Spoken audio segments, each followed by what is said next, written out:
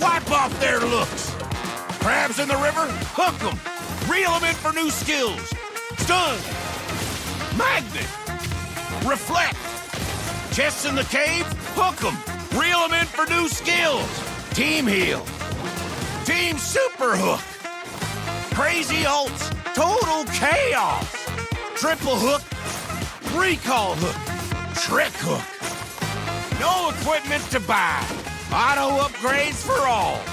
Take one down, get your hook back. Hook, kill, reset, repeat. Hook till you can't hook no more.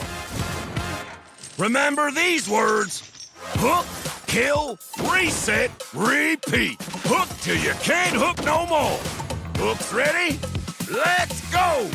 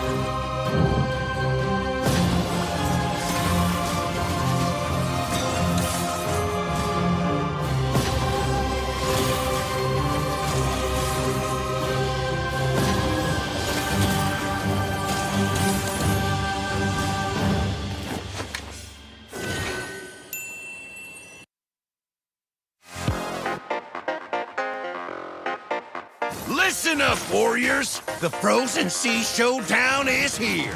8 Brancos, 2 sides. Ready your hooks. Well, the rules? Real simple. Hook 'em over, then bash 'em. Or hook 'em back and stash 'em. Remember, kills will make you stronger.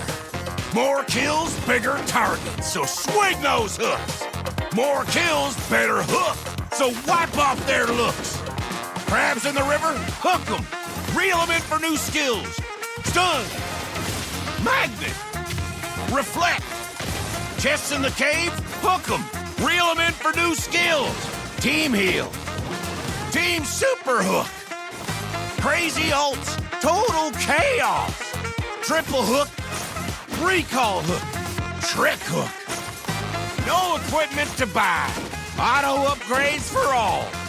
Take one down, get your hook back. Hook, kill, reset, repeat. Hook till you can't hook no more. Remember these words. Hook, kill, reset, repeat. Hook till you can't hook no more. Hooks ready? Let's go!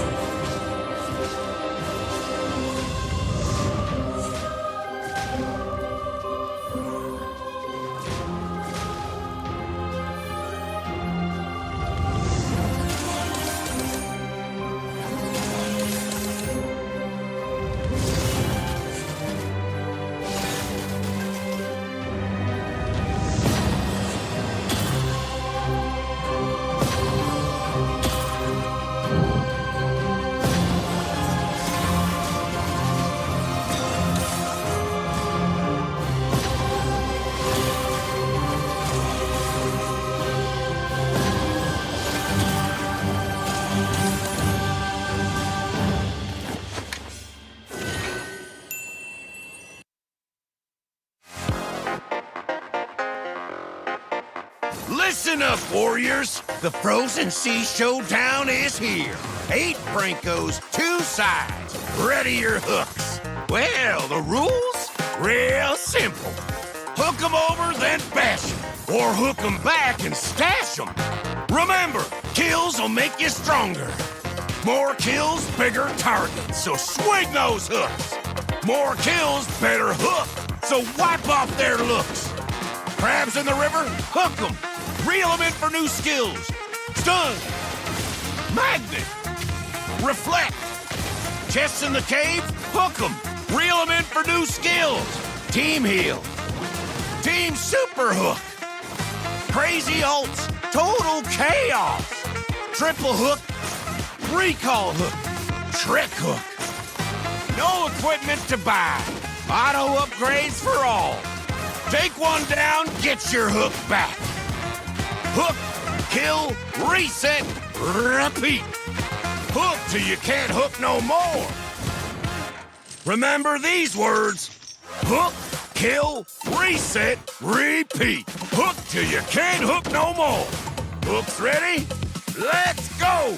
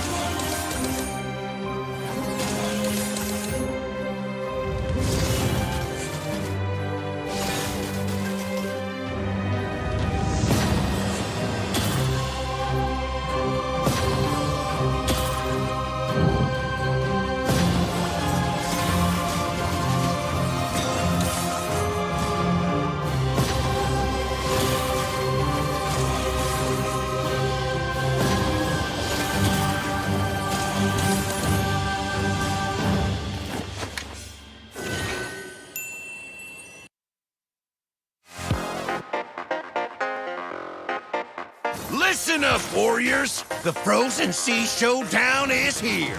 8 Brancos, 2 sides. Ready your hooks. Well, the rules? Real simple. Hook 'em over, then bash 'em. Or hook 'em back and stash 'em. Remember, kills will make you stronger. More kills, bigger targets, so swing those hooks. More kills, better hook, so wipe off their looks. Crabs in the river, hook 'em. Reel 'em in for new skills. Stun. Magnet. Reflect. Chests in the cave, hook 'em. Reel 'em in for new skills. Team heal. Team super hook. Crazy ults, total chaos. Triple hook. Recall hook. Trick hook. No equipment to buy. Auto upgrades for all. Take one down, get your hook back. Hook, kill, reset, repeat. Hook till you can't hook no more. Remember these words. Hook, kill, reset, repeat. Hook till you can't hook no more. Hooks ready? Let's go!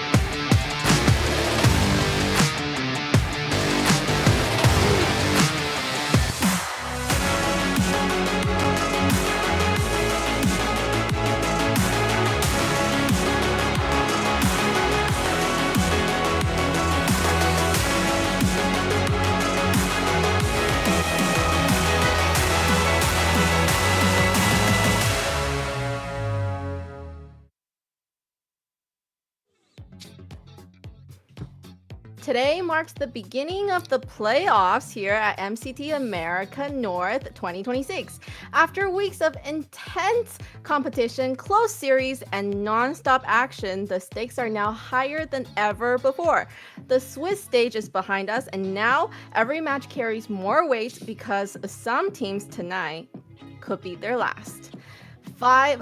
Seed 5 through 8 enters the playoffs and fighting to keep their tournament hopes alive in a brutal single elimination phase. There's no second chances anymore, and one bad draft, one failed team fight, one small mistake, that's all it takes for a team's playoff run to come to an end. Welcome everyone to MCT AMER North 2026, the playoffs. Now, I'm your host, Layla, and joining me today at the desk today, we have Kronos, ready to break down the draft strategies and key moments that decide who survives and who goes home tonight. And joining us today from the South group, we have Caster Private Dancer, bringing a fresh perspective and insight that also signature high-energy cast and high-energy jacket to his this week's broadcast. Welcome, everyone. I bet she wasn't lying, was she? She wasn't lying when she said it was going to be a long speech. It was a long speech, but welcome. That's what I'm trying to say in the end.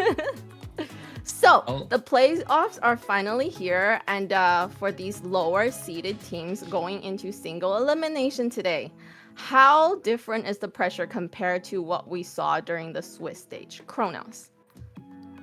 You weren't lying. The spiel was fantastic, by the way. Thank you so much for the wonderful intro, Layla. But yes, in the playoffs, lower, I mean, if you are the teams that don't really get that extra chance, right, to go into the lower bracket, yeah, you're really fighting for survival. You don't want to be one of those teams, but unfortunately, Stamina and U2 Esports are those teams, and of course, Lyon and Leviathan as well.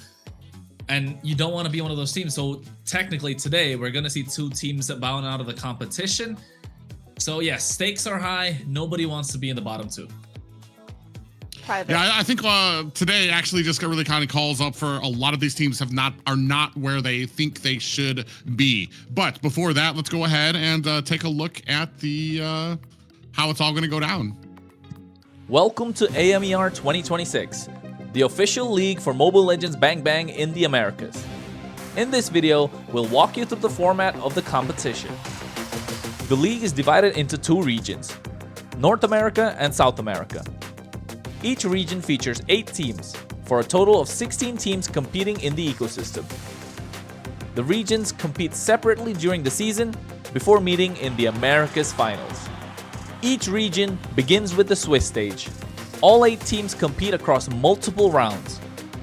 Teams are matched against opponents with the same win-loss record, ensuring balanced competition. Matches in this stage are played in a best-of-3 format.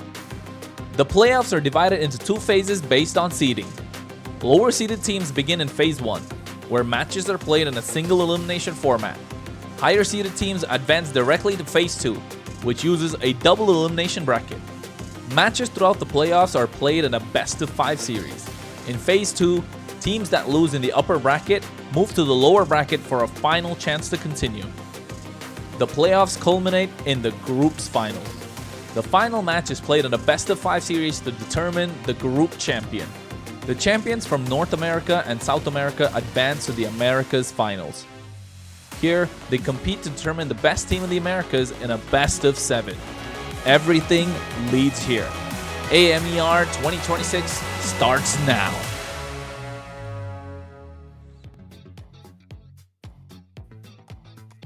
Yeah, and if you guys are just joining us, we've been watching teams fight for their position here in the playoffs. And the sad news that we've been discussing is that for 2 teams here tonight, it will be a lonely road home. Yes, that's the path ahead for these teams here at MCT AMER North 2026 playoffs. So, Kronos, when you look at the teams playing today, which roster stands out to you as a team that already has that playoff mentality and the ability to perform under pressure?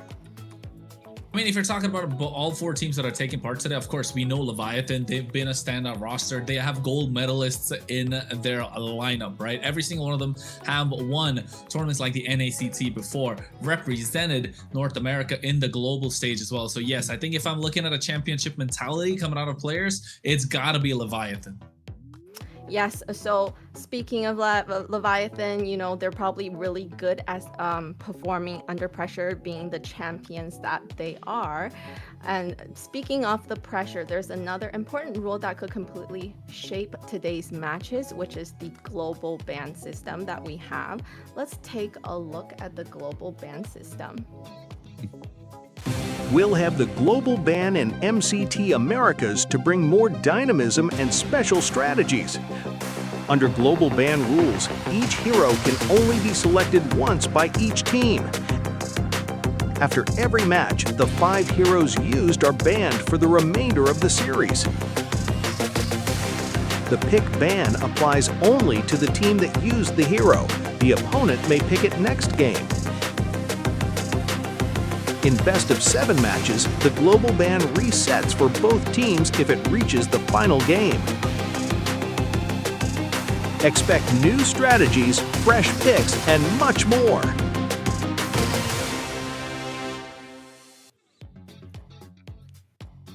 And that's how the global ban will continue shaping the playoffs here. And with the teams constantly forced to adapt and expand their hero pool, this format really rewards flexibility and preparation under pressure. With all that pressure, some teams might perform well and some team might not. So make sure you don't miss any of those moments and follow our socials. There's plenty of actions coming your way during the playoffs, so don't miss that. Make sure you're following everything across all the platforms that we have for the highlights, the updates, and exclusive content throughout the tournament. Yeah, an exciting time, and especially if you guys maybe get a little busy. I know we are streaming during the week. Some people gotta go to work, some people gotta go to school. If you miss any of the action, right down there, that's where you're gonna catch up on all that you may have missed, including little tidbits about the teams, the drafts, everything that's been going on in MLBB North America. Private, I have a question for you in regards to the global ban. So which team today do you think is best equipped to handle the challenges of something like a global ban in a high-stake elimination match? Honestly, I feel like a lot of these teams, especially here when we're talking about 8 through 5, a lot of these teams are kind of even when it comes to what they lean on. And I maybe not to the drasticness that we've seen from teams like what is it, a Night Horde or something, who like to pick outside the box. But before that, let's talk a little bit what makes all of this possible for us. And yes, to make it possible, let's take a moment to thank our sponsor, runestone.gg, for supporting MCT AMER North 2026. Today's broadcast is proudly supported by runestone.gg Esports infrastructure built for people shaping the future of competitive gaming. For real-time data to live fan tools, Runestone works to make esports more interactive, more insightful, and more rewarding for everyone involved. By working alongside tournament organizers, publishers, and event operators, they help transform passive viewership into active engagement across the esports ecosystem. So be sure to check out runestone.gg and see what they are doing to help power the next generation esports experience. And I think not just that, right? It creates such an experience with MLBB Esports growing as a whole, not just in North America, globally as well. But at the moment, North America needs all the help that it can get to make sure MLBB is at the top. And for one of those to make that possible is the MWI Open Qualifier that's going to take place from the 2nd to the 11th of May. The registrations are open for the 2nd to 11th of May. Of course, you can scan the QR code over there. And girls, Layla, you got to make sure you get everybody in for the MWI. If I was, any more pro, I would definitely want to grab my team, grab my girls, and go for that competition. Unfortunately, I'm not quite there yet, but I know that there are going to be amazing, amazing players out there. Like what we talked about, we have Ashley that is in team, is it GG? Gen Z. Yeah, I mean, it's a huge opportunity for a lot of the females. We do know that there are a growing number of women in this, not just in this region, but in regions all over. They're tired of seeing just all the men represented there. It's time for the females to start representing and maybe earn themselves a shot going to MWI. Hey man, I'm telling you, with the amount of opportunities everybody else has got, but the women coming in 2nd place last year, that was the biggest game changer, wasn't it? Yeah, and you best believe that we will all be streaming the MWI and cheering them on. While cheering them on, let's just have a look at today's schedule because we'll be cheering these teams on as well. So for today, we have a Stamina versus U2 in a best of 5, and also Lyon against Leviathan in a best of 5 as well. Damn. Yeah, it is a entire night of best of 5s. I know you brought up earlier about the hero pools and who might be successful with it. That question is about to be answered here tonight. Kronos, what team are you cheering on? You know what? I'm not cheering. I'm not like you, Layla. I'm unbiased, unfortunately. I'm unbiased, unlike you. But one thing is sad to see that it's a possibility that both the Mexican teams, both the Mexican representatives can be knocked out of the tournament. And that's a sad day to be if you're a fan of Mexican MLBB. Of course, you'll be looking into U2 Esports, who had a little bit of high expectations coming into this MCT with a solid roster. Some names like Ziggy and Zultra, even Private knows about them from a long time. And Lyon, with Bernoulli stepping up, maybe it was 1 week too late. They didn't find the right tempo or the momentum to get to the top half of the bracket. So if you're a Mexican fan, of course, it's not going to be a happy day for you unless both of them make it out. But to go against giants like Stamina Esports and Leviathan, who have a star-studded lineup, good roster, yeah, I think it's going to be tough. It's going to be an uphill battle, but it's not impossible. Private. Both of these teams have shown flashes of strong performances throughout, well, 4 of those teams throughout the tournament, but consistency has been a challenge at times. What do you think will be the biggest deciding factor in this these 2 series today? Well, I mean, the biggest deciding factor is going to be who can come to the playoffs and play like it is the playoffs. I think one thing is for sure, all of these teams, I think there has been an aura of, I know that these guys can put out better. We've seen them put out better, and we're waiting to see if that today will mark the day for them to be able to come online and finally prove everybody correctly. Stamina Esports, we have Dez on there, which I know a lot of people have had a lot of backing for. U2 has some of those older Mexican players from New Wave, from Ignis. He already mentioned them. Ziggy and Zultra there. A lot of history behind that team and North America, as well as Lyon and Leviathan, who've been going through a few roster changes and have yet to really settle on like those core members to kind of bring them forward. Tonight is the night. No more excuses, and only 2 teams will be moving forward. Moving forward, they will, and also going home, they will. The 2 teams that will be losing in the 2 matches are going home. The stakes are very high in this playoffs. Which roster feels more playoff ready after the roster change? Kronos? I mean, Private and I were discussing this. He was telling on the back, right? Like making these changes just when it's time for you to get ready.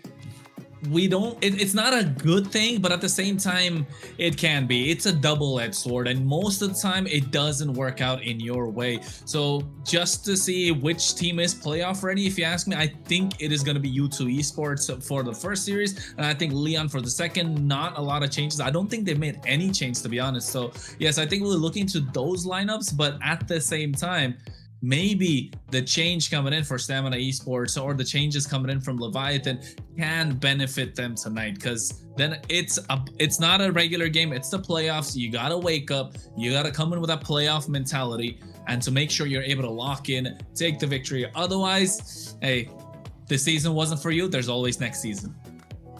Oof. Harsh words. Private, based on the what's the biggest concern you have for each team heading into this series right now? Synergy. I think each and every one of these teams that we've been seeing out here, there has been a little problem with being at the same place as your team, being at the same call, everybody focusing on the same thing, maybe when it comes to objective, when it comes to ganks, when it comes to being on the right side of the map. Synergy is such an underrated thing, whether it's everybody understanding where everybody is on the map, communicating to your team. Those little basics are so important for team cohesion. And while I feel like every single person on these teams, I know them, I've recognized them, I've grown up casting with most of these players, I know they're skillful and I know they have what it takes. It's just melding together has been a problem for some of these teams, and that is what I want to see here in the playoffs. That's what's going to make or break a team here and lead them to that road of success. And out of these teams, we know I kind of want to touch on team synergy for Stamina, because we have Dez, and he's working with these players that wasn't part of his team before. So with that kind of team synergy, how long have they playing together? You know, the Stamina team, right? So it's hard for you to pull a team together and work on team synergy when you just don't have that kind of time. We do, though, good news, right, is a song is one of the players that will be changing and joining the roster for Stamina, who has been playing with Dez for a really long time. So we're hoping that today Stamina can do better with a new roster change like that. No hoping. We're not hoping. It's today. It's now or never. You gotta show up. I mean, come on. We've been okay. Let's be honest. All of us, privates here too. Private been talking about this. We've been on this Dez train for a while, Private, haven't we? We want to see him perform. He's got the fans. He's putting in the work. He's there. He's on the tip of the tongue of every single player, everyone that's a fan of North America. He is there at the moment, right? He's the next generation that could take over from all the players that have left and all the players that are about to leave probably at the next season. We don't want to talk about it. We'll find about that later. But yes, he's the one that we want to see step up to the plate. And right now, he's been, you know, a little bit okay. We saw Demon Time Dez come online a couple of days, but we want to see that be consistent. So how are they going to be able to do it? We got to find out. And today's the day. Stamina Esports show up or they're out of the competition. And whether they're in and or out of the conversation, let's quickly have what they would have to go up against or what their journey would be like if they do make it. Let's look at the knockout stage and our brackets. Private, take us into the bracket. I mean, as we take a look at the bracket, first we're going to have Stamina taking on U2 here tonight, best of 5. Lyon taking up with a Leviathan. Winner of those will move on to the second round, which will be taking on a Rage Origins and taking on a Vendetta. And I know a lot of people have been looking at those 1 and 2 seeds that it seems like we haven't watched these guys in a very long time, at least 2 weeks here. Alpha 7 North sitting there very comfortably in round 3 alongside Nighthorde, which I know has gotten a lot of fandom when it comes to their outside the box picks. I think you're right, Private, with the expect the unexpected. That's what the Nighthorde has been the entire time. But of course, Alpha 7, we haven't seen them play for a while. So do they still got it? Do they don't? I mean, of course they do. We're going to find out later on. But the next few ones that are looking at Influence, Rage Origins, I think that's been one team that has made a new fans as we've gone along throughout the season. At least the fans of everyone on the desk. And Vendetta, the same. We've had high expectations, but at the same time, you know, there's been ups and downs with lots of roster changes. They've had roster changes again, so hopefully it works out in their favor. But tonight, it's about those 2 teams who will be moving to the next stage and those 2 teams that will be going home. And it's a very, very important day today for these 4 teams. What do you guys think? Other than mentality, what tools would they still need to be able to come out with a win tonight? Let's talk about the first series. Let's talk about the first series and the lineup for the teams first. Today, for the lineup for Stamina Esports, we have Instinct, we have Dez, Yomel, Little Rosa, and Ricky. No, they changed it. We're not gonna see Diamond anymore. I mean, I was just telling Private, like Diamond's him. He's the Dez and Diamond duo. We wanted to see that happen. Now, I think, what can we say at this point? Lil Rosa comes in. Ricky is playing in as well. So hopefully Lil Rosa can make the change. But to be honest, it wasn't him that was necessarily needed to be the change. Right? Diamond was performing at a very high level for Stamina Esports. I don't know, maybe it's a synergy thing. Maybe there's some... hopefully we get to see more out of Stamina Esports, because I don't think these are the changes that I was expecting, at least. But hey, we'll find out about what these players have to say in a small video. Layla? Let's have a look at the video.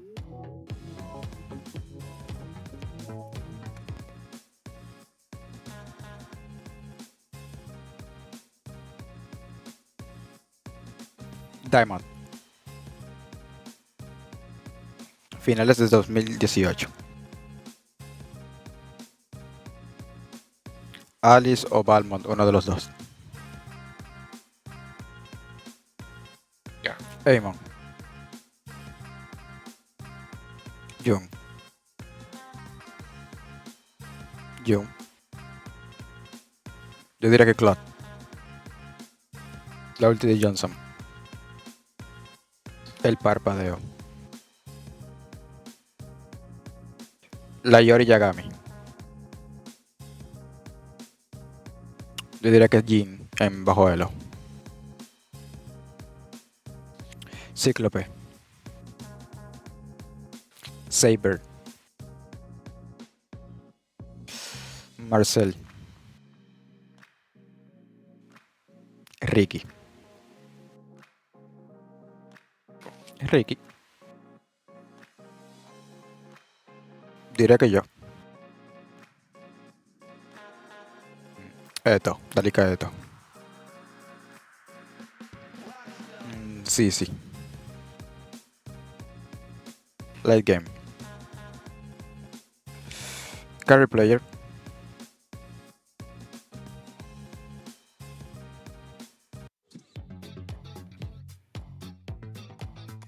A great little video to get to know Diamond, who won't be playing with us. But for U2 Esports, who will be playing for us today, will be Pika UXP, Sykes, Ziggy, NK, and Zoltra.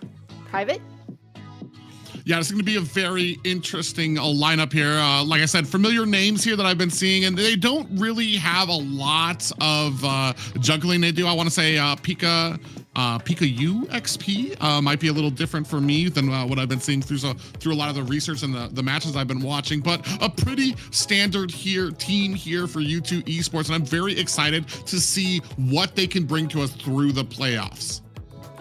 And let's see what they're gonna bring to us in terms of a little question and answer segment in this next video.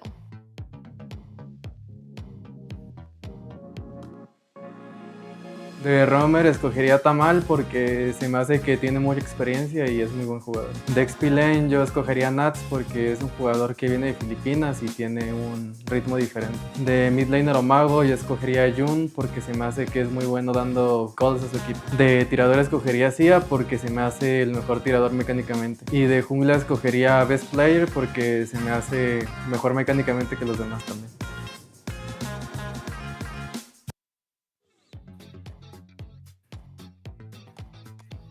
And that was a little bit of video about these players or what they think of the games. Now, going into the first series today with these teams, I'm kind of sad that Diamond won't be playing for Stamina because we've been really praising Diamond for doing a really good job, even though the team is not working with him. So that's unfortunate, but let's go see why that is, and maybe, like Chrono said, better team synergy. Let's have a look. We're going into the draft. Let's have a look. Well, Yeah. Flying Cloud, that's the first indication. We're going to have faster games. At least that's what we'd like to see. 2 best of 5s today. But yes, about U2 Esports, what Private mentioned, the Pika UXP coming up.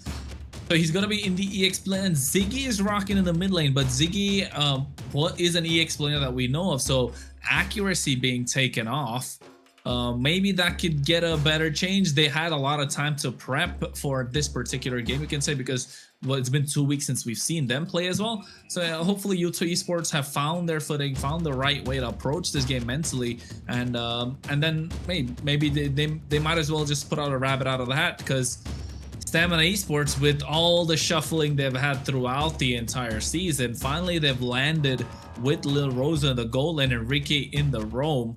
So hopefully they find a way to make things work. Otherwise, some of their other subs, if I'm not wrong, they kind of made one, which is probably going to be there in the next week. You might not even see the light of day.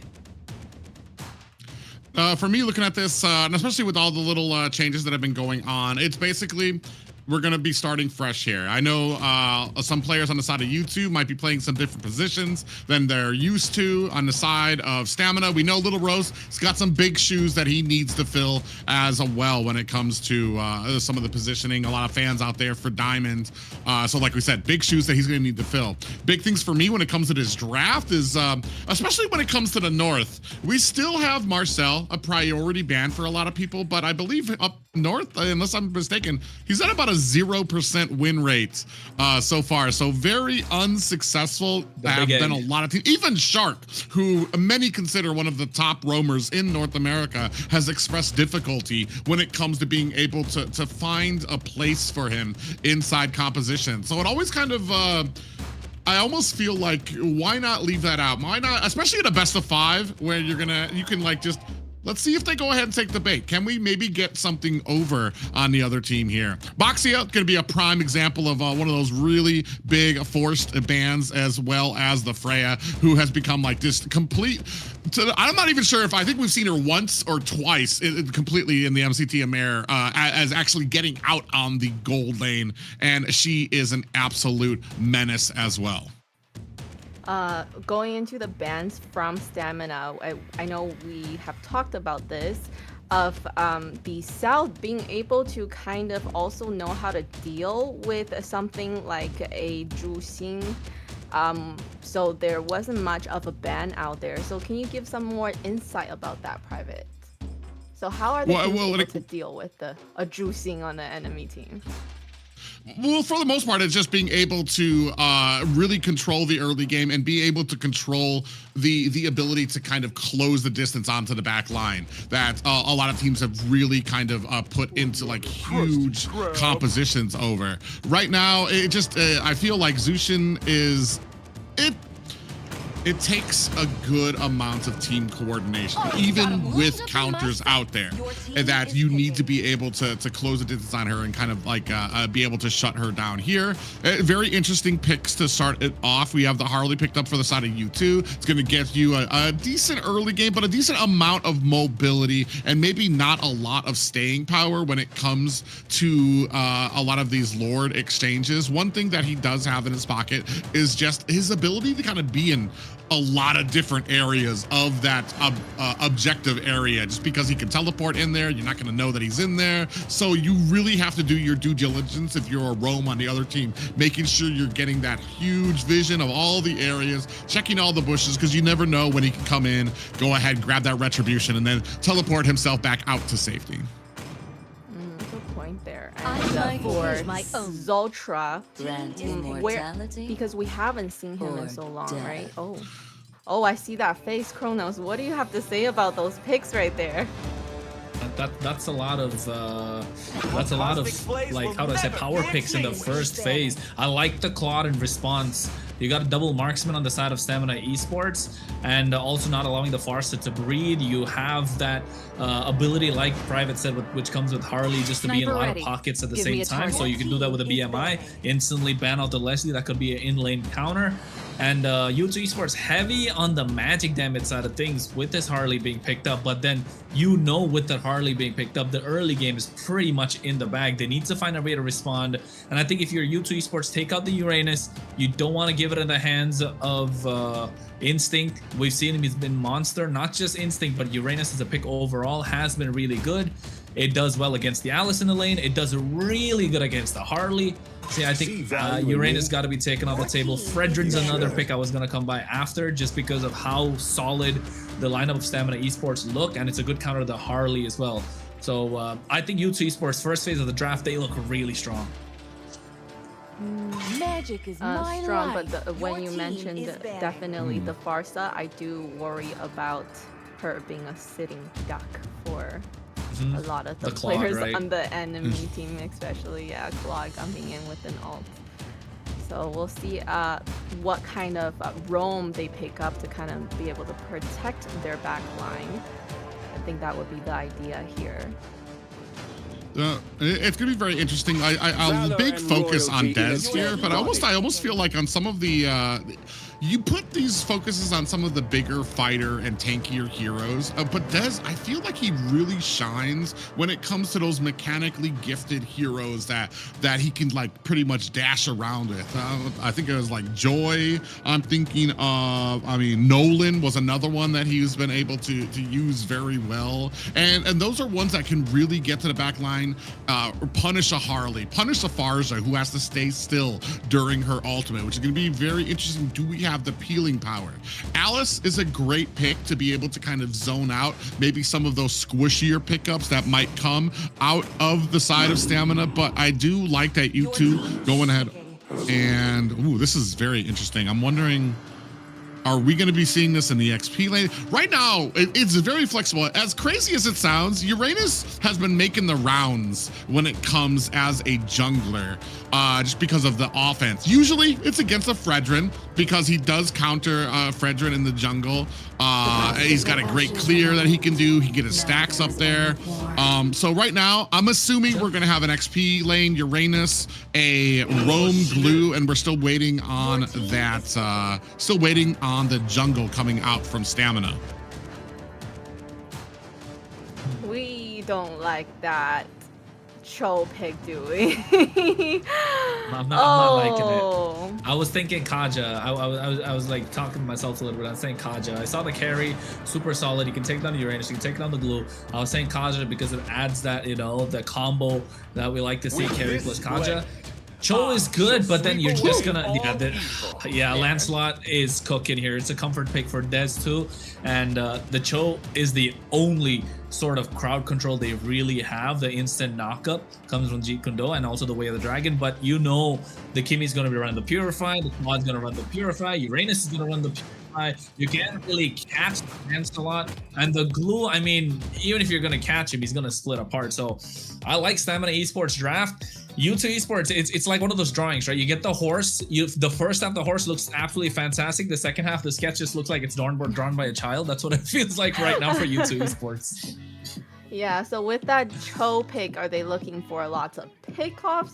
Because team fight from that draft does not look like it would be in favor of U2 Esports. The Cho is to counter out any type of assassin pickups that are going to be coming out from Assassin or from Stamina Esports after Instinct picked up the Uranus. So this is where they're going to go. And as we take a look, ladies and gentlemen, ready for the first game of the AMER season playoffs. Take it away, Kronos. Well, you're right, Private. We're going to go straight into the game. It's game number 1. Playoffs begin for the MCT in the Americas. And we're letting to see U2 Esports versus Stamina in this best of 5. Yeah, the big thing for me right now is I'm taking a look at these compositions. I'm not exactly against what U2 put out there. I'm a very big fan of what they did. They got a good 3 solid damage dealers out there, as well as countering out a little bit if they can catch the Lancelot. That's the big if here. That's where Zoltra's going to need to shine. Can he get in there? Is he going to be able to bait out a lot of these abilities from Dez to be able to get, look at already being a nuisance. And this is exactly what he needs to do as a roam pick. Oh, he just narrowly avoids getting taken out by Zoltra. Dez gonna have to go back early.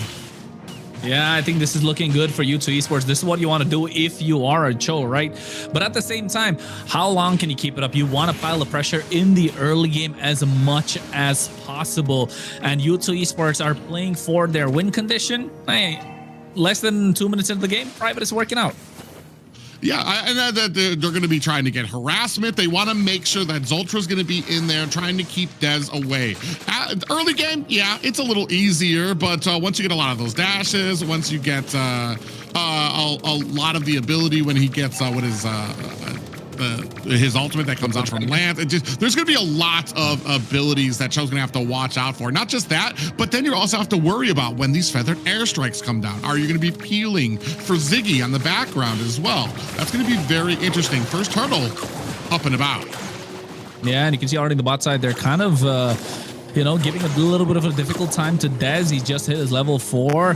Ziggy did as well at the same time, but you can see they're clearing out this turtle as fast as possible. U2 Esports get that one in the bag, and Zultra has to kind of move and make space for the rest of the team. Rose on the top side. Blazing Duet coming out with the help of the speedy light wheels from Inke. Almost able to get first blood. Yeah, Inke, I mean, that's a good counter. You got a lot of burst damage that comes out from the carry, and especially before Lil Rosa on the Claude can get that those 3 items that he needs to get his power spike. Speaking of which, we have a way to Dragon. Yeah, and he goes it as well. Phantom Execution comes out. A lot of damage onto Zultra. Already used the flicker early on. And Yomel getting the first blood in his hands. And this is what we were talking about. This is kind of why I didn't like the show. Yes, you're good, but what comes after? There's no crowd control to kind of latch onto someone after the Way of the Dragon. And instantly, U2 Esports prematurely pulling the trigger. Yeah, they're able to go. You see already Yomel doing a great job of trying to close ranks around Dez to try to protect him. And I think this is the answer. U2 Esports understand that on this team, Dez has been the standard. Dez has been the most consistent on the team. So that's where they're focusing all of their power. If they can upset him, if they can make sure to kind of keep all of the business on him, that Stamina Esports is going to have a rough time. But I feel like Stamina, they're doing a good job of closing ranks, making sure that when they are up on top of him, he does have Yomel right there. He does have Ricky on the glue to make sure that he's got some of that peeling power. It just depends on if we can continue this straight as we move on, as we start getting out of these laning phase and into these team fights. Yeah, Nigit gonna knock up along with the Way of the Dragon. And Sykes able to get that kill. This is the play that U2 Esports have been looking for. Pika UXP coming at the right time of the Throne of Ruin as well. Stamina Esports having a difficult time playing Protect the President with Dez. That leaves a lot of other options open. And already you can see the Pika UXP being a menace, being a problem, trying to bail out Retribution before the turtle starts. Ricky's back into the fight. Instinct being annoying as much as possible. Jultra has to go back, punctures his way in, does Dez. Thorn Rose already used up. Now they're trying to go into the back line, zoning out as much as possible. Grab right on top of him. Zultra looks to be going down. Shouldn't pose his way out. He killed with the Jeet Kune Do, but Thorn Rose able to secure the kill. Ziggy with a feathered airstrike with a deadly magic onto Instinct. He's trying to survive the concentration with pop, but he gets taken down. And the turtle again in the hands of U2 Esports. Man, Sykes, Sykes all over the map, still able to get the deadly magic onto Instinct, gets back to the turtle, finds the retribution, and then he's on his way home, playing the immenseness of this field. I mean, he's got so much stuff on his plate, and it's just amazing to see here, and going to be a core reason for U2 Esports. No, Way of the Dragon comes again, feathered airstrike, baiting out the flicker from Ricky. Deadly magic was used early on, but Sykes, like you mentioned, Syke, you got the kill, and now Thorn Rose from Dez. Phantom Execution comes out as well. Doesn't have the power spike to kind of take anyone down. U2 Esports all across the map. They're in the face of Stamina.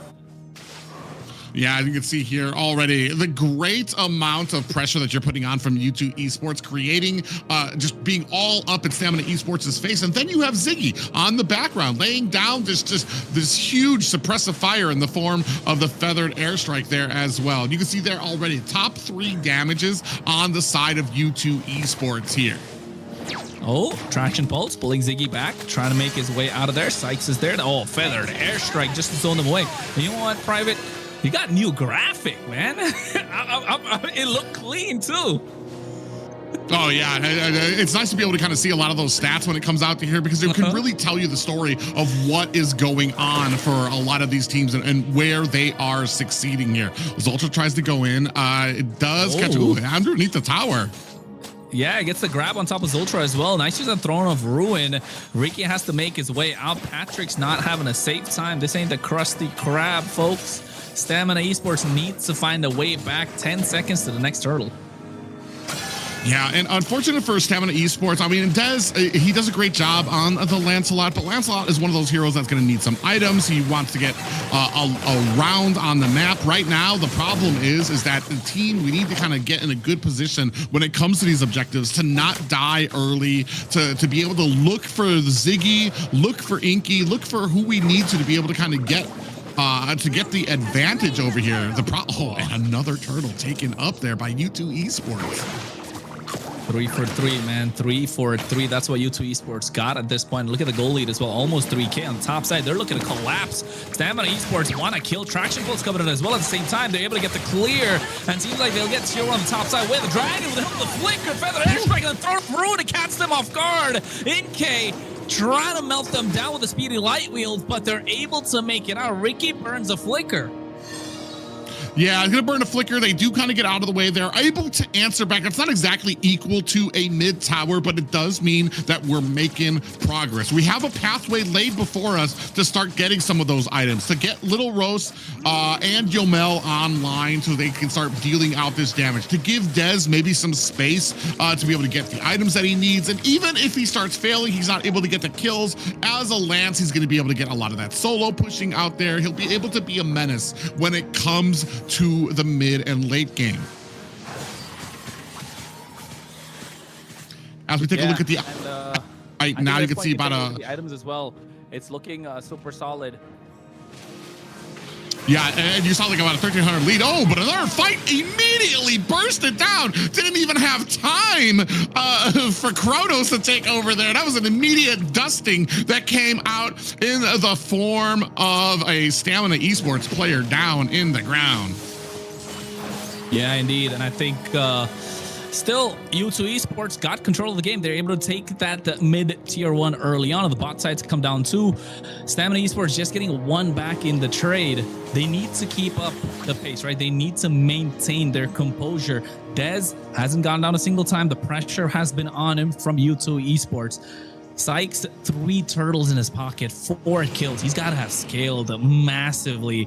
This Harley can melt down even a Uranus at this point. Sky Piercer in the hands of Yomel. This could be where Stamina Esports are looking to amplify what they can give. This is where they need to put the pedal to the metal, get the acceleration going in that car. Yeah, the problem for me, though, kind of comes out sometimes when it comes to certain players. I like the Sky Piercer is just one of those double-edged swords. It does great when you're ahead, when you're able, or even if you're not ahead, if you're separate from the team and you're actually doing a great job to kind of separate yourself from them. It's just right now, Yomel's just having a rough time in the mid lane here. As you see U2 fighting it out. Stamina Esports looking for a way in. Yeah, I think Stamina Esports kind of giving up this Lord. You can see Dez wasn't even there in that fight. By the way, the Dragon from Zultra onto Ricky. I don't think it's the right idea, but the damage coming in from Sykes is too much. They take down Ricky. And what a Throne of Ruin from Pika UXP as well, just to zone out the rest of the members. Dez is looking to find something on the map, but the Lord is already up in the mid lane. Yeah, poor Ricky. Ricky's gonna be U2 Esports, another picky there for him as he goes down. 3, you can see there again, immediate damage coming out from U2 Esports. Not even close when it comes to stamina right now, trying to match that up. Ricky's just been getting found out, and that's the problem, is that he's in some of these bushes, in some of these positions where his team cannot back him up. Oh, that was looking dicey from Dez a little bit. Oh, Traction Pulse coming out as well. You can see they go in with the Thorn Rose. Punctures his way in. Dez trying to clear, but the Blazing Door coming in. Little Rose still gets taken down. Oh, Sykes is a monster on this Harley. 5-0-1. Yeah, and I mean, a great job on this Harley, and that's why he's one of the most sought after jungles behind the Suyo and things like that. But man, it is just punishing Stamina Esports right now. Even when Dez is able to find these favorable engages to be able to kind of get those dashes, close the distance, even onto the back line, it's still just not enough for him to be able to put on the damage just yet, especially sitting at 6-2 right now in favor of U2 Esports. Oh no, again, Ricky gets caught out. Traction Pulse comes in from Yomel, but he's not going to be able to do anything. Throne of Ruin coming out. Dez goes into the back line without the punctures. Leviathan sinking for Wings by Wings out of there. Blazing the way. Not even in the party. Not a lot can be done. Yomel gets taken down. Sykes is there on the side, but Lil Rosa's not able to make his way into the fight. They find 3 on the board. 7.5k gold in the hands of U2 Esports. Yeah, and right now, I mean, we kind of focus on Zoltra and maybe his ability to be able to focus on to Dez, but right now, with this lead, all Zoltra has to do is find Ricky. Ricky kicking back into the team, and then you have a feathered airstrike raining down damage. 35,000 damage right now for Ziggy on this pick because Stamina Esports are unable to punish Ziggy every single time he lays down that ult. Hey man, it's all coming down to Ricky. He's getting picky and he's looking a little icky if you're Stamina Esports fan. Throne of Ruin coming at any point just to make sure it doesn't get pulled back.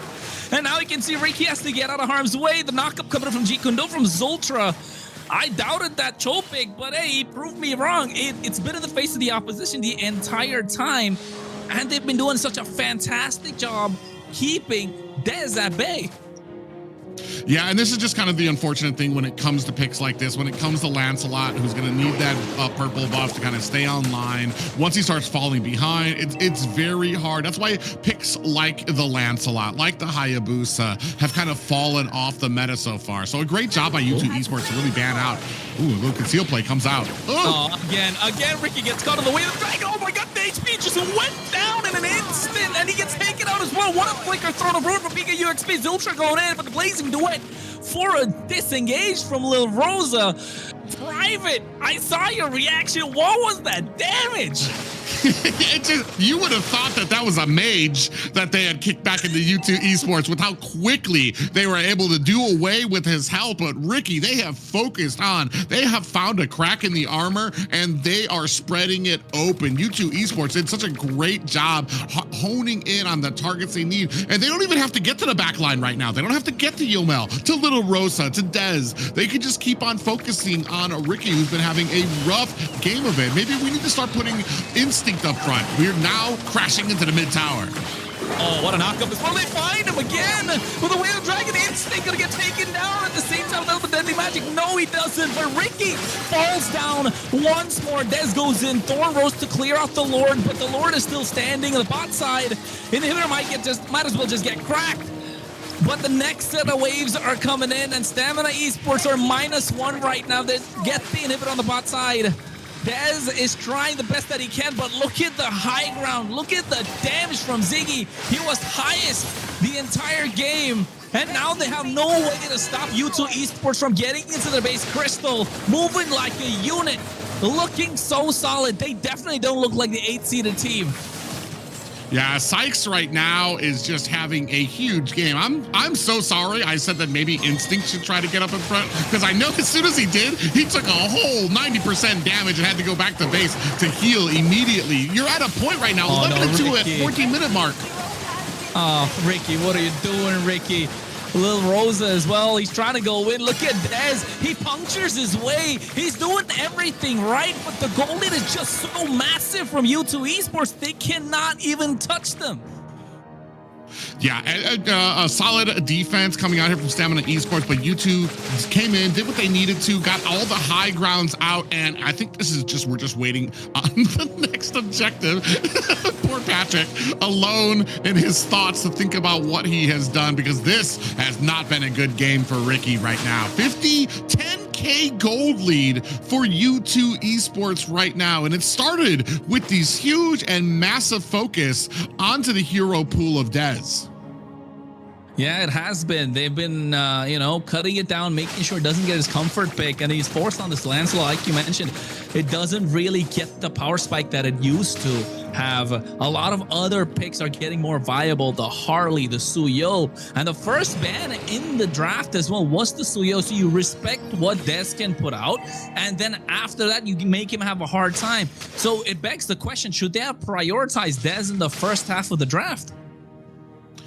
No, it's honestly, I feel like this is where I don't want, as much as I would love to like kind of hunker on Stamina, I feel like U2 just did a great job.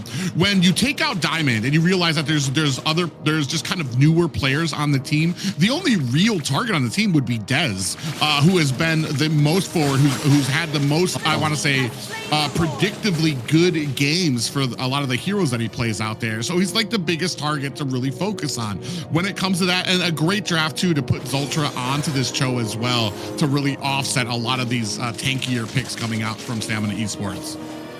not just that, right? Along with Zoltra, Sykes on this Harley just adding that early pressure. And you're right, we can't really take anything from U2. It can't take anything away from U2 Esports because they've been playing such a fantastic game. And look at the builds. They're completely online. Show getting the immortality is so massive. Yeah, you've got the immortality out there. You've already got the distance you needed when it comes to Inky on here, and wondering if Stamina can put up another defense.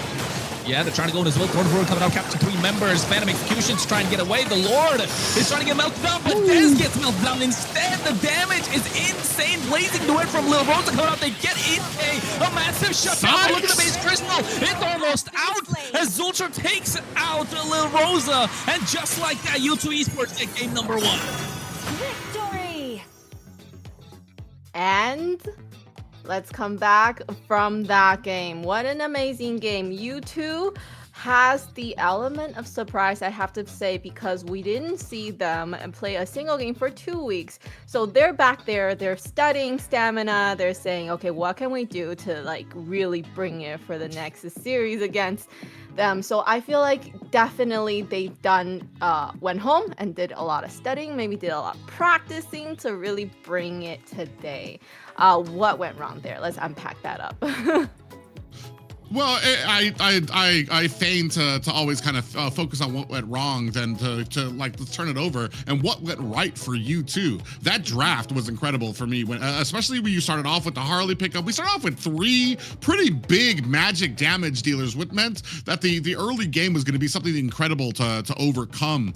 Not just that, but I feel like we didn't have a big tanky start at the beginning when it came to the draft for Stamina. As soon as the Uranus was picked up, it opened it up for U2 to pick up the carry as well. So a lot of different things immediately were getting answered by the side of U2. Every single thing that Stamina thought that they were bringing out, it was getting countered draft-wise. And then to finally settle it down on the show, where either Dez was going to be having a lot of trouble, which we saw from the early game, or Ricky was just going to be getting caught out. You can't even play Glue the way he's meant to be played with a Cho out there kicking you to the enemy team and then getting rained down that damage from Ziggy on that Farja.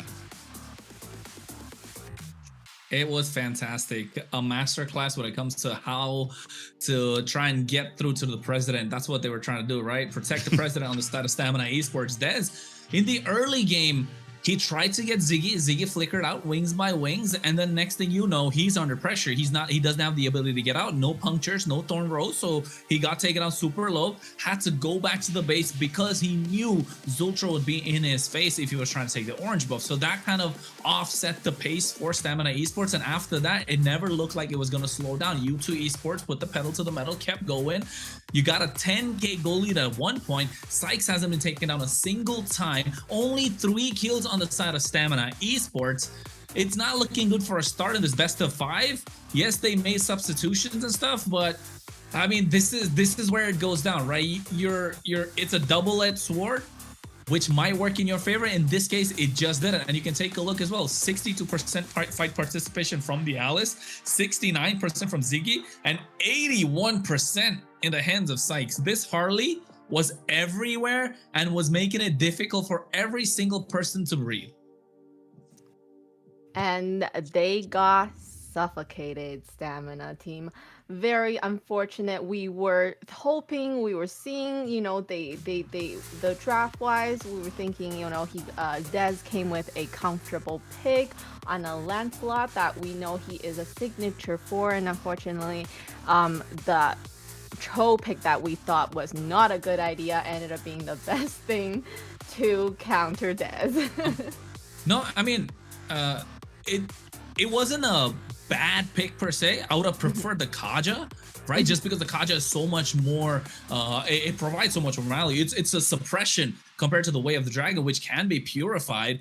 But in this case, they noticed Ricky didn't have the Purify. It punished him when he picked up the Flicker. And now that gives another edge to U2 Esports, because along with the Cho, which they already got a victory on, now they can play the Kaja. So again, you're going to have a difficult time if you're Dez, who loves to play the Assassins.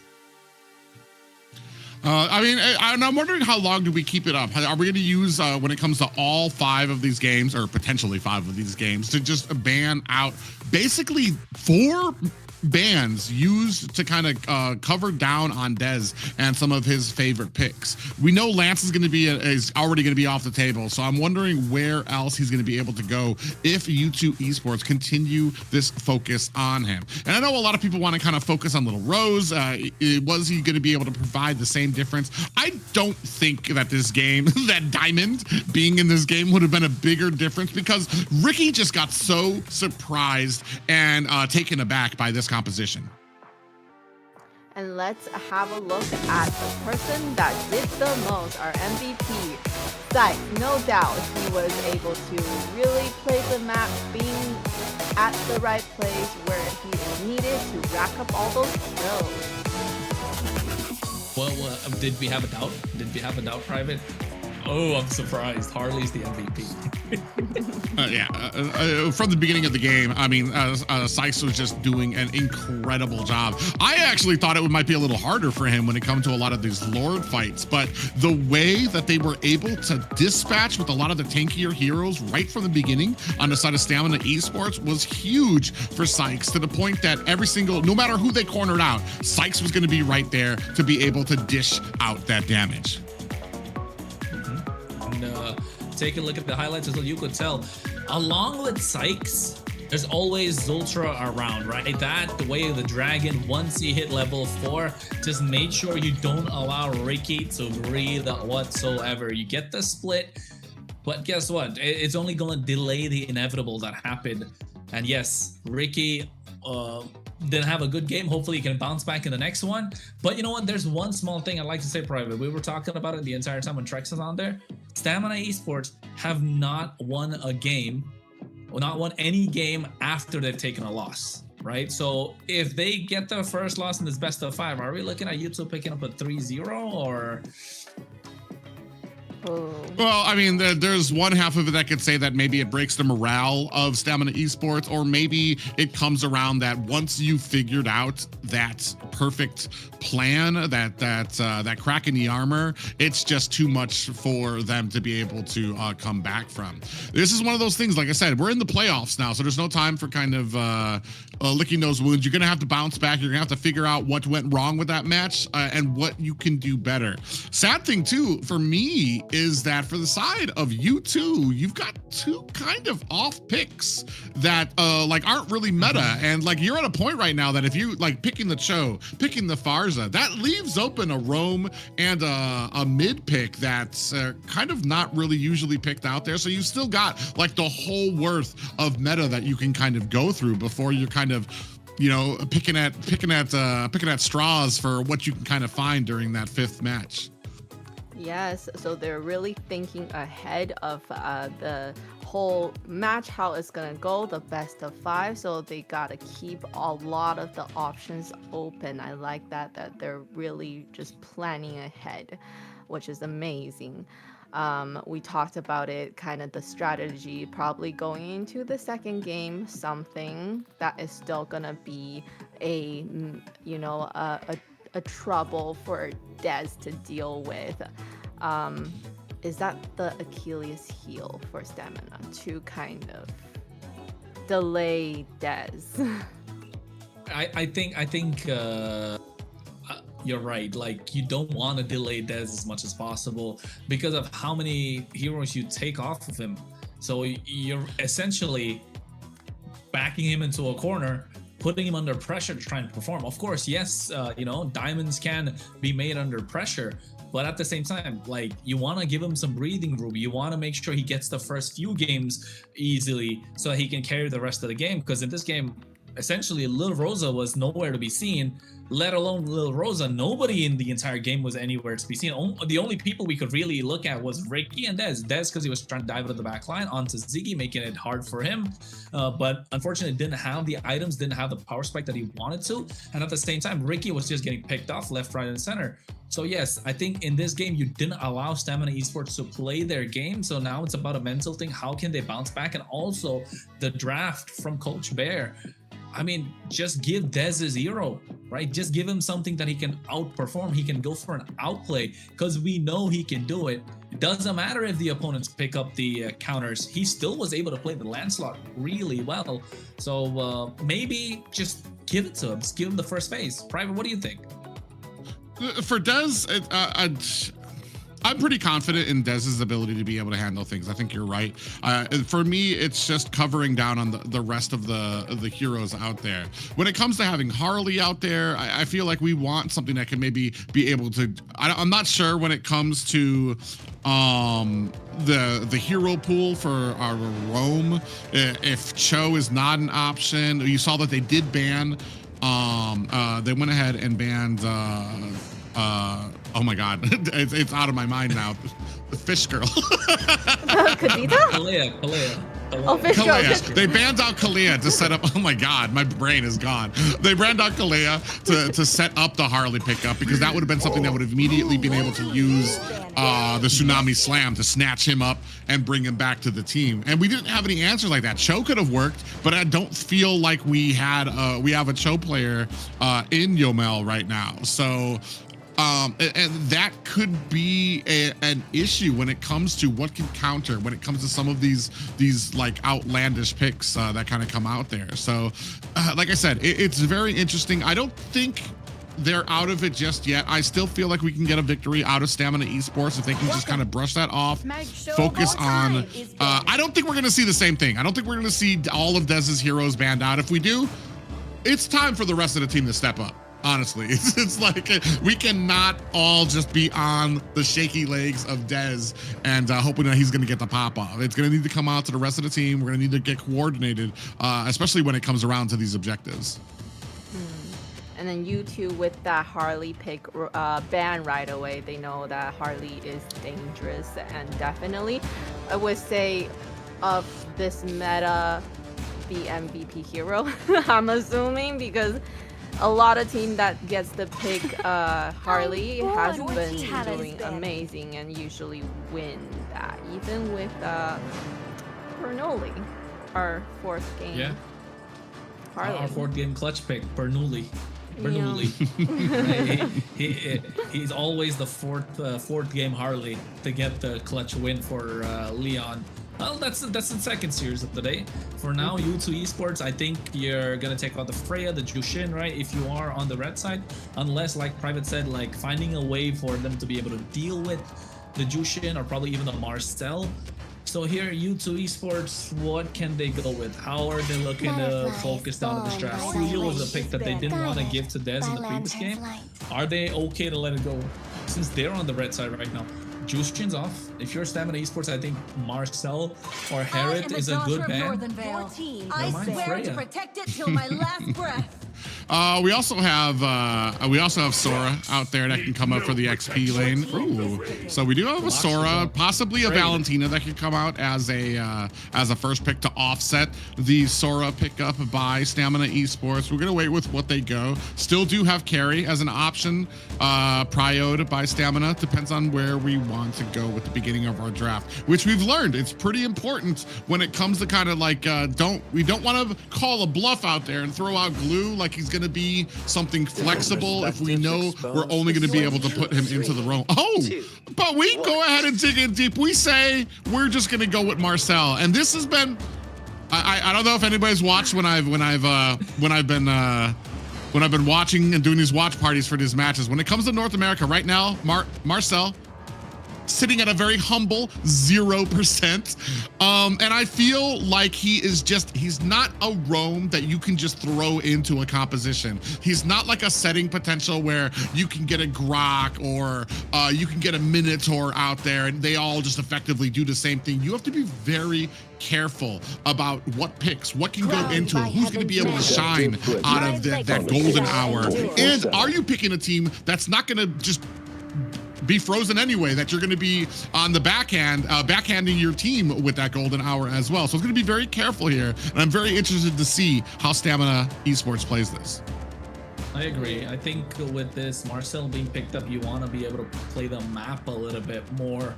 I think so at this point, Good examples of Marcel's would of course be coming out from, for example, from Team Liquid and MPL Philippines. JP plays a fantastic Marcel, able to control the map. Not just JP, you can also see a lot of the other roams like Light played really well too from Aurora, but then again, no one's been able to replicate it into MCT. I like the fact that they go with the Valentina, the carry, it looks solid. But then again, U2 Esports looking to play a clean front to back, and Fredrin's going to be that big body that's trying to block for the rest of the team here. Claude is a great option for U2 Esports if they want to go for it. They can also go for... Never mind. So one thing I was kind of wondering, they obviously took the Valentina because they didn't want to have that. Well, they didn't want to have the counter out there, but you'd already picked the mage on the side of U2. I might have preferred something like, we've been seeing a resurgence of the Terizla. Ever since his revamp too, he no longer takes any mana. Not only that, but Terizla does surprisingly fantastic against a Fredrin. Not just that, you have Marcel with the Golden Hour that can really set up a lot of those penalty zones that could come out of Terizla. So I'm wondering if maybe they're going to go with something like that. Like I said, I really look for something when I see a Marcel pick. I want to see other picks that kind of carry into that. How is Valentina, how is Carrie going to be able to blend into this Golden Hour to really dish out that damage to the team? Right now, we're in the second part of the banning phase. Still a big focus being played onto Dez here when it comes to these ban picks. So going into what you said earlier, U2 really keeping their options open, right? So, you know, yes, Claude is definitely a hot pick, but they're trying to pick something that they can, you know, do with now, and then later on they have another better pick for potentially match point. Or death. Not just that, I think Moskov is such a... it's a good pick because it denies the assassin coming on the other side, right? Usually if you're for Dez, you want to go for the assassins, outplay the marksman in the gold lane. So the Moskov prevents that, adds the extra bit of macro plays that's possible in this game for U2 Esports. Alice and Leomord being taken off the table. Khalid, I think Kalea is another solid choice you want to take off if you're Stamina Esports. Hilda is a great option just to make sure there's no more early pressure along with this Fredrin and Zetian. So if you are U2 Esports, you want something in the early game, maybe a Hylos in this case, just to make sure you're allowing the Fredrin to go in, slow down the rest of the opposition, and Marcel really can't do anything against the Hylos as such. But a Phoveus is... It's good, but depends on what's coming out from Stamina Esports, right? Because you pick up the Phoveus, you're still giving the Infernal Pursuit to the Valentina in this case. So Stamina Esports need to round it off. If you are Dez, I'm looking at what Suyo is the great option. Apart from the Suyo, I'm looking at the Joy, but Joy's not going to do really well against the Fredrin. Yu Zhong is super solid. It fares perfectly well against the front to back that U2 Esports want to play. I think Suyo, there's not really other options. Yeah, and for me, I'm looking at this composition and I'm like, I see a big propensity for Marcel to freeze you just as well as the other team. Oh my God, one of my heart picks, one of my favorite roams, Matilda out there. I haven't seen her in a very long time when it comes to a lot of these, but I don't recall. I know I haven't seen her in the South. I'm not sure we've seen her in the North here. Second time. So, I mean, it's going to be very interesting to see how that kind of comes out here. It's going to give them a lot of closing ability. Yeah, talking about a really exciting game coming up. It's you know, U2 going with the heroes that we don't see often, so kind of giving these heroes a time to shine. But one thing I'm concerned about with Stamina, let's talk about that. The Marcel's ult, it's got a very big area, so my concern would be is the carry able to dish out the damage from a safety distance, or is she gonna get caught up in all that? I don't think the carry can even dish out the damage because it's a single target skill, not an AoE. So they're not really gonna be able to do a lot with this golden hour. Yeah, and then even Valentina too don't have that kind of range. So how are they going to utilize that, right? Private, I wanted to ask you, with the wins that came out of the South with the Marcel, what kind of team composition are they looking for? How are they supposed to play to actually make it a win? Well, you want those people who have issues with their with playing out their abilities, or like I was talking about when it comes to like a flicker ult that comes out from Terizla. We've seen Chonge be used against her, where you use that meteor shower as soon as the golden hour comes down, and as soon as the golden hour is over, you just have a barrage of damage that comes out at you. The problem here is I feel like the golden hour can help you as much as hurt you in this composition. When you have heroes that just really don't benefit too well from it. So coming back to that, heroes that does not match well. So from that kind of standpoint, we feel like Stamina has a kind of a team comp that's lacking to be working with the Marcel.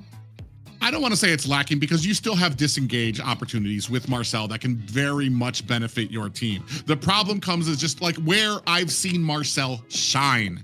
And like I said, I just feel like he's one of those heroes that just cannot be in the middle for both of them. But I think we're about to get ready and back into the land of Dawn, Kronos.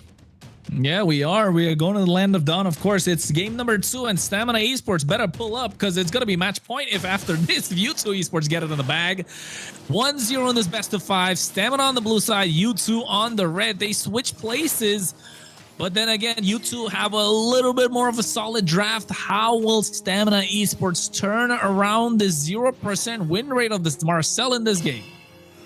I mean, like I said, this isn't completely over. There's parts where Marcel can shine. There's parts where he doesn't. But here, as a disengagement tool, we might have something that continually gets us out of harm's way. Something that can stop a circling eagle or a guiding winds right in its tracks to be able to kind of take down the Matilda, who is notoriously, let's call her slippery when it comes to trying to latch onto her, going in and on your teams. A little bit of engagement up at top, though.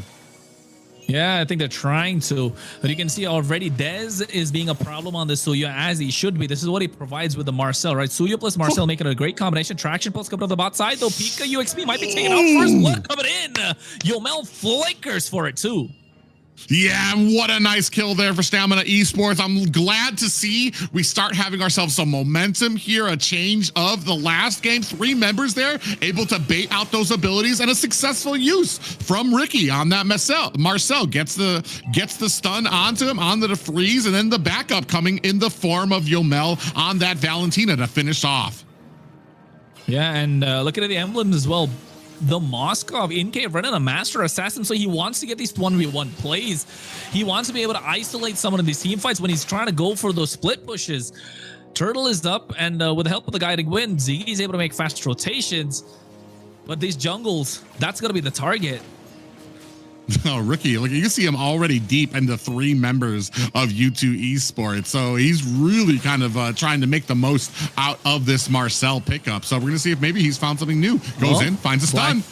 Yeah, they go to the Black Dragon as well at the right time. Petra found 3 members. They're able to get 1, 2, 3 down and out for the side of U2 Esports. And double kill in the hands of Dez. Not only do they get that turtle, they are trying to invade.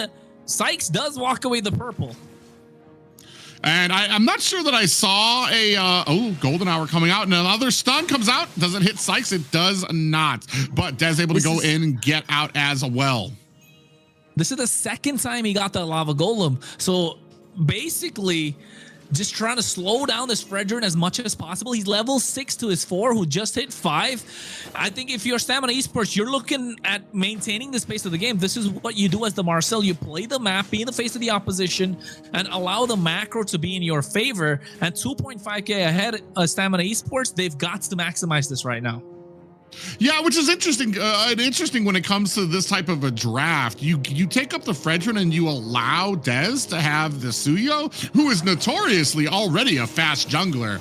Even side by side, no other team members. Fredrin's gonna have a trouble keeping up with a Suyo when it comes to getting that farm in. Now you're talking about Stamina Esports inside their jungle. Ooh, Stamina, a little bit of a fight down here. Yep, a little bit of fun. Yeah, there. just missing wide, but Peak might be in a little bit of trouble. Yeah, I think Dez trying to go in, but at the same time, you can see U2 Esports trying to get control of the river. They kind of they need to stick together at this point and try and stop Ricky from going in, but Ricky having a complete contrast in terms of games as it is in game number 1. Now going in, invade onto U2 Esports purple buff. A lot of damage being dished down onto Dez. Has to make it out of harm's way. So Retribution not coming up, but they're still able to secure this purple buff. Zultra is taken down low. Essentially a reverse of what happened in game number 1 between both these roamers.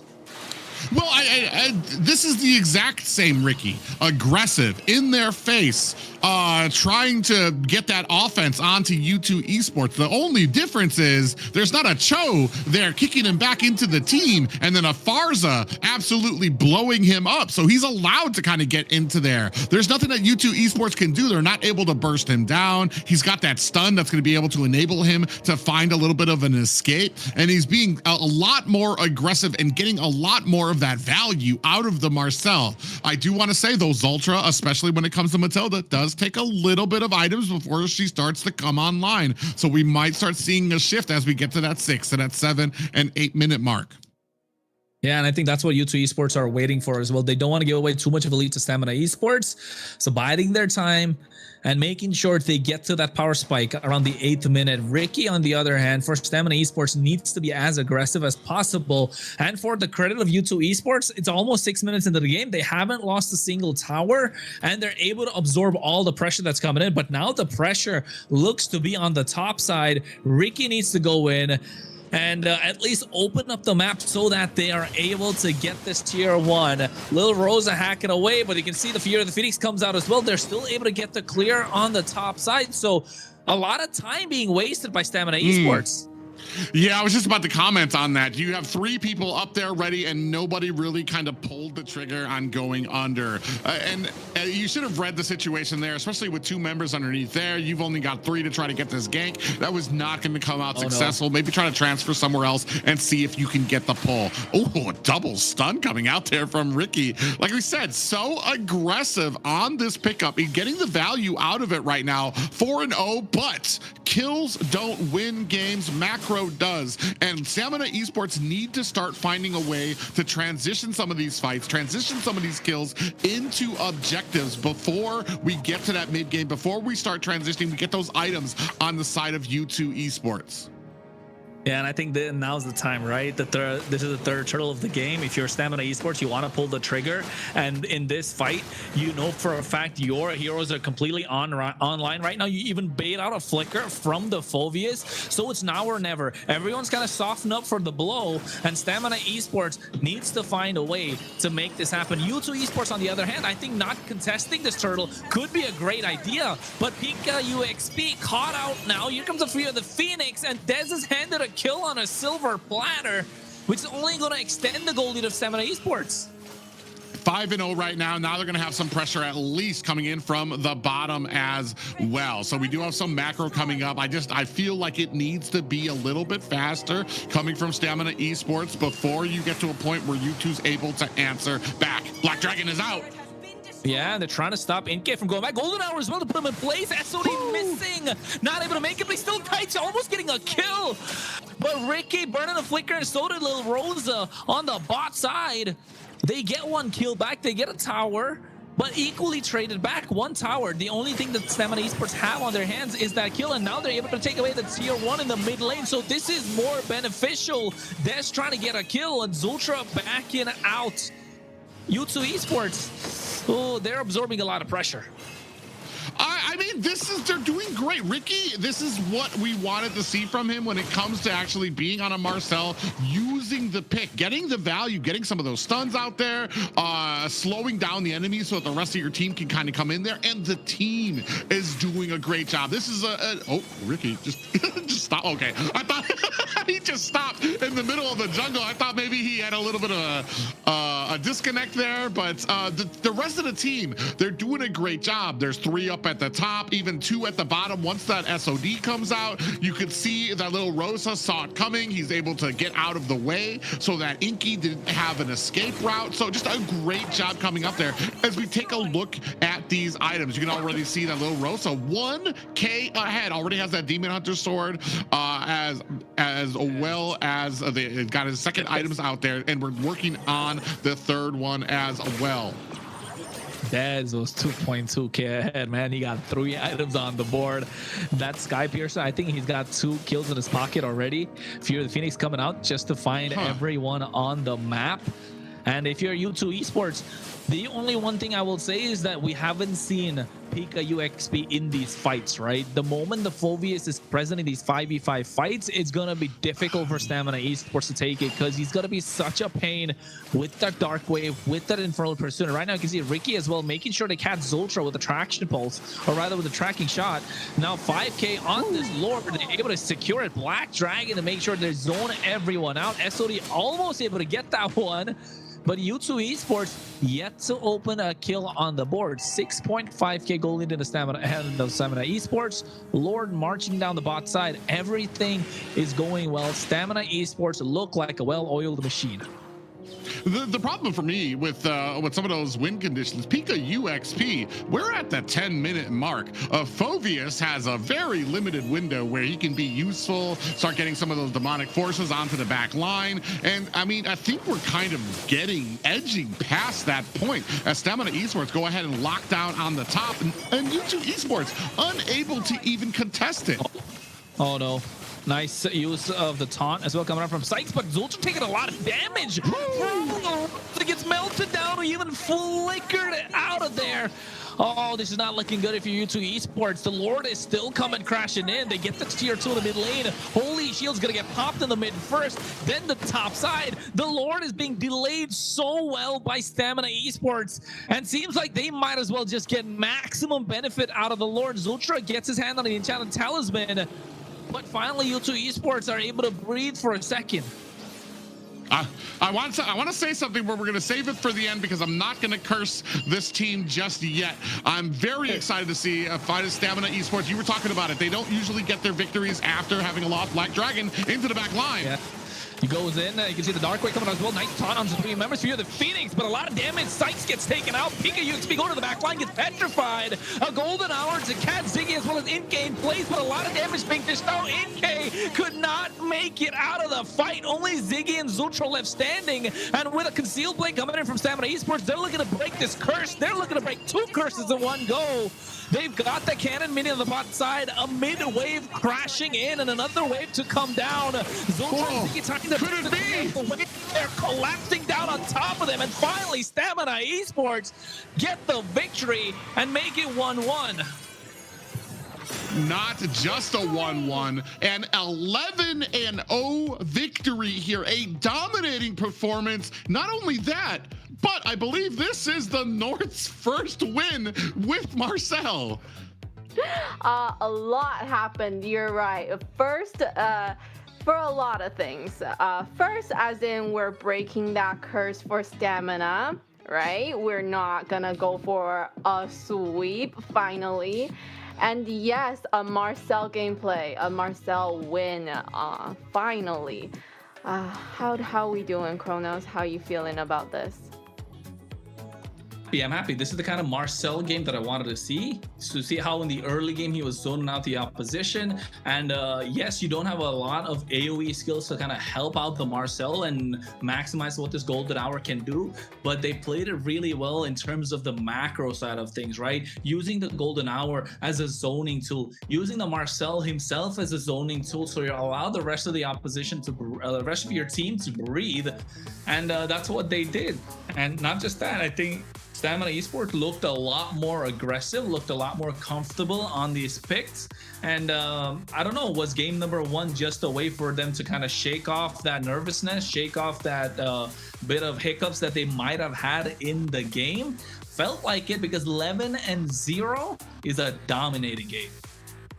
I feel like this was a line to stars for the side of Stamina Esports too. Dez is absolutely something different when it comes to being on the Suyo pick already. It matches the skill and the I want to say his wall for how good he can be mechanically on a hero. Suyo just really melds well with people who have that high ceiling for their fingers, those quick fingers. Also, I mean, we're talking about Ricky and Yomel. Finally, they came to party here. Ricky, with everything that was punishing him in that last game, executing that same type of play style here on the Marcel, he was almost unstoppable, diving into U2's lines as well.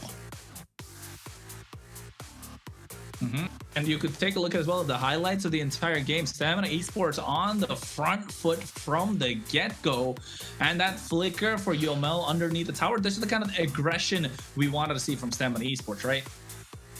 Yeah, and then you can see there Ricky diving into the back line immediately to get those stuns right as soon as they were able to get the turtle, which goes ahead and gives Stamina Esports the time that they needed to be able to kind of rush that line. And he was doing that very, very well within a lot of these objectives. You see here another freeze on the two members, and then immediately they go ahead and latch on to Inky. And let's look at the MVP, who it goes to. I feel like it should be Marcel. Right? I think it is. Yay! Let's go! Okay, finally we have a win for Marcel, and we also have the MVP for Marcel. So Ricky definitely know what he's doing with a Marcel hero here. Hey man, from taking a beating in game number 1 to be the MVP in game number 2, he pulled up all right. And not just that, 2 different play styles we got to see with the heroes he picked up, and clearly he's better when he's playing these aggressive heroes. He's better when he's trying to take over map control rather than give it away, which is Glue. He does try and take map control, but at the same time, it's a little bit more of a passive hero, unlike the Marcel. So yes, I think in the next game, we're probably going to see the Hildas and the Khaleeds being taken out. Yeah, it's all going to come down to whether or not they can go ahead and counter some of those. I feel like Glue, at most of the points, has the exact same type of play style. Here, we're going to see, I think, another golden hour that traps 2 members. Yeah, coming out from the side of U2 Esports. Boom, 2 of them get frozen immediately. A great put on there for Stamina Esports. And I want to say for Ricky, this has to be uplifting, especially after that first game had probably one of the roughest Glue games I've ever seen. But to be able to answer back with this, especially on a hero that has yet to be proven here in North America yet, and to be so successful has to be and build up the confidence, especially for him and for the rest of Stamina Esports here, who have tied it up to 1-1 apiece. Yeah, so that win really definitely gave them a little bit of momentum and confidence going into the next game. Third game coming up. Now, the thing that I have in mind is we used up the Suyo, right? Demon Time Dead showed up on the Suyo. Not yet, Layla. So you're calling it too early. No more, not yet. We're not yet on the Demon Time Dead yet. All right. Not the vibes that he gave in that week when he was on Demon Time. I think we're still there.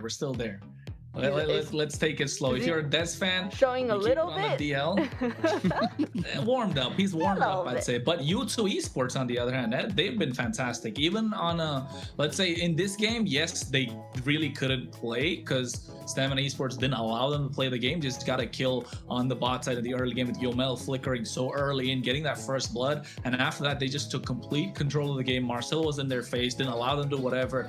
And that's where I think in the draft phase as well, the Matilda wasn't really the best pick, right? This is why you don't get to see the Matilda in the meta so often. And maybe if they opted for a little bit more of a Grok, maybe, which is something that Zultra is really good at, that could have been a different story. Grok plus Zetian could have been done wonders. You could kind of push the Marcel back. So yes, I think draft definitely played a massive role. But if you're Stamina Esports, you want to make sure you replicate the same result that you did in game number 2. When it comes to the draft here for a lot of days, I know I'm a little worried. I was a little worried because, yeah, he had his fantastic Suyo game. He always has great Suyo games. And this is probably one of those, when I saw the Suyo, I'm like, oh, whew, all right, he's going to be a little easier for Dez. But that's gone. That's the nature of global bans now, is that, all right, that great pick that he has, that pocket thing that he's always great on, that is gone. And where do we go from here? They were still banning out, I want to say, 3 of his junglers as well, was U2. And the thing is, though, I'm not even sure that this is even really, is it a Dez problem? Because I feel like, could let the team do that, because I feel like Dez is good enough to kind of pick up whatever he needs to. Allow the rest of your team, or allow the rest of Stamina to get the picks that they need to if they're going to continue to focus on you. Get those priority XP laners, those priority mids, the priority gold that you need to get, while they continue to focus on the Harley, the Boxia, not letting you get a lot of those more maneuverable pickups out there, to let the rest of the team kind of get filled out. We'll see, though. U2 Esports, I mean, they've been coming on strong here, and I've talked about it. When it comes to a lot of their players, when it comes to Mexico, one of the things that I've always noticed, whether it was Ignis Esports or New Wave that they used to be on, was that when it comes to the playoffs, it's a completely different team. They've done their studying when it comes to draft, when it comes to trying to keep those tight rotations. Unfortunately, for that last game, when it comes to U2 Esports, I feel like they kind of got a little surprised with it.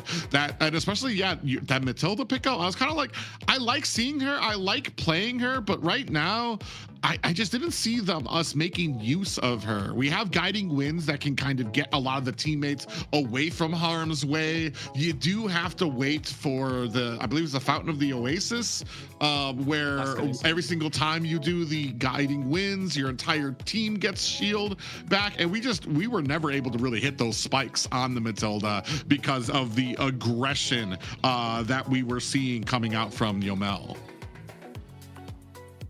Yeah, and I feel like Matilda going into a Marcel is probably not a good pick, I would say, just because you will try to get your team to come out of that, but it's like you're gonna get stuck in that golden hour too. I mean, at the moment, it's the pace of the entire game is set in the early game, right? So in game number 1, they allow the pressure to come to them, Stamina Esports, with the glue being picked up and the Kimi as well. They weren't really able to take control of the game. In game number 2, similar fashion, U2 Esports allowed the pressure to come to them with the help of the Matilda and the Zetian being picked up. They weren't able to win that mid control, the river control. So Marcel and Valentina got that in their favor. So now game number 3. I mean, clearly there's a pattern, not just in this series, but the entire MCT and the current meta of MLBB as it is. The mid duo take so much control of the game, and you can see Harley being banned out is such a priority pick. You do not want to get on the other side. Same thing with the Marcel. Like I said, I was kind of at a point, I don't know if I was on stream or if it was off, when I was talking about, I don't know if North America, if we're at the point that we need to still ban it because it was at 0%, but Stamina Esports showing how it can be used, maybe not to the degree that I've been seeing in the South, but it shows that, especially if you're fearless, if you have absolutely no fear of the team, regardless if you're getting stopped there, and we've already seen whether he's 0-7 on a glue, or he's like 2-0 on a Marcel. Yomel, or not Yomel, Ricky's just going to be going in and going ham right down their throats. So it's going to be very interesting to see where we go from here, because that's another part. Do we have other roams that are hopefully don't get countered out by Stamina, where he can be just as aggressive, have just as much of a map presence? Because I feel like that was a very well-earned MVP. He made that possible because he made every turn, every place that U2 wanted to go to some type of problem for them, where they were getting ganked, they were getting pushed, they couldn't get objectives. This is going to be where I'm looking for the success of Stamina Esports, as well as, you know, Dez. We already know that if he gets a good pick on him as well. But I want to say that's another good line, another good a brick on the structure that is Stamina Esports to be successful here. I am not the only one. I'm curious about the Basha then, because they U2 already played Fredrin. So what is the Basha Butterflies ban born by thy for will is exactly? guided by I mean, I think they're trying to get the better trade, right? Whatever Salmon Esports kind of leaving up for grabs right now. Basha is just so good. But one thing I agree with, them being on the blue side, they could have left it open and picked it up for themselves. I just think Sykes doesn't want to play it more of an assassin kind of route, similar to what Dez offers for Stamina Esports. But I think here U2 Esports on the first pick, they could go for Glue is a stout option. Uranus is a stout option.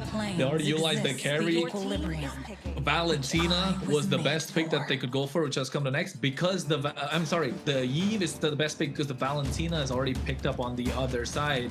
So now they can play around this kill box and make things work for themselves. At Stamina Esports, usually you'd go for the Valentina counter this. I think the next best option in the mid lane will be the Farsa. Interesting thing here is that Farge is going to be quite the risk too, because of that Eve and Hylos combination that can come out here. As soon as she sets down, you're going to have the real world manipulation and glorious pathway rushing towards you.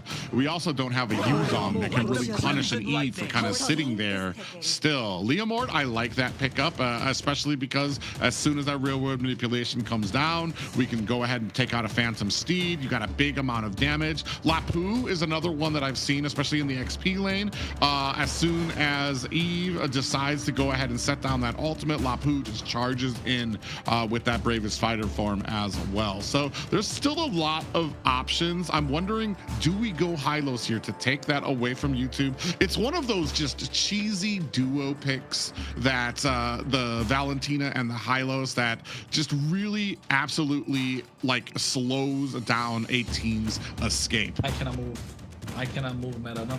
Slow motion. Yeah. The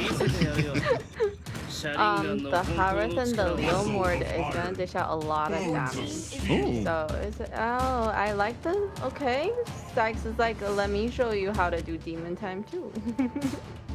And the Suyo is a solid choice. Plays really well inside the RWM. I like the Gacha as well. So basically, they are looking to contest the river. And if you're Stamina right now, you have the options to play inside this box, like you mentioned with the. There you go with the Hylos that could be picked up. You are essentially maximizing the speed inside the RWM as well. But yes, kind of flipping the script, right?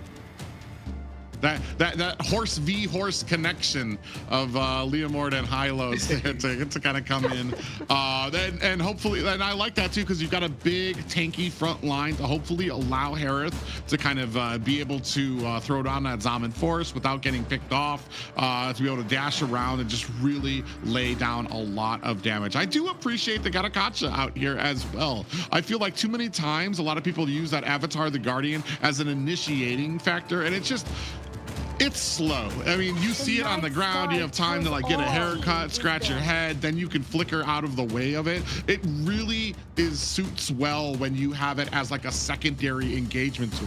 Once Eve throws on that real world manipulation, once the flickers comes out, the dashes come out, that's when you want to use an Avatar the Guardian to slam down on the team and really punish them for it. Very interesting to see the Esmeralda banned out. I'm not even sure what kind of picks we have coming out from an Esmeralda this season, but moving on to the second banning phase for both of these teams. The Esme is like a counter to the Harith, right?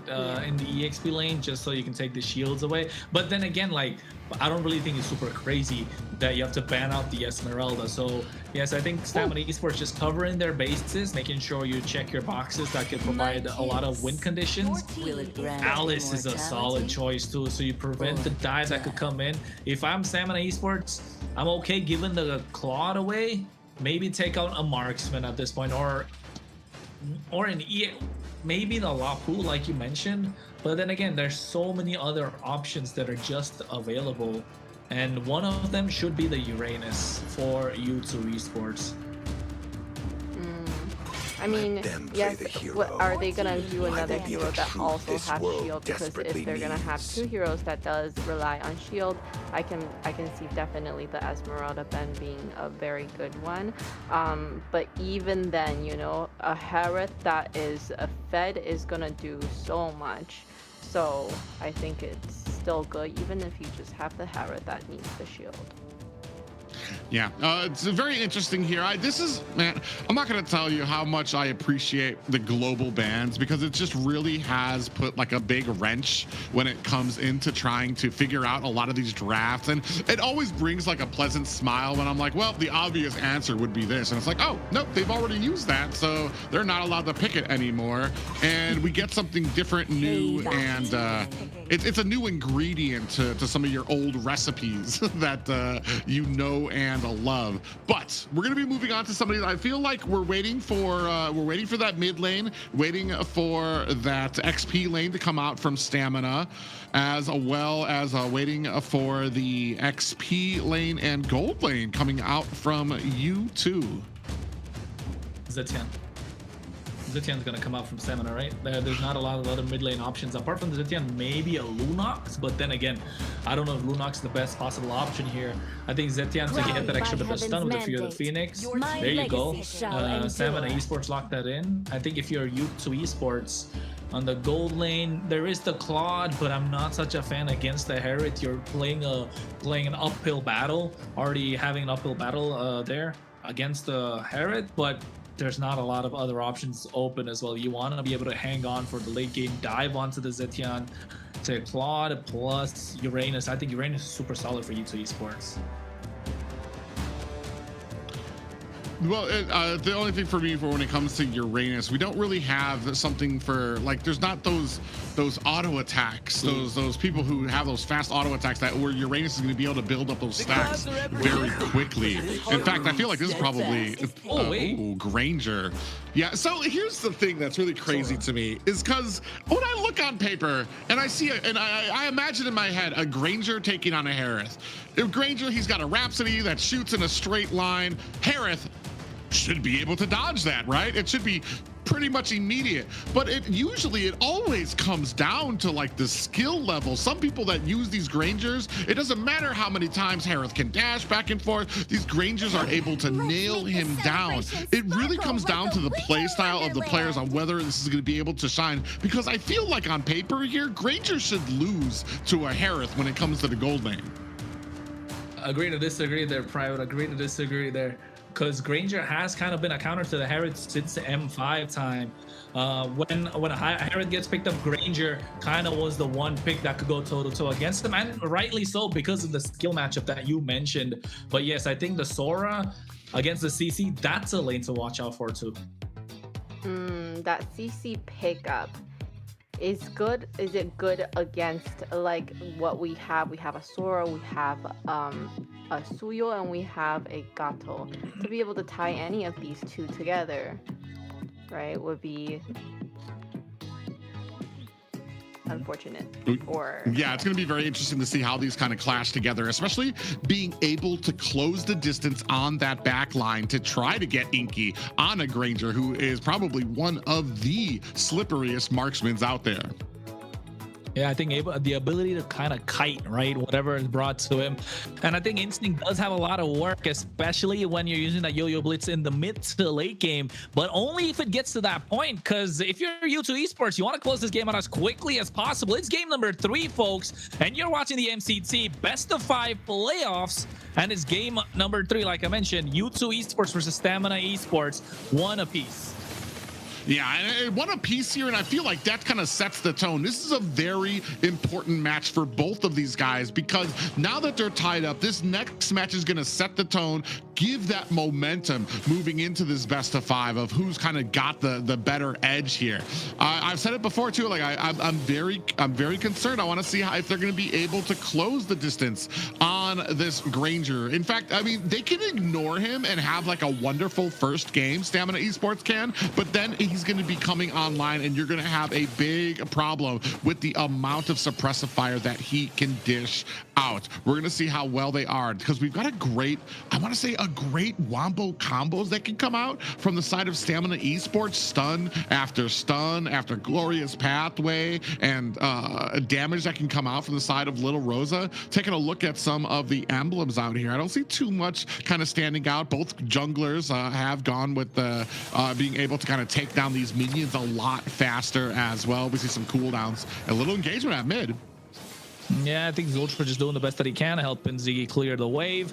So U2 Esports kind of getting control of the river in the early game, and now that amplifies what the Suyo can bring out. And this is what you want to see if you're U2 Esports. But to Stamina Esports credit, Ricky's going back at the right time to make it on time for the turtle, and not even using his revitalize. So that's a big dub.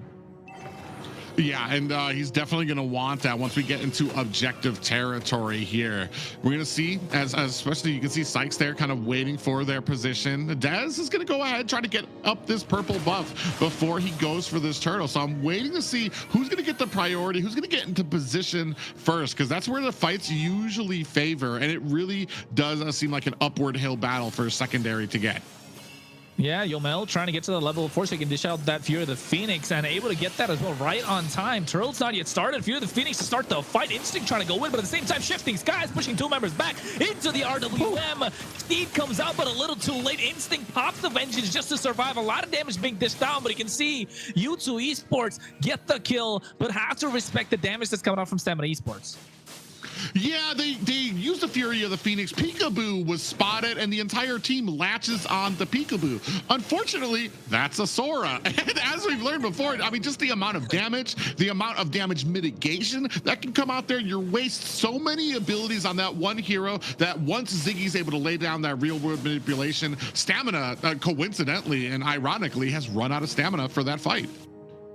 They always run out of stamina, Private. This is not the first time we've seen that. They always do. And that's the problem. Stamina Esports needs to lock in, but U2 Esports playing a fantastic game so far. Able to get control of the river, able to get control of the turtle pit, and not just that, able to pull the trigger at the right time, which Stamina Esports have been so hesitant to do throughout the duration of the MCT.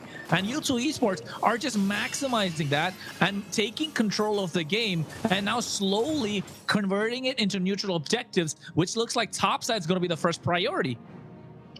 Yeah, they're looking for an angle, and a good flicker coming out there from Lil Rosa. Read that on the mini map exactly, so it didn't even need the rest of his team to kind of let him know. And not, I mean, doing a good job right now. Stamina Esports trying to keep them at bay, but we need to start seeing Stamina kind of enforcing the will, starting to look for ganks of their own. Right now, they're on a back foot because of that lost objective, and this is kind of like that.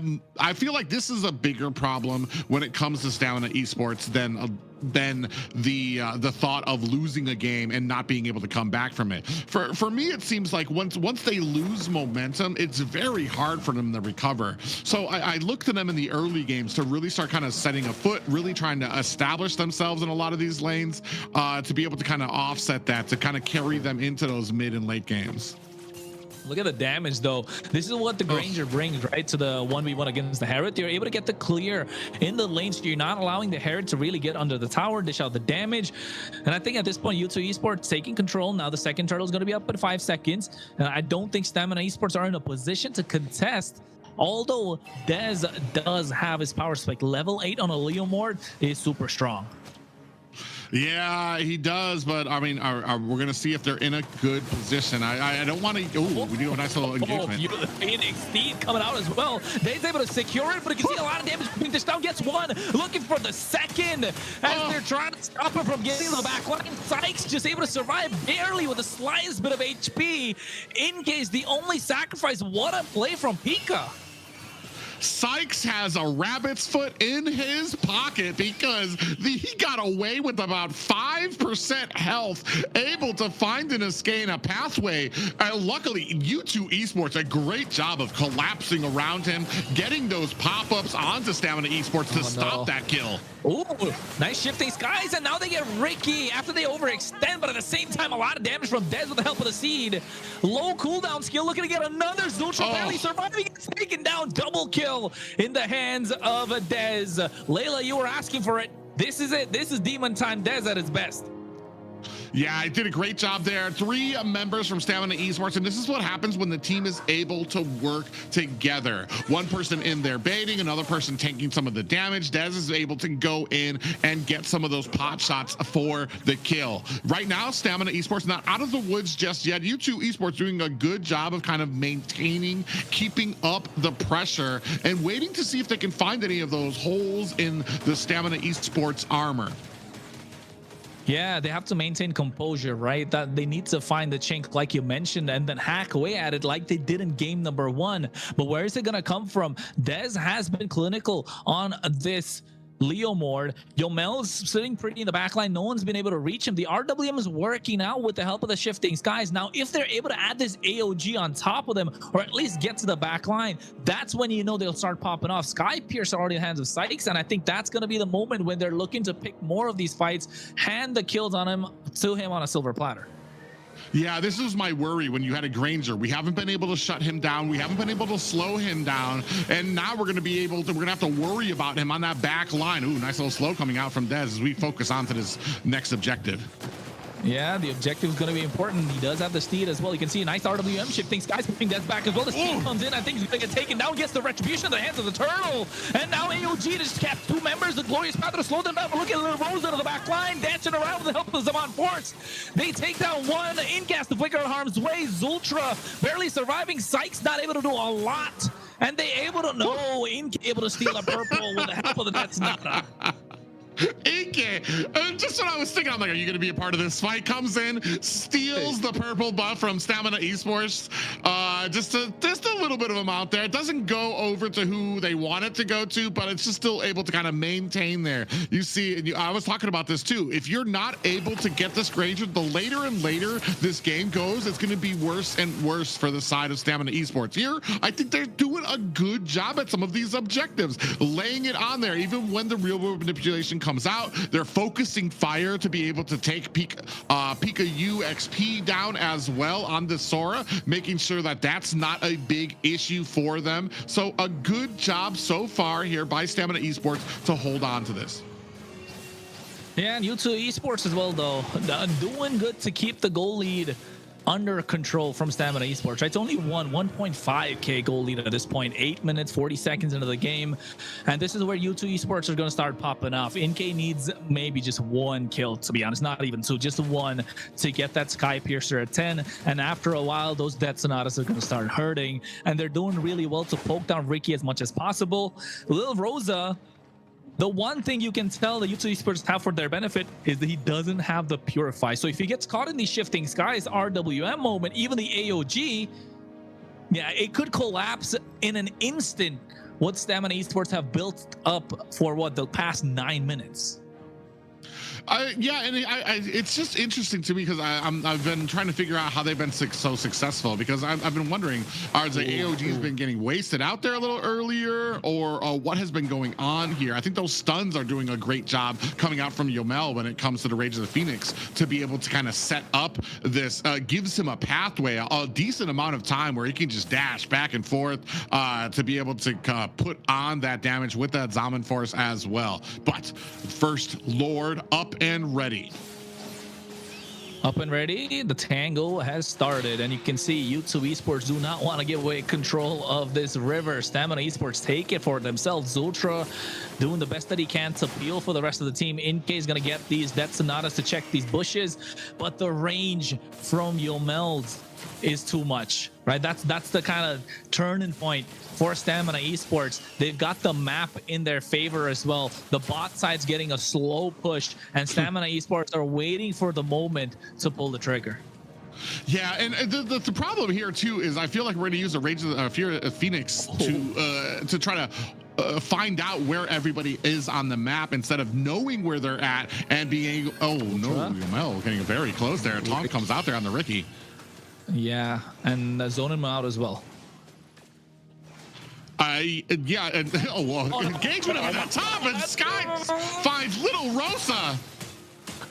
Oh, not just that. Now they pop the passive of Yomel. Ricky's trying to get away. Here comes the Steed. Fury of the Phoenix cats him in place. RWM for disengage, but he gets a massive shutdown onto Sykes. Death trying to get off. NK finds a double. Now in the midst of 3 members as well, looking to go for more. Gets the purple for his team, and now looking to secure the Lord. Wow, Dez said there is not enough distance you can create, Inky, that's going to keep me from getting to that back line and killing you.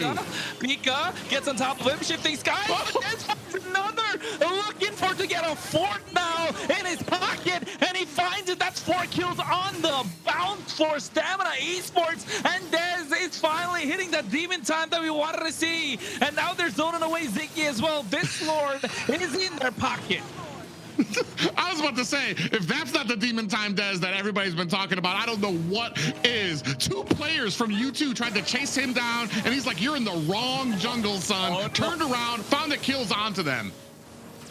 What are you doing, son? NK, Lil Rosa, even dropping the Zaman Force as well. Gets the Holy Crystal, and now Sykes can't really do anything. Look at the Fury of Phoenix coming in the right time to zone them away. Tier 2 in the hands of Stamina Esports from the mid lane. The Lord is coming down a slow push.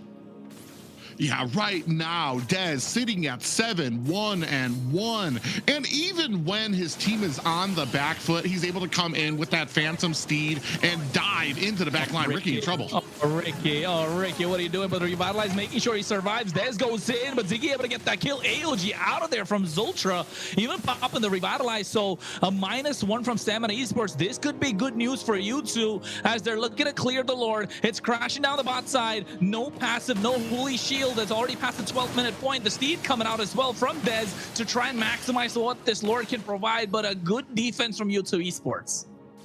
Oh, yeah, great defense there, but I mean, you're down to the high ground tower. Stamina Esports in a great position here. U2 Esports just could not create the distance that they needed to. I feel like these fights start off very great for them. They're able to kind of lay down their real world manipulation, take down the damage. Peekaboo, Pika-U XP doing a great job initially when it comes to some of these fights, but then essentially once they think the fight is over, for some reason, Dez is able to find that window, get to the back line, and really reverse a lot of these fights. And even to the point that, like I said, 2 members tried to go after Dez, and he was able to kite them back and find kills on both of them.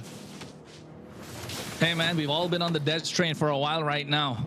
Stamina Esports are showing that up, but I think at the same time, U2 Esports have been doing a fantastic job to hold their own.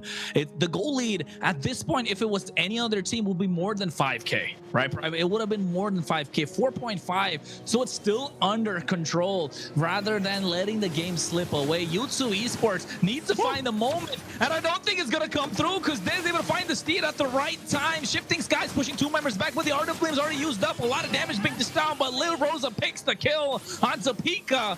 Zaman Force for a disengage, and they're happy with the pickoff that they got.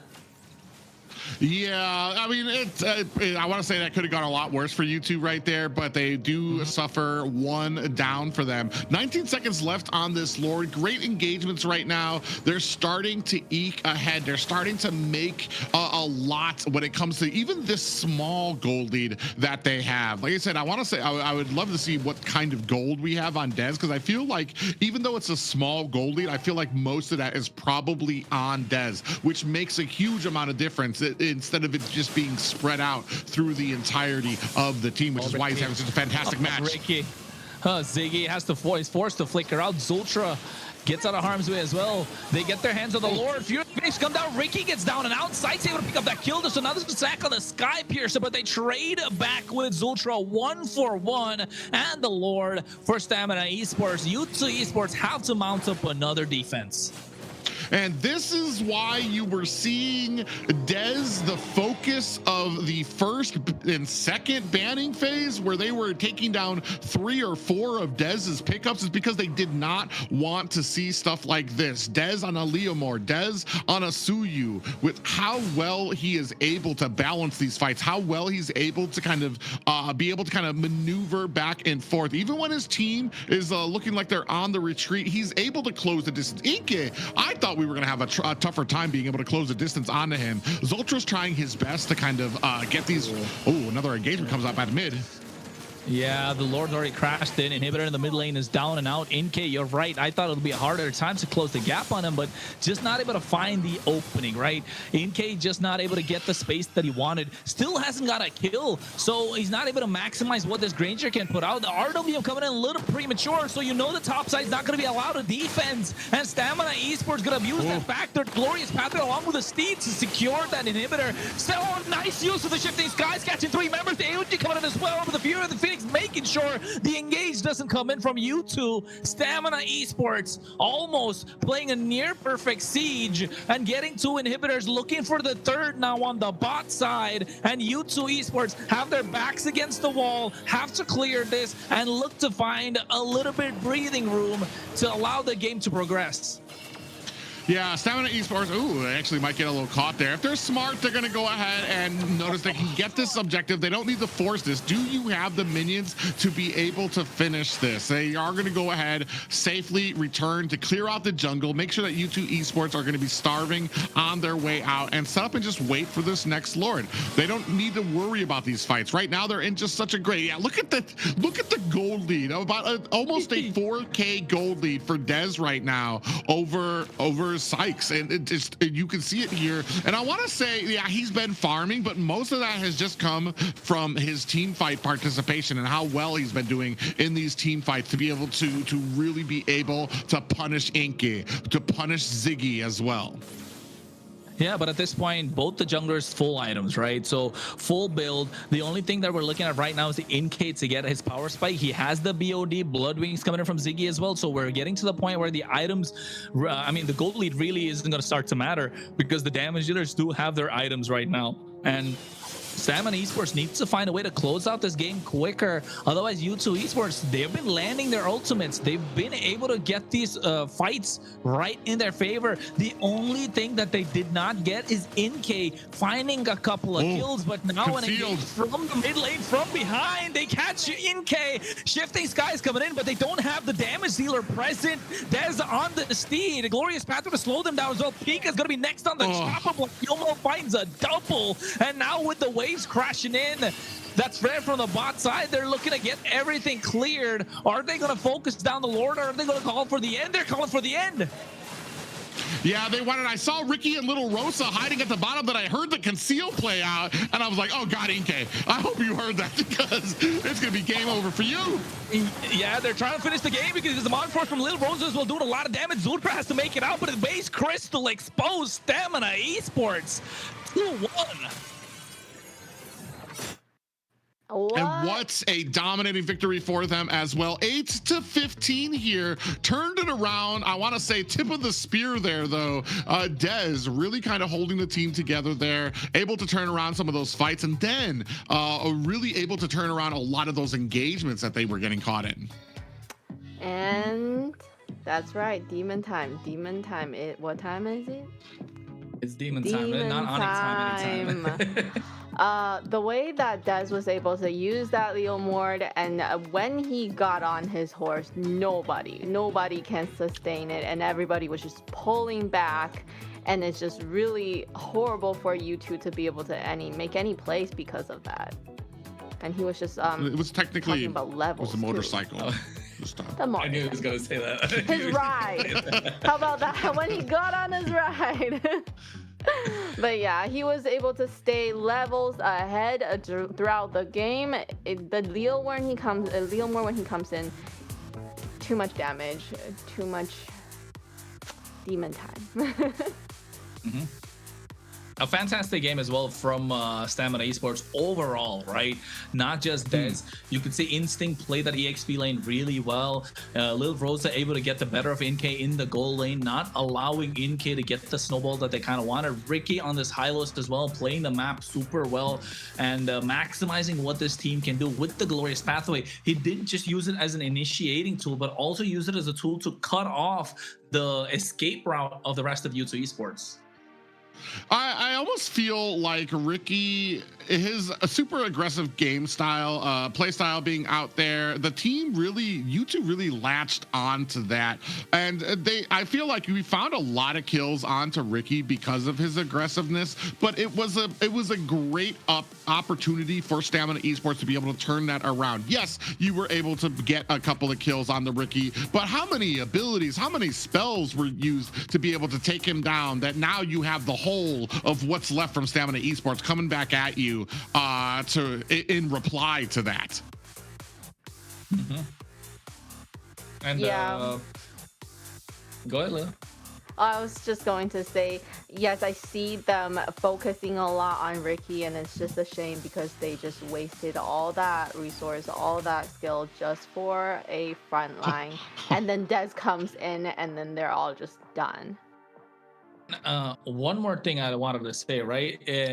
With U2 Esports having both Suyo as well as the Granger, this is a trend we've seen in all the teams in MCT. When you have two heroes that can build the Sky Piercer, right, you are allowing only one to build that, because essentially if both of them are building the Sky Piercer, you're kind of, you know, shooting yourself in the foot at that point. You don't have the damage to come online. So in this case, I would have preferred if U2 Esports said, okay, Sykes won't go for the Sky Piercer. You maximize what the Granger can do, and then allow Granger to build a Sky Piercer, rather Sykes go for the War Axe early on, and that could have handed more kills in the hands of the Granger, which didn't really happen. So in this case, I'd say bad itemization from U2 Esports, but at the same time, Stamina Esports played a fantastic game.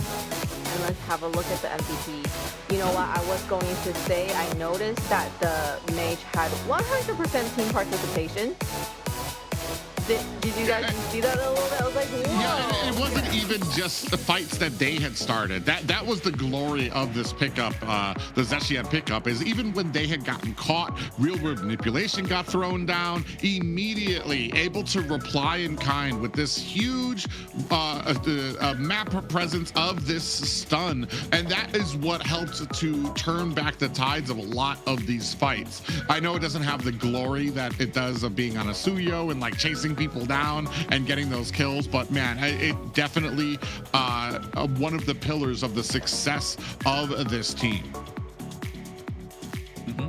And definitely, if Yomel needs to be one of the focal points for the success of Stamina Esports, that now throws a wrench into the plans of U2 Esports. Like, okay, how do we deal with it? First, we have to deal with Ricky, and next thing you know, he's got an MVP. Now there's Yomel to look out for, and now all of a sudden, a lot more options open for Stamina Esports to pick up victories in the game. And emblems as well, looking solid here with the Mage emblem, Inspire, pull yourself together just to make sure you get that flicker, and not just the flicker, even the ultimate cooldowns reduced down. And you can see some of the highlights of Stamina Esports, Yomel MVP.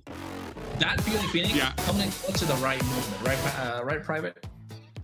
And then it's the rest of the team has started being able to reply. At the first game, the biggest problem was that we were having our roam being picked off one by one, and the rest of the team was just kind of like, oh, well, I guess we move on.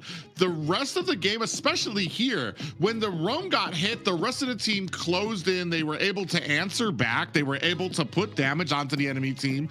And I feel like we maybe needed a few games to really start building that synergy. I feel like they're probably talking more right now to each other. The communication's up there, and you can see it on the field in the way that they do it. Especially that, I want to say that what led to that last fight where you had Harith and Hylos off in a little pocket area waiting to be able to get that flank onto the Granger. So it's just, the team is working like a well-oiled machine, and that's what we're going to need to see from U2 if they want to be successful in answering back.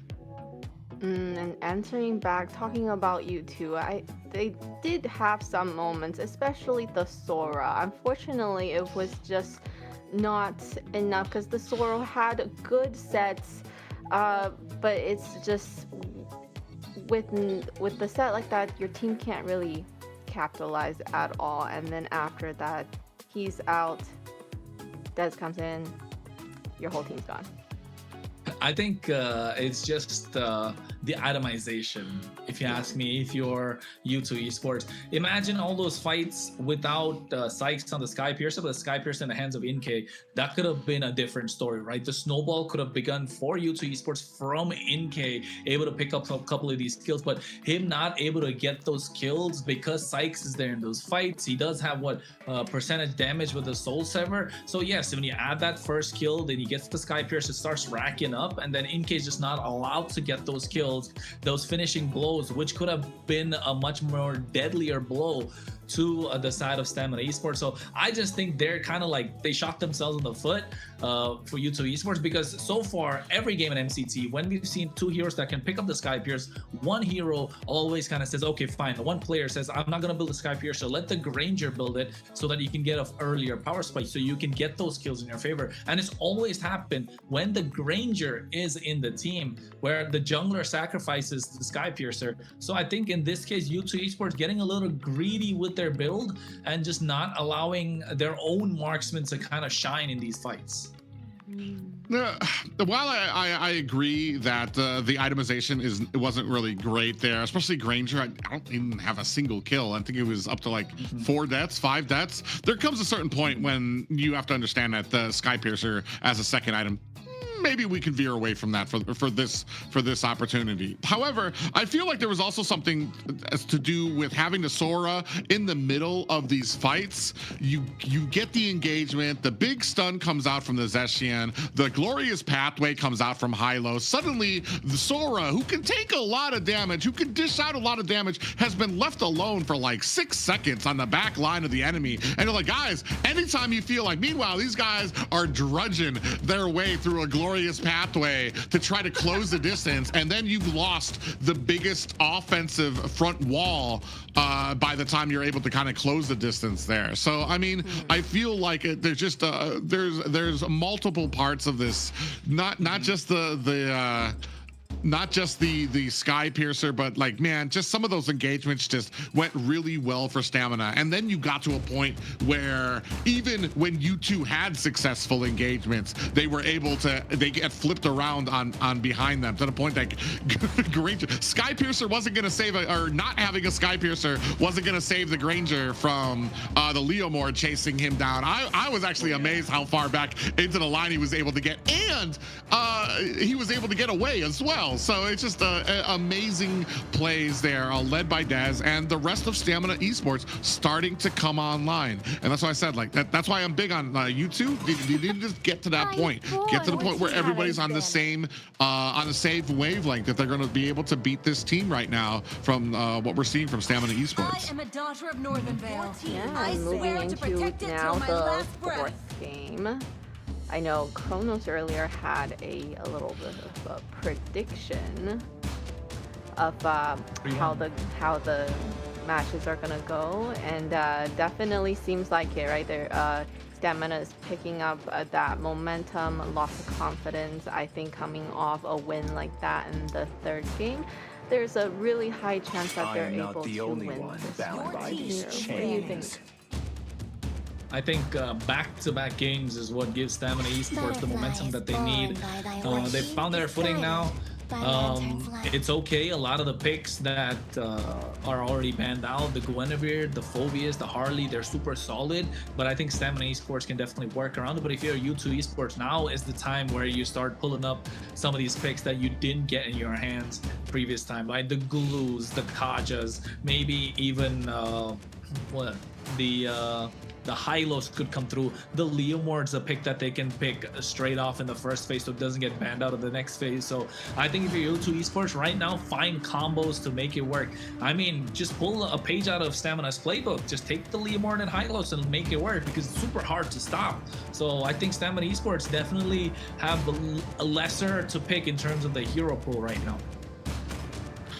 We're getting to a point where I love where we got almost 2 full rows of heroes that are unavailable for both of these teams, where we're gonna have to start seeing maybe some crafty things in some of these positions. Finally, Boxia makes it to a prime pickup. I know there's been a lot of questions about how good Boxia is, that he's always getting banned, that he's always kind of like taken off of a lot of drafts, and it's just because, especially for like, he's just has a great clear. He's able to counter a lot of the magic meta, the mage meta that we have. Magic damage, magic items are so cheap now that a lot of magic users can get those very fast. Boxia withstands that very well. The anti-heal that comes clutch on there, but as a team of 5 people, you can get get in there, you can get the picks. With a little assistance from your team, you're going to be able to get away on Abaxia. And I feel like that sometimes is something that a lot of people they misunderstand, especially if you try playing Boxia as a solo queue or as a duo queue. He needs the team support behind him. You can do great things with him. Ooh, early game for both of these teams is going to be outstanding. I do think U2 would have a even more aggressive early game with the Hilda, Your though. team is banning. I like it. I like it. I was looking at the Khalid and Lilia being picked up, and in my head instantly I was like, U2 Esports, Hilda, need to lock it in.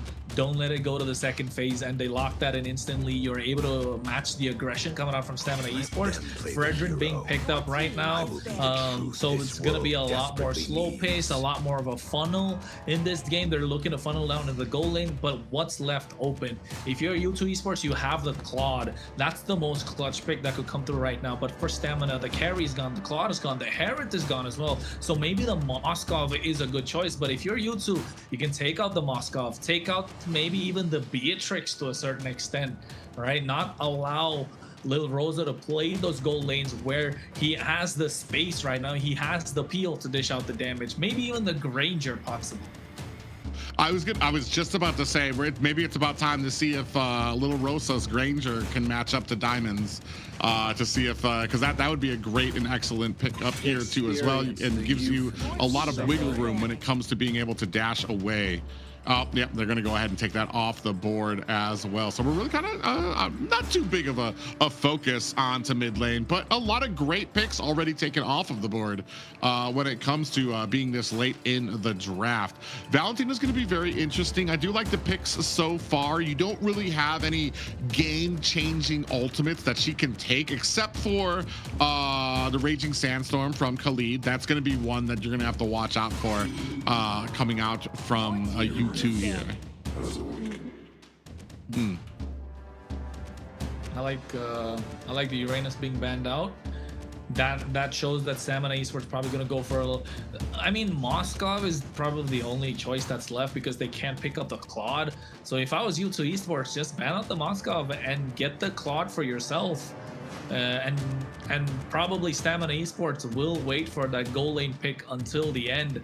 They could pick up the EXP. They haven't picked up the Phoveus yet, and I think they're looking to pick up the Phoveus. They want to play front to back, and Phoveus is looking like a monster right now if you're Stamina Esports. But for U2's benefit, they do have the Valentina, so they can take away that Infernal Pursuit with the IMU. So there goes the Moskov. I think Phoveus is a no-brainer here for you, Stamina Esports. U2 Esports probably gonna go Claude plus something. And if you go with Claude, I'm trying to. The only answer that I have left. I'm thinking. This is nice. This is nice. If they go Claude, I think the only answer, that's only if you're like concerned about the gold lane, because then you have a Leslie on your team, and it's like, okay, we're gonna have to get to that. I always joke, it's like you're just waiting for that 20-minute power spike for them to really come online. Tarizla, I feel like Tarizla is a decent pickup here, especially if Boxy is going to be like lingering into that turtle pit, into that Lord pit, as well as it takes it away from countering against the Fredrin there. Ooh, you said shit. That's what I hadn't calculated. Yeah, this is what I was telling her. Yusunshin plus CC would make so well, because now not a lot of picks left in the goal lane, because they can't pick up the Claude anyway on the other side. So now you're really putting the work into the Stamina Esports. CC is great against the Fredrin, great against the Tursla, great against the Khalid, because you can melt down whoever comes in. Now they're cornered into a Bruno Stamina Esports. So this is really well played from U2 Esports, just pushing Stamina Esports to the limit and cornering Lil Rosa into a Bruno pick, which is not going to do super well against the Yisunshin, nor a Boxia, nor a CC, nor a Hilda. You need this Bruno to start scaling fast if you're Stamina Esports. Otherwise, it's going to be a hard time, because they don't really have any source of damage apart from the Bruno as well as the Lilia. Tarizla, yes, got a lot of damage in the early game, but I think it's going to come down to a lot of these micro trades. So what do we see? it's a Bruno pick that we haven't really. Have we seen any Bruno? We've seen once, maybe. He's very prevalent. He's very prevalent when it comes to the South as well, not just because of the damage he can do to teams, but sometimes if they kind of steer away from the damage he can do to like to players and characters and stuff like that, his sieging ability onto towers and stuff like that is almost uncanny. So I want to say that if you're Stamina Esports, I'm kind of looking, can I get the advantage? Can I get to these lanes and kind of push back hard enough to let Bruno really do his thing? That's going to be the big question for me. Yeah. I think early, right? Early game is what Stamina Esports needs to play for, and early into Lil Rosa so that Lil Rosa can scale much faster. Bruno is super strong if you allow him the space to dish out the damage, if you're able to take those towers like Private said, and also like allowing the Bruno to free hit the opposition because he needs to build crit damage. And if they're able to negate it by building those Chastis Pauldron, maybe even the blade armor to a certain extent, then yes, the Bruno's gonna have a hard time.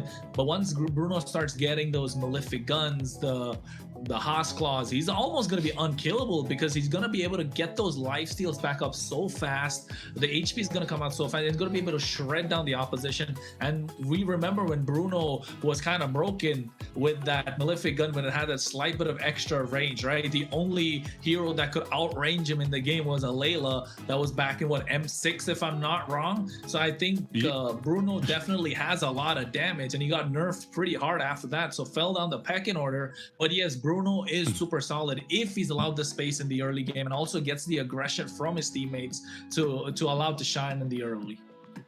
And we're gonna go into the. Are we starting? Sorry. Done. Oh. We're not starting. We're starting with something else. We're starting with diamond drops.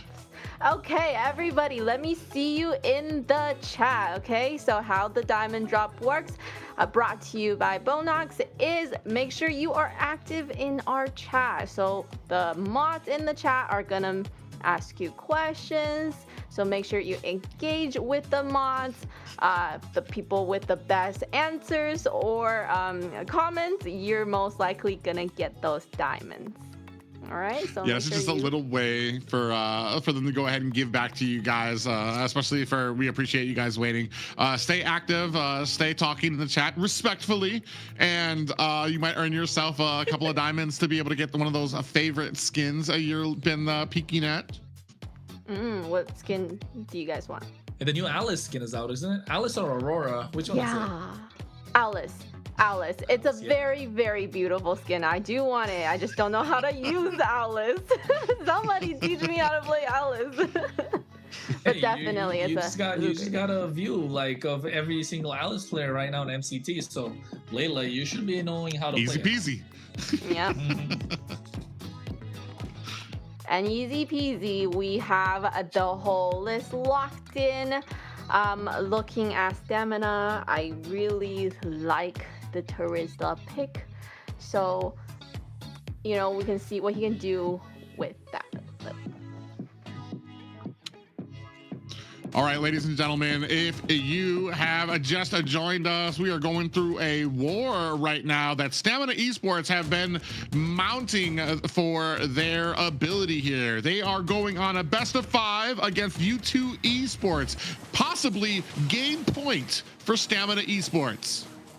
Yep, Stamina Esports match point, and this is what they need to do: get the game in the hands of Lil Rosa. It's not about Dez anymore, and you can see Sykes is making sure they can stop the early rotation. Zultra taking out Super with a quick sand guard to slow them down. Sykes might be on the chopper block, and he gets first blooded by Yomel, and Stamina Esports instantly on the board.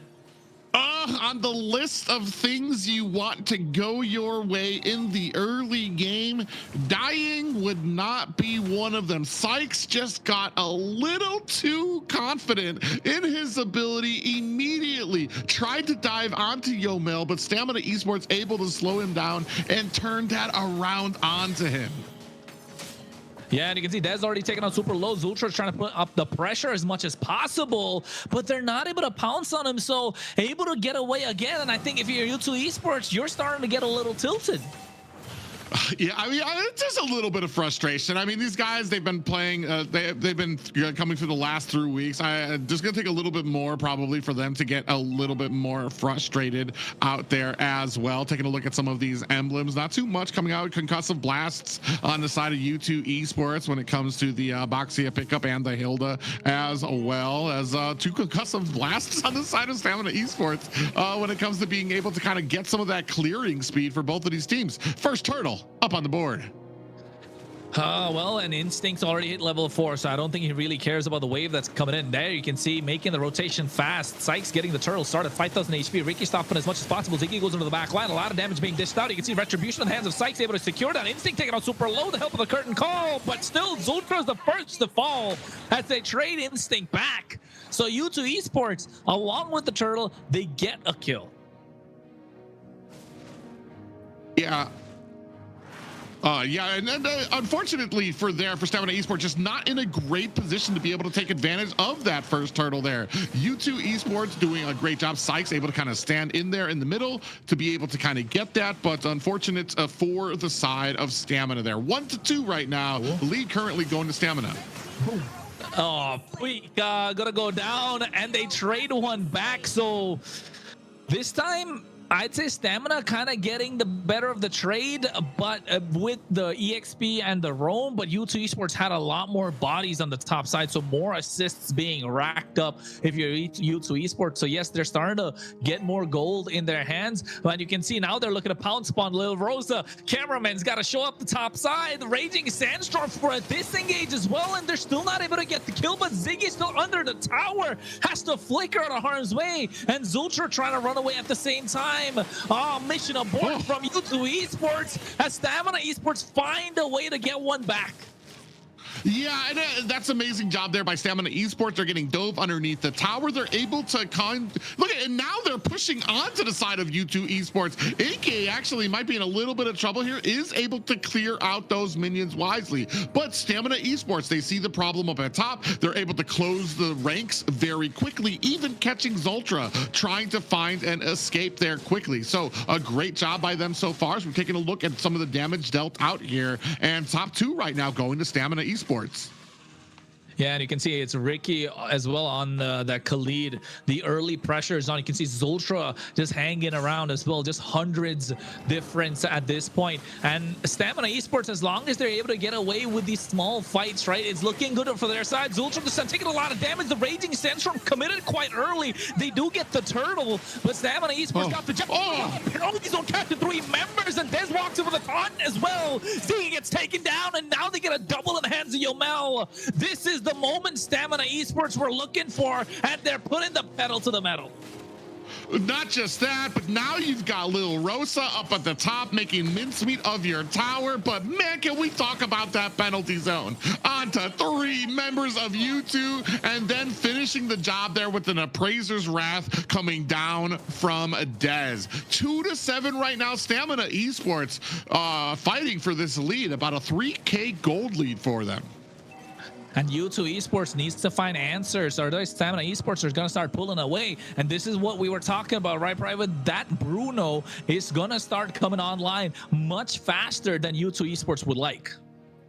Yeah, and especially now that the Stamina Esports have shown that they don't really need Lil Rosa in any of these fights just yet, that's going to make a lot of these objective fights a little bit more troublesome for U2 Esports. They need all 5 members there, which is, and if they lose that fight, you're losing that fight, plus the towers going down to Lil Rosa as we focus on this mid.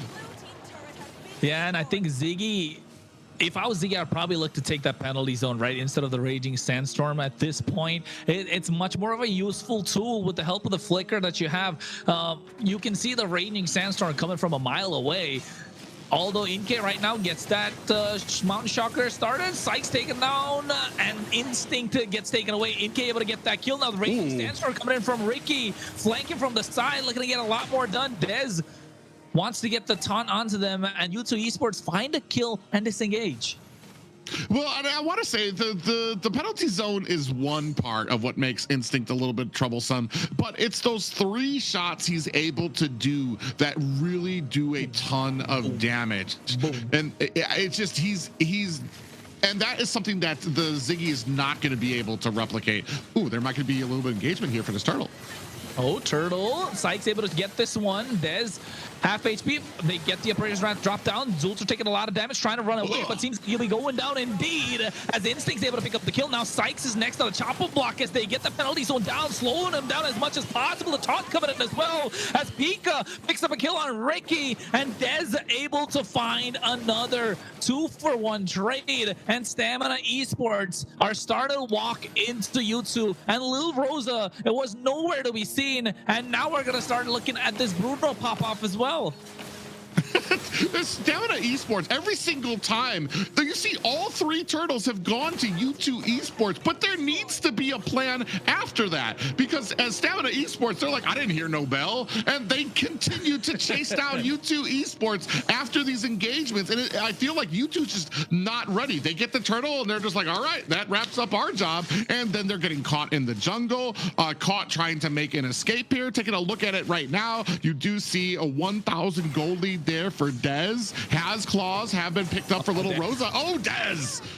Massive shutdown. NK able to get him, and just as he needed the endless battle as well. So now NK is going to start racking up these kills. He's got 3 in his pocket, and Lil Rosa gets the Berserker's Fury. Now it's going to be a battle of the goal laners to see who can dish out the damage. But you can see on the top side, they already popped the Holy Shield.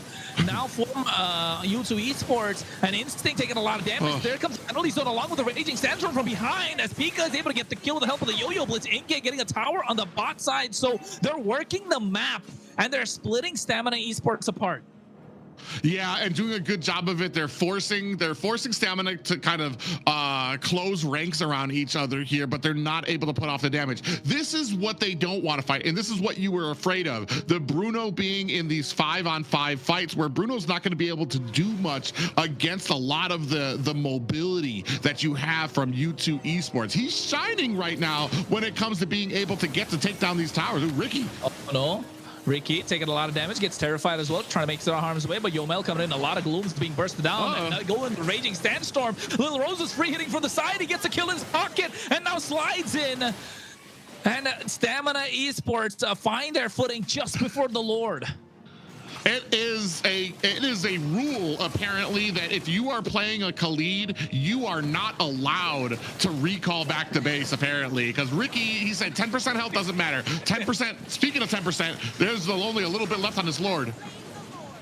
Now they're able to secure it, and you can see a lot of damage coming out of the mid lane from Pika onto Ricky, who's still able to surf out of harm's way.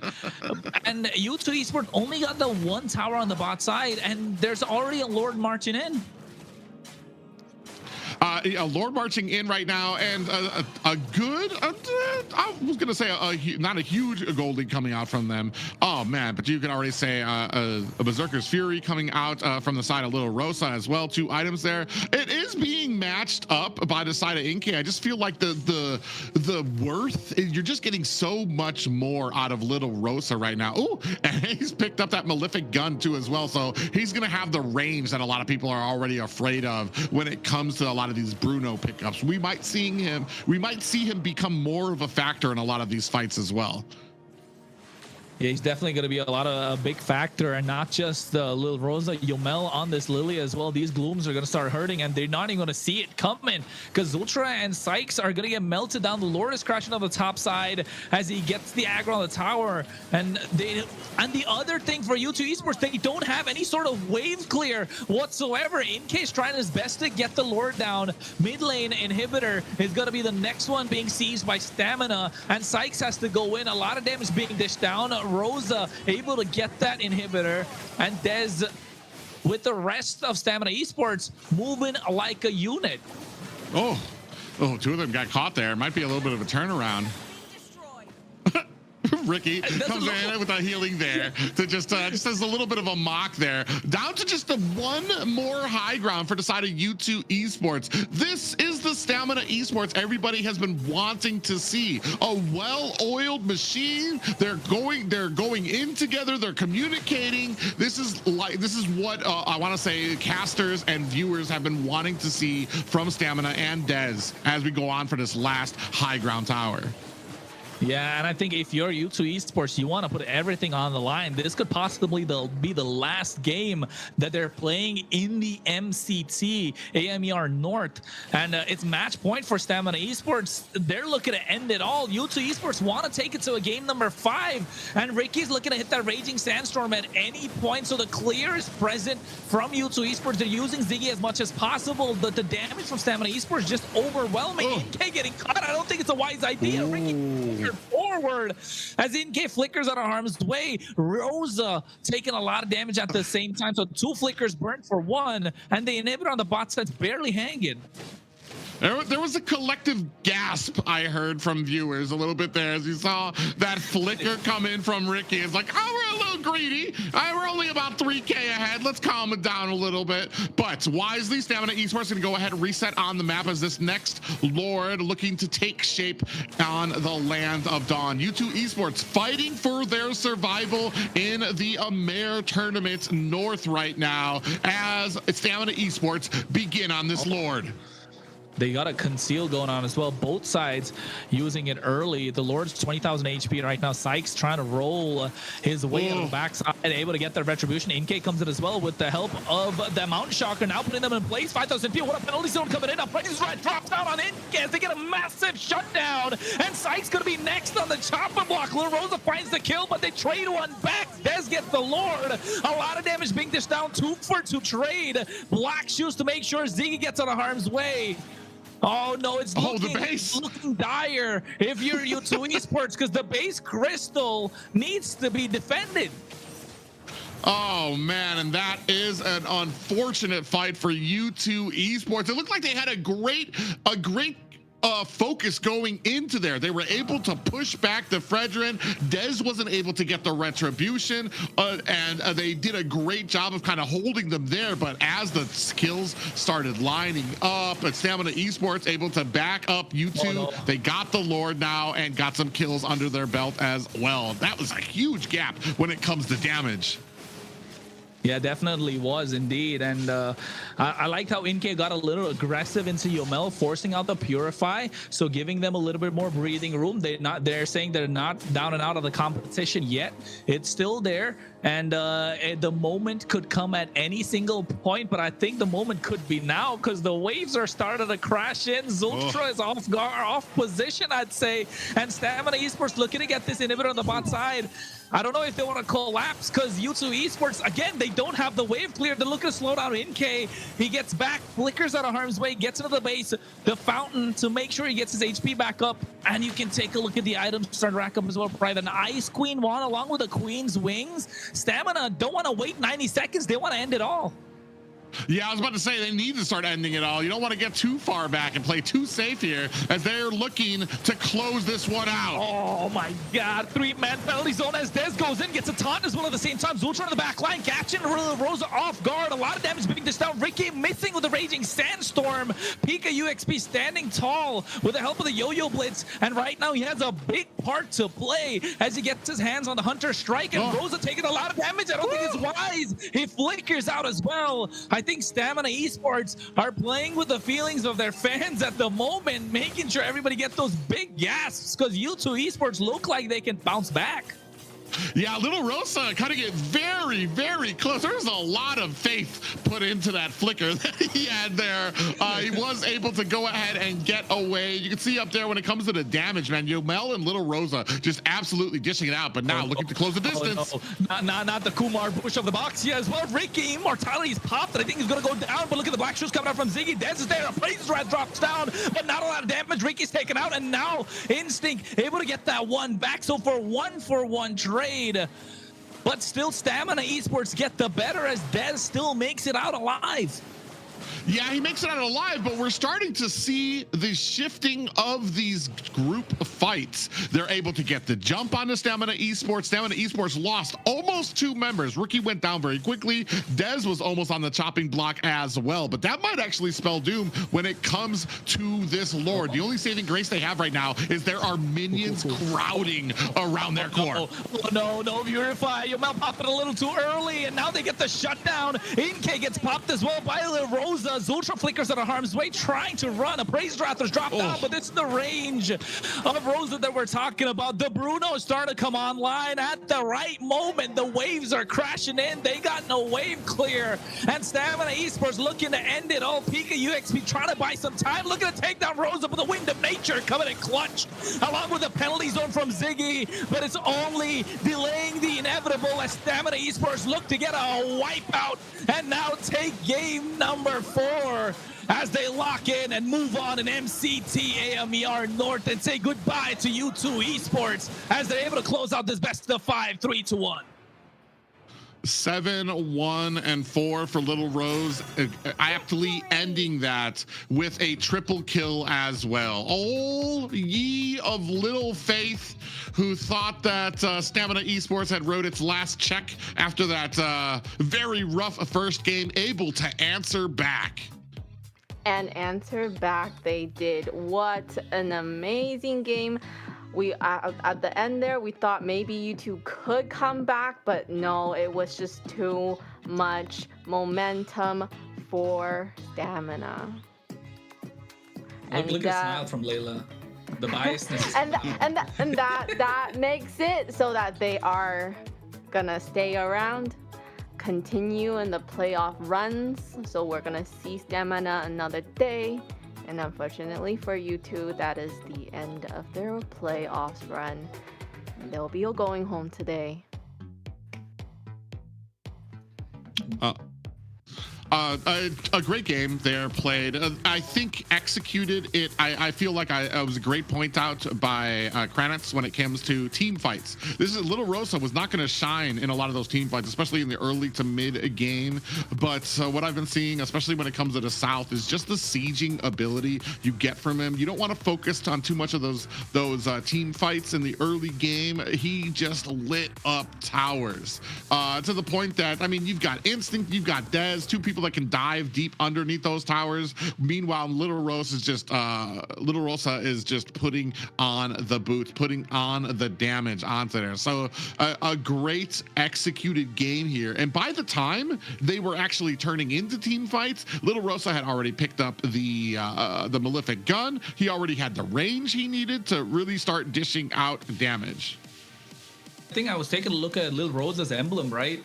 I think that's the reason he didn't have the extra bit of oomph in the early game. Went for a fighter emblem with the Festival of Blood, so able to sustain a lot more in these team fights and even in the laning phase. But that being the difference maker on how much damage he could dish out in the early game and once he got the damage in the late game. So I think that being a way that Stamina Esports could win out in the laning phase as well against the Eastern Shin. But U2 Esports, right? This is a replay of game number 2 of what happened, and now we're back at the round 3, and now we're back at the replay of game number 4. You could see that Pika UXP, this penalty zone, right, Private? Yeah, it was huge, and then followed up by Dez with the damage coming down from the Appraiser's Wrath there. I mean, as much as I want to say it was just on Little Rosa, but like the zoning ability coming out from Instinct on this Terizla. I know we don't see Terizla too often here, but yeah, just a great pickup by Stamina Esports to really kind of turn around this fight. Yeah, and I want to say one thing that we haven't we kind of overlooked is Yomel with his mages always being able to kind of always deal the continuous damage while they're doing all the fights. And I think kind of showing that Stamina Esports is not just a one-man team, not a one-man army. Everyone was able to step up to the plate when it mattered. Even Ricky doing an absolutely fantastic job on this Khalid. I mean, I would say 40% of this Raging Sandstorm kind of missed, but at the same time was able to apply the pressure and move certain pieces into certain positions, which allowed Stamina Esports to get the victory and the MVP this time. Coming around, hey, we got him finally. Demon Time Des, 4-1-12. And Private, you were right. After the penalty zone was dropped, him going in, not just landing the Appraiser's Wrath, but getting the taunt to pull those 3-4 members that are caught in the chain to be slowed down a little bit more is what we see. We see Dez on the Assassins quite a lot, but not a tanky EXP. I mean, we've seen other players get this Fredrin MVP quite a lot, but not Dez. It's for me personally, the flashiest.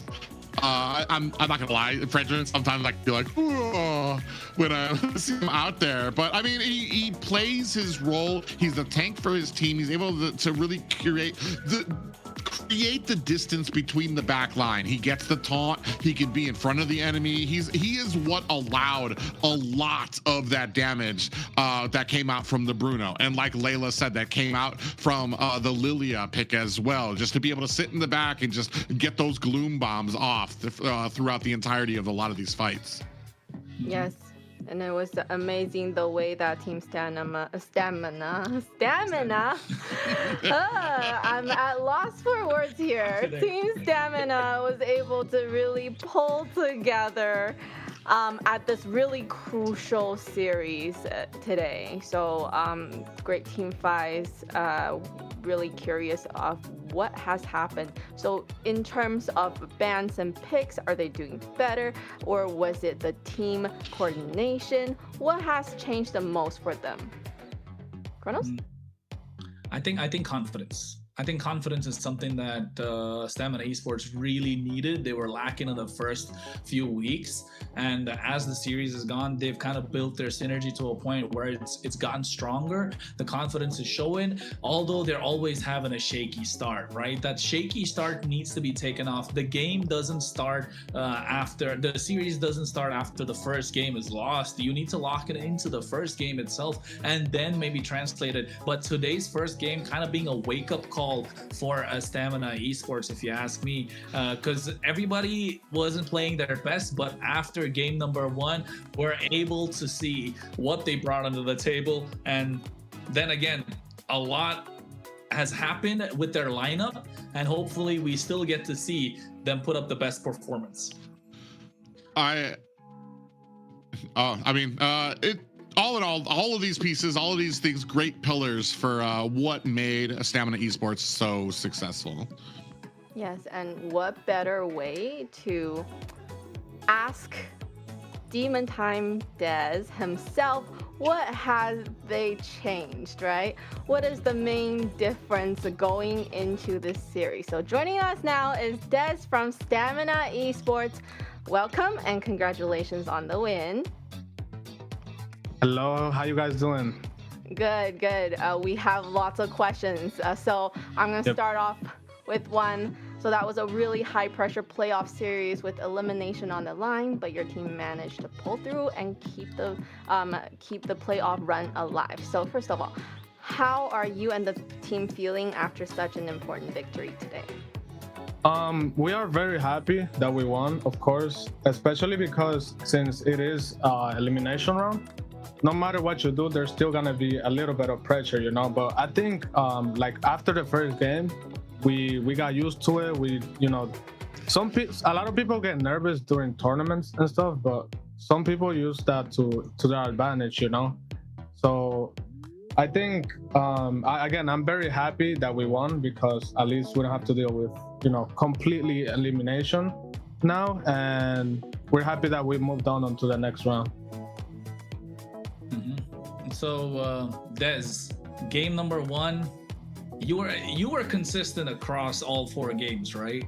Well, what happened to Ricky game number 1? We saw a couple of videos where Diamond said he's the one who gets tilted the most or the fastest in the entire team. What happened? What was the conversation after game number 1 for him to bounce back and get that MVP performance? Yeah, honestly, he doesn't get tilted anymore. Like, he's good now. I just think on that first game, it was more of a, coordination. It was the first game, so maybe people were a little bit shaky. But I think another thing that plays a part is also the MS, because in the first server, we play in their server, and then for him, he's like 90 MS. So it's a little bit complicated for him to, react as fast as he could, but we also made a lot of mistakes in general. And then I think U2 also played that very well. Yeah, I was kind of gonna caveat off of that too. The first game a little rough for you guys, but even when it came to the second, the third, and the fourth, I feel like the communication, the synergy between you and your teammates got better and better and better to where I feel like it was the best during this last game as well. Is that what you feel? And do you think that there's maybe something that you guys are going to do so that you guys don't have that rough of a start in the early game where you're not kind of, because like that's kind of a rough like way to go. You want to be that game 4 team at game 1. Is there any plans to try to like kind of try to bring that synergy earlier? I think it's definitely just keep practicing with the same lineup, because you guys saw that we had a lot of roster changes, so that definitely plays a part. But I think in general we did pretty good again on those first 2, 3, and game 4 we did pretty good because the communication was way better on that game. You didn't have like all of us trying to call out simultaneously. We just mainly gave the shot calls to one person, which is our mid laner, Yomel, and then everybody else kind of tried to add a little thing here and there. I think that definitely was what made us like such a huge difference, you know. So Do you have another question, Carlos? yeah, I do. I'm about to say, so now you've beaten U2 Esports. U2 Esports out of the competition. They played well, of course, but you guys now move on to facing Influence Rage Origins, right? And you've beaten them before 2-0, but as we've gotten closer to the playoffs, they've started building a lot of momentum, and now all of a sudden they look like the team that could really pull up a lot of upsets. At least for us, that's what we believe in. And you think it's gonna be a similar performance, 3-1, 3-0, or are we looking a little shaky against Influence Rage Origins? I have no predictions because at the end of the day, again, I respect all of the players and I think every team is strong, but we're definitely gonna be confident to go for the win, you know. They also, I think they're making some changes to their lineup. I'm not sure what, but they're also gonna be, you know, with a different lineup, same as us. And I think we should, it doesn't matter like who the enemy team is, we should be ready for anything and just lock in to get the victory, you know. Perfect. I like the confidence you guys are going in with that. Last question. Do you have anything you'd like to say to the fans who supported your team today? I want to say thank you, of course, because a lot of people did like put hate comments. Of course, we see that, people see that. Not really, because you know it's better not to pay attention to those things, but looking at the replays in general, a lot of people in the chat, they always trash talk like the losing team, or it's like I feel like they should just respect the players more, because if you haven't been in the situation to where you're like in a tournament yourself and you don't know what it takes and the pressure that players get and how things work behind the scenes, then I think you shouldn't be so harsh on the other players in general, you know, not just us. And I also want to, you know, I appreciate everybody who still believed in us until the end. And I'm glad we were able to perform well today. Perform well, you guys did once again. Congratulations on the victory, and thank you so much for joining us. Best of luck to you and the rest of the team as you continue your playoff journey. Thank you.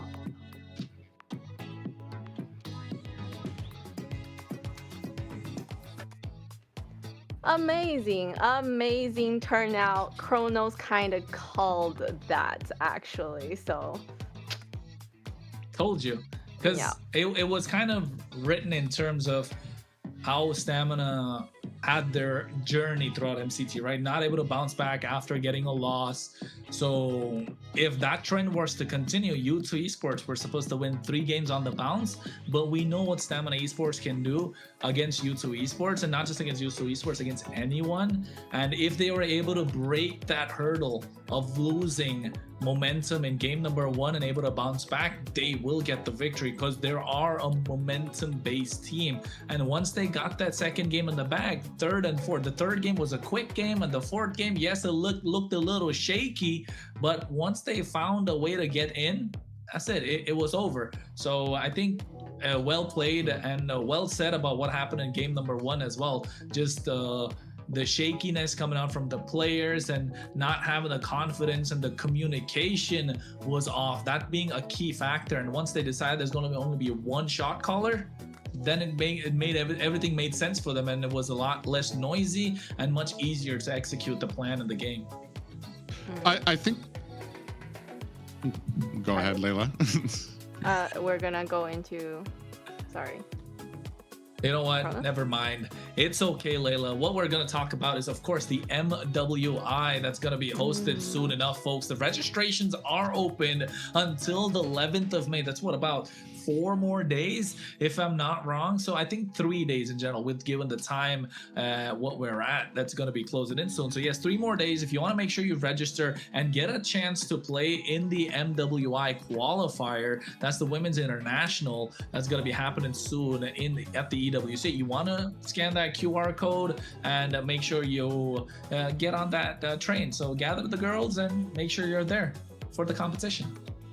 Yeah, make sure you are there with your girls and to prove what you have to be a pro player. And up next, we want to get into take a moment and thank our sponsors, runestone.gg, for supporting MCT AMER North 2026. Today's broadcast is proudly supported by runestone.gg Esports, infrastructure built for people shaping the future of competitive gaming. From real-time data to Leviathan tools, Runestone works to make esports more interactive, more insightful, and more rewarding for everyone involved. So be sure to check out runestone.gg and see how they are helping power the next generation of esports experience. And I'm sure they will be powering the MWI as well. Yeah, if you guys are looking to improve your gameplay, why not go with a company that shares your motivation, shares your passion for that game? Look no further than runestone.gg. So we kind of went through that first series of the day, continuing what we said about that team communication, having one shot caller, and which is Yomel at this point, right? And we've seen Yumel really just being able to kind of coordinate properly and be able to bring that team to that win. Now, coming up, we have a quick break. We have a 3-minute break, so we're gonna see you guys back in 3 minutes.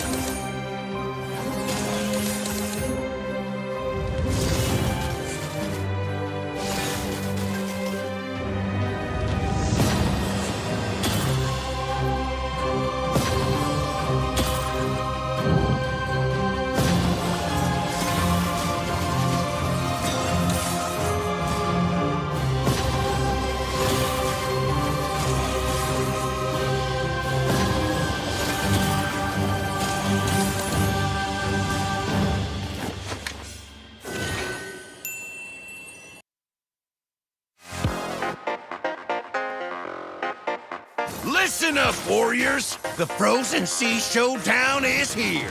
8 Brancos, 2 sides. Ready your hooks. Well, the rules? Real simple. Hook 'em over, then bash 'em. Or hook 'em back and stash 'em. Remember, kills will make you stronger. More kills, bigger targets, so swing those hooks. More kills, better hook, so wipe off their looks. Crabs in the river? Hook 'em. Reel them in for new skills. Stun. Magnet. Reflect. Chests in the cave? Hook 'em. Reel them in for new skills. Team heal. Team Superhook. Crazy ults. Total chaos. Triple hook.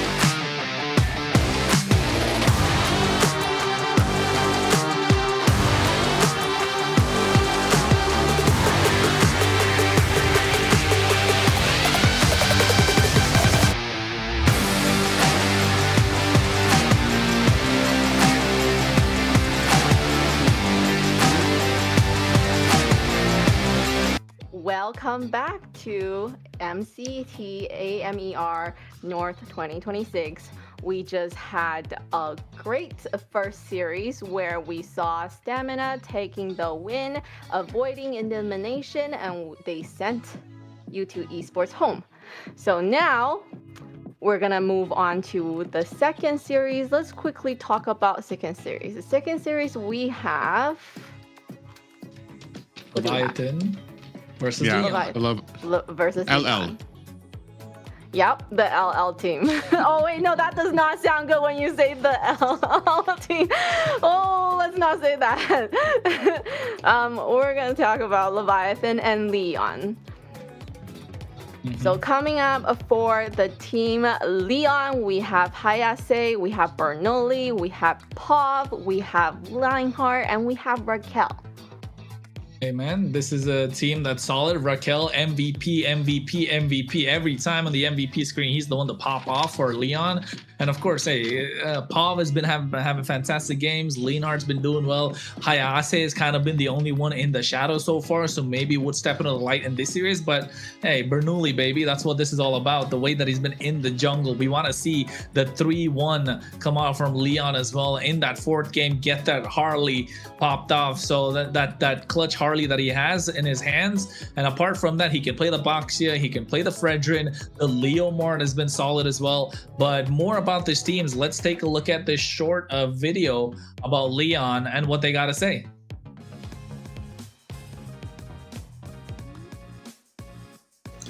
Hola, soy Hayase y este sería mi top 5 líneas de experiencia para el MCT AMER. En primer lugar me pondría a mí, luego sería a Ginu, luego sería Instinct, Delicato y por último PK UXP. Great confidence coming from Leon. So now we're gonna introduce the team Leviathan that's going up against them. We have Bethlehem, we have Wampy, we have Yato, we have Isol, and Promise. New faces here. New faces this season, but when it comes to the history of North America, some familiar faces that I'm seeing here. But when it comes to playoffs and juggling around your roster, I feel like Leviathan have kind of struggled to find those 5 that they can stick on and really lean on to be successful. Not the only ones, like we said, we just watched as Dez and the rest of Stamina Esports juggled around the roster and were finally able to set it in to find something successful. So we're going to see if Leviathan has those answers here. And also, let's see what they have to say themselves.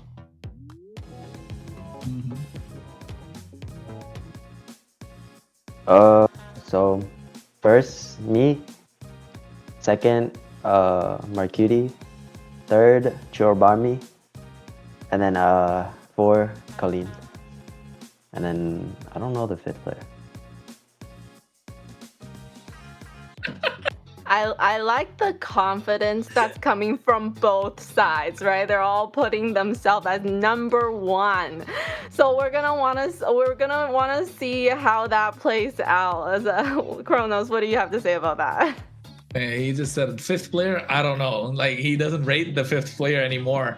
If you're Yato, right? But I think in this series, yes, it's gonna be coming down to the mid laners quite a lot. Yato as well as Pav, they kind of set the tone for their teams. And in the jungle, with the changes that the Leviathan have made, I think we expect them to kind of drop game number 1 because synergy is gonna be a big factor. Nerves are gonna be a big pointer as well. Promise has been in the North American scene for a long time, so he's no stranger to play under pressure. But yes, and that's why I would say Leviathan still looks strong as a team. They just need to find their groove. It feels like they're off form, so maybe if they do find their moment, they will pop off. What do you think, Private? Yeah, I mean, Lyon, they're going up against a very tall hill to climb here, especially because Lyon they've kind of gone through what Leviathan has earlier. They had to change out Synerjun for Bernoulli, who's been starting to find his groove, starting to find his little flow in the team, backed out by Raquel as well, who's had some outstanding games. But Leviathan, like I said, they're kind of, you have a team that you've just kind of put together 2 players already that had to kind of maneuver into, and then you're taking that against the team that's already built up synergy here through the past 2 weeks, through the Swiss stage and everything. So it's going to be a tough pill to swallow. One thing that I did want to bring up though is when it comes to especially the playoffs, when it comes to there's something else that it takes to kind of compete up at this level, and that's the mental fortitude that you can sometimes only gain from having the experience up here. I feel like Leviathan has that experience. They've been up there, a lot of these players very familiar with when it comes to regionals in North America, so they've already made a name for themselves. The same thing kind of comes out from Lyon. The big thing for me, especially when it comes to last series, is how we were talking about Stamina Esports. They usually fall down after, they can't pick themselves back up after a loss, and a heck of a loss that they got because Ricky, what did he go, like 0-8 on the Rome? But to be able to take that game and to come back and gets a game that he was the MVP on Marcel, playing the exact same way. He didn't let that get into his head that, man, these guys picked me off every single time I went forward. And Dez was talking about it too when he said about just what he hears from people when people are being negative on him, when you don't let that stuff get into. And that's another little pillar, another little aspect that these teams, especially in the playoffs, need to kind of get over. And I want to say both of these teams, Lyon, Leviathan, I'm sure they've heard their fair share of negative criticisms about them, the restructuring that they've gone in through the weeks in here. Here, right now, this game, this series is where you have to focus, where your head has to be at if you want to continue on. And having that better mental fortitude is going to help decide who moves forward and who does not. Right away, respect Ben on the Kufra. 100% respect Ben. I was gonna say that this is not the first time we've seen them face each other, right? We've seen them face each other earlier in the best of 5 where Lyon got the better of the Leviathan in a 3-1, and that was the day Raquel was the MVP and like kind of making sure he gets a place in the MVP of the week.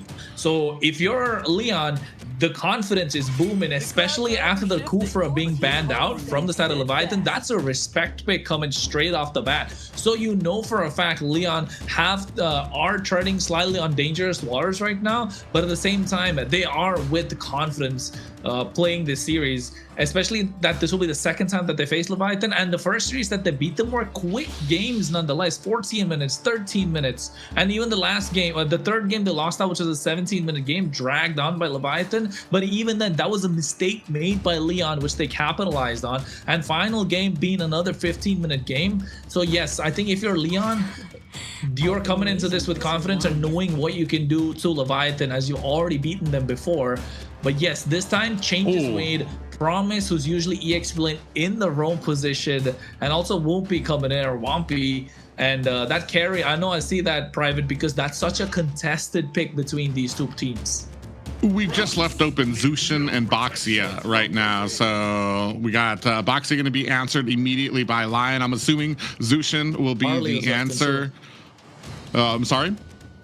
Harley left open too.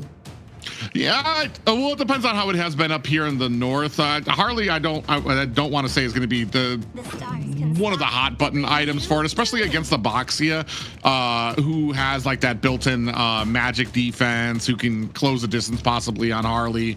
Zushin, immediate pickup for the side of Leviathan. So we're going to see if Lyon's going to have what they have in store to be able to close the distance, be able to get to that back line, because Zushin is just an offensive force. And while I do talk about South letting it through, I still feel it is ban worthy. No matter, because even the games I see, it just like, was it worth it? Was the effort you had to put in to shut down that Zushin worth it? The sweat and the tears that you had to do for that game. Look at that pressure. Yep. So with the Basha comfort pick for Bernoulli, and then we have Hilda with the early game. I think that's what's happening, right? Hilda, somebody pick up Hilda, the other team pick up Khalid. It's just like a thing now. Who in the early game would have a more of an advantage at this point? Leon, 100% Leon, with the Boxia being present, right? The Hilda, Boxia, and Zetian, a lot of poke is there. Boxia can rotate much faster, although the kill pressure is there on the side of Leviathan with this Jushin that can still dish down the Lantern and get a couple of kills in the early game. But yes, okay, I'm not a fan of the R-Lot, but I think still Leviathan, that mid duo, looking to fight for river control alongside Leon's mid duo, so it's going to come down a lot to the mid duo. I mean, it's a lot of displacement that you have for your team. You've got the Lantern that comes out from Zushin. You've got the final slash from Arlots, and then you've got a stun potential from Khalid. So there's a lot of setting potential, a lot of answers when it comes to setting and how do we start a fight that comes out from a Leviathan. The only problem is, I mean, I guess the harassment in the early game, the Khalid doesn't really have a target unless he's going to be able to kind of, we're really focusing on the Zetian. He's definitely not going to be able to harass Boxia too much. It'll be very interesting here, and then especially as the stuns come out, as the Zetian comes out with their ult. I think where and when will Zushin be in her combo? Have we already ulted? Have we already flickered? Are we going to be able to find those types of escapes? The biggest problem is being able to close the distance on the back line to try to clamor up a Zushin, because you cannot just let her spray on that damage and that CC for your team. Now we're about to edge out of the second banning phase from both of these teams. See Yuzong and Phobius taking off the side for Leviathans, and Joy and Leomore taking off on the side of Lyon. Right on. I'm just liking the way the draft is going. I'm trying to see how and what they can build around here, because they've already got their jungle on the side of Leon. The Granger looking so good right now for Leviathan, because they can kite what the Boxy can bring in, they can kite what the Hilda can do, and a lot of pokes already present on the side of Leviathan. But I think again, maybe that Sky Piercer having one or two in this case, I don't mind, because it's with the Jushin, and still you have a lot of protection for this Granger to play around, and we know how good ISO can be on this Granger. It was a staple at one point, and the Terizla again in this series being picked up though by Leon. They're still lacking so much damage, if you ask me. They have the poke from the Hilda as well as the Zetian. They have the set potential coming in from this Terizla. They need to find the finishing blow, and YSS is not it, in my opinion. It's good, but you're looking to have much more of a consistent, like slow-paced game if you're Leon, which has been their play style for the better part of the MCT. On the other hand, Leviathan can blitz. They get a couple of kills and they're looking unstoppable. So they got a lot of poke on their side, more control, I believe, in the game in these turtle pits as well. So Leviathan can go tank jungle, they can go damage, it doesn't matter. Suyo's an option, they can go for the Fredrin even at this point. It all works out. They have a lot more options that can maximize the potential of this Granger as well as the Jushin. I was going to say Suyo, yes. Fredrin, no. I think the Charizla would have been a counter for Fredrin. Let me get that out first before we discuss this Fanny pick. Coming out from Leviathan. Looks like, is that going to be Woompy? Is going to be the jungler for? Yep. All right. Hey, I can't say yes or no. Woompy might be the greatest Fanny we have ever seen in our lives. Well, I don't think we've seen a Fanny, have we? No, we have We've never seen a not. Fanny in MCT. I it's have. crazy. The crazy kind of game style that these two teams has right now. One is very, very offensive and aggressive, and then the other one is trying to keep it stable, less fast-paced. So it's really gonna be exciting to see how this works, and what a great way to debut, you know, in the MCT with a Fanny. That's gonna be spicy. And I want to say not an intense amount of CC that's coming out from the side of Lyon. So, I mean, a great opportunity for Fanny to be able to get a victory here. But ladies and gentlemen, this is going to be our second series of the night. Lyon taking on Leviathan. Both of these teams fighting for their survival in the opening of the AMER South playoffs. Or the AMER North playoffs, I'm sorry. Private, you can see a lot of damage on Raquel already, forcing the flicker in the early parts of the game. And this is what you were talking about, right? Yes, you can counter the Jushin, but is it worth the effort? Is it worth fighting tooth and nail just to counter that one pick, just so you can get the victory? It in my opinion, no, it's not. But you can see on the bot side a lot of pressure. Oh yeah, Hayase actually gonna have to get himself out of harm's way now, driven down to about 25%. Ooh, but talking to Fanny, you can see Whoopi in the midst of a fight is able to get away. You can see that on the mini map. The little zooming of those cables from Whoopi was able to find and escape. And this is the thing too. You have to put all this effort into being able to get into that back line to shut down Yato on the Zushin, and you're gonna have to be competing with the Fanny. The big thing though, the biggest problem for me though, sometimes when it comes to a Fanny, is that purple buff. She's a huge target. If they can take away that purple buff, you take away, I want to say 60% of her offense. Yeah, and I think that's going to come down to how they're going to be able to translate after the first turtle. So Lyon looking to get that one, getting into a better position, I'd say. And Whoopi, this Fanny could be absolutely genius or great, or it could be a big whiff come out on their side, if you ask me, because we haven't seen a Fanny so far in MCT North. It's a debut pick indeed, and for a reason, because it's so risky, right, in this current meta. But it works wonders if it is allowed the space to get to that point where you can dish out the damage.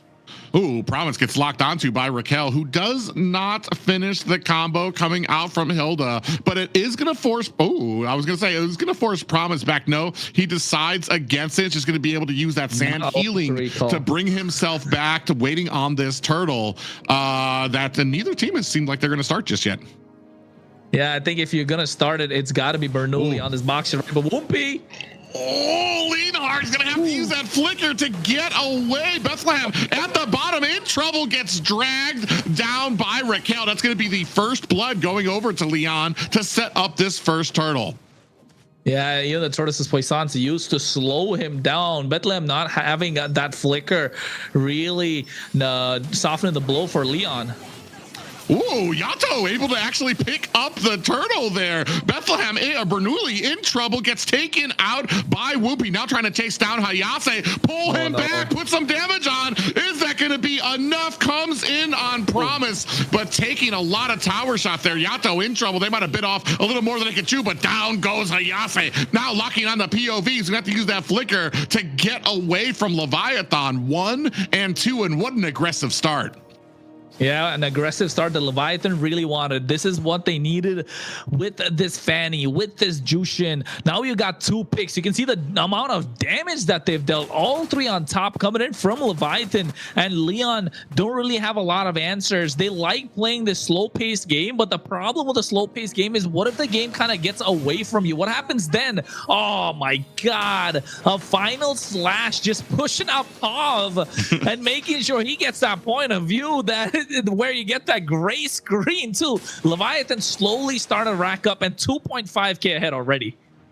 Yeah, I want to say there's a great amount of synergy coming from there. I don't really feel like I felt when I saw Stamina, where a lot of people were having issues. Not everybody was at the same place. I feel like the shot calling's on call. All of these guys are on the same wavelength when it comes. Raquel, ooh, nice little penalty zone does come out there, followed up by the stun. Whoopie in trouble, gets taken down. Yato's gonna have to use his ultimate to get himself out of harm's way. Meanwhile, Bethlehem might be in a little bit of trouble as they try to lay on some of the suppressive fire. Down goes POV as Promise healing up underneath his tower. Looks like Lyon trying to disengage. In comes a Raging Sandstorm onto Hayase, trying to keep the damage up. Is it going to be enough?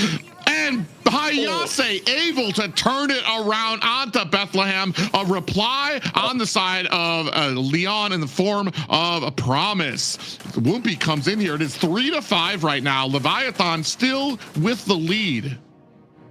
So fast around the map, right? The way that Leviathan are moving, Promise is present, and so does Whoopi. Whoopi actually died and just came back into the fight in that moment, and it could have looked a little more dire if you're Leon, because the way that Leviathan are moving, they're playing aggressive as much as they can and trying to extend this goal lead even further and push back Leon to a point where they can't really make a comeback. And Leonhardt right now taking a lot of damage from Promise, and Leviathan have control of this pit, but they don't want to get the turtle started because they have a Fanny who can have cross map plays instead. Yeah, and that's going to be Raquel actually in a little bit of trouble here. A little bit of a hello there from Bethlehem underneath the tower. Speaking of which, underneath the tower, Leonard gets taken out by Promise, and just to back them up, a little bit of stuns coming down there, not able to help on the side of Leon. Still ignoring this turtle who's just kind of sitting there wondering, hey guys, is anybody gonna plan on getting me just yet? Both teams, I feel like, are not as confident in their ability to hold an objective, rather would try to catch out Leon fighting back. I know, it's like one of the few times where we've seen the turtle just not contested. Nobody wants the turtle. He's just hanging around by itself. Oh, but Hayase, yeah, checking the wrong bush is going to have to flicker away. That's going to be a spell he's not going to have for the next objective. So especially a penalty zone combined with a flicker is just so useful. Now you can see already Whoopi sees that, is going to go ahead and start up on that turtle. And gets it at the right time as well, where the next one can't really spawn. It's just converted into a Lord right now, 7 minutes into the game. ISO needs to start racking up some kills. He already has one that Skypiercer is going to start showing. Yato is taking control of this river. Bernoulli can't really walk up into a bush without getting spotted out or without getting picked up. And you can see that displacement that we spoke about earlier in the drafts is starting to show. That final slash, that lantern flare is too much for them to deal with. Now the bot side as well, they're collapsing. Yeah, a great job there by Promise to go ahead and stand in front of ISO, tank a lot of that damage, give ISO a decent amount of room to go ahead and get off that Rhapsody. Raquel coming in against 4 members here, just a little bit of a hello there he's given up to Leviathan, but I feel like more and more as this game goes on, we're at about a 3k gold lead for Leviathan. It's starting to slip away from Leon. Leviathan just keep on building up that snowball, getting stronger and stronger and stronger. Now looking to put some damage on to that bottom tower. I think with the mobility that they have, they should be able to get a lot more done on the map. They're able to get tier on the top side, but the mid lane, final slash already used. Yeah, looking for an opportunity right now is a Leviathan. Ooh, actually got caught. Whoopi underneath the tower finds Leonard, but a fight over at mid. Raging Sandstorm comes out. Is that going to be enough? You can see the suppressive fire coming out there from the Granger. ISO trying to take them down, trying to keep that distance up, and finds a kill onto Bernoulli. That is going to be 8-3 in favor of Leviathan. Even gets a Malefic Roar in his pocket, right, for ISO. So now he's going to be piercing through whatever armor that Leon are building. We're talking about Raquel. We're talking about Hayase, Bernoulli. They're the tankier members of the team, and they're going to be taking a lot of damage now. And 5 members of Leon, or rather Leviathan, on the top 6 of the damage charts. It's not looking good if you're Leon. You want to start racking up the damage much faster. Otherwise, you're basically inviting Leviathan into your base. You're absorbing a lot of pressure, and that's not yielding any sort of results. I mean, speaking of which, promising a little bit of trouble here, looking for an escape. Out come the stuns. Are we going to be able to capitalize on that from the flank? Oh, final slash comes out. Takes POV to the side. Bernoulli gets caught. Bethlehem trying to find the disengaged. Neither team very confident in trying to take this Lord just yet. But I was going to say that there's a big pressure, big shoes to fill from Whoopi, but he seems to be doing all right, especially with something as drastic as a Fanny pickup in the first game. He's not getting caught too much. 2-1-1 right now. He's able to get a lot of these objectives. He was able to get a push at the bottom to get a tower as well. Ooh, and now we have an engagement. Bernoulli gets a pick up, and ISO finds the killing blow. That's going to be a jungler down for the side of Lyon. Leviathan find themselves with a huge amount of room to take this next Lord. Yeah, no retribution coming in from Lyon, so that means their Leviathan are free to pick up this Lord, and I think Lyon really having a hard time right now. You can see already a lot of pressure being piled on. Again, it's all coming down to this Jushin. Yeah, and this is the pressure I was talking about. Being able to try, not only are you worried about trying to close the distance onto that Zushin, but now you're worried about a Fanny. And also in the back line, you've got ISO, who is blasting away at your team. And Bethlehem in the front just trying to use the final slash whenever he gets the opportunity. Doesn't matter if you're full HP or if he's by himself. I mean, that skill's got, what, about a 15-second cooldown anyway. And the Leviathan are just abusing the factor of all those spells, and they got all their spells online. I think Bethlehem is looking for a play. Yeah, they're looking to find themselves an angle. Oh, a beautiful little final slash there comes out from Hyase, who might be in trouble. He's going to have to use that flicker to get out of harm's way. In from the flank comes Whoopi, tries to put on the damage as ISO cleans up a kill onto Bernoulli. That's going to be one down, the jungler down for the side of Lyon as the Lord crashing up at top. Leviathan go ahead, put that pressure onto the high ground tower of Lyon, but decide to disengage instead to take out the tier 2 tower at mid. Only high ground towers left for Lyon at the 11-minute mark. Leviathan have not finished, flickering over. You can see a big ult coming out from the side of Leviathan, but turning it around, in comes the cables from Leviathan. Whoopi finds a kill on a POV. ISO able to take down the tower and finds a kill onto Hyase. The rest of Lyon reeling, trying to clean up these minions. Yeah, and the worst part, they don't have the best wave clear once Pav has gone out of there. That's kind of the only wave clear they have with the Jushin. Slight bit of range. I mean, the rest, Whoopi's just coming at the right time, able to get the cleanup after a lot of the heavy lifting is done by ISO, by Yato, by Promise, even Bethlehem to a certain extent. And now you can see another. Oh. Yeah, that might be a little bit of the frustration coming out of Lyon there, trying to go in alone as Leviathan pick him apart. Now, a lot of pressure coming on to the mid-high ground tower. Only one more final slash comes out. Raquel takes a heap of damage, and all the damage going on to this team. 3 down for the side of Lyon as the rest of Leviathan juggle the aggro and find their first victory. Well, that was a game where Leviathan kind of showing that it doesn't matter that you beat us in the previous series. Now we're here to play. It's playoffs time and we're locked in. Locked in they are. And then also with the 2 new addition to the roster, Leviathan is looking like the champions that they should be. That game, what a great way to start off the series. Very, very entertaining for the viewers, I'm pretty sure. How do we do there, the new Django? How do we like him so far?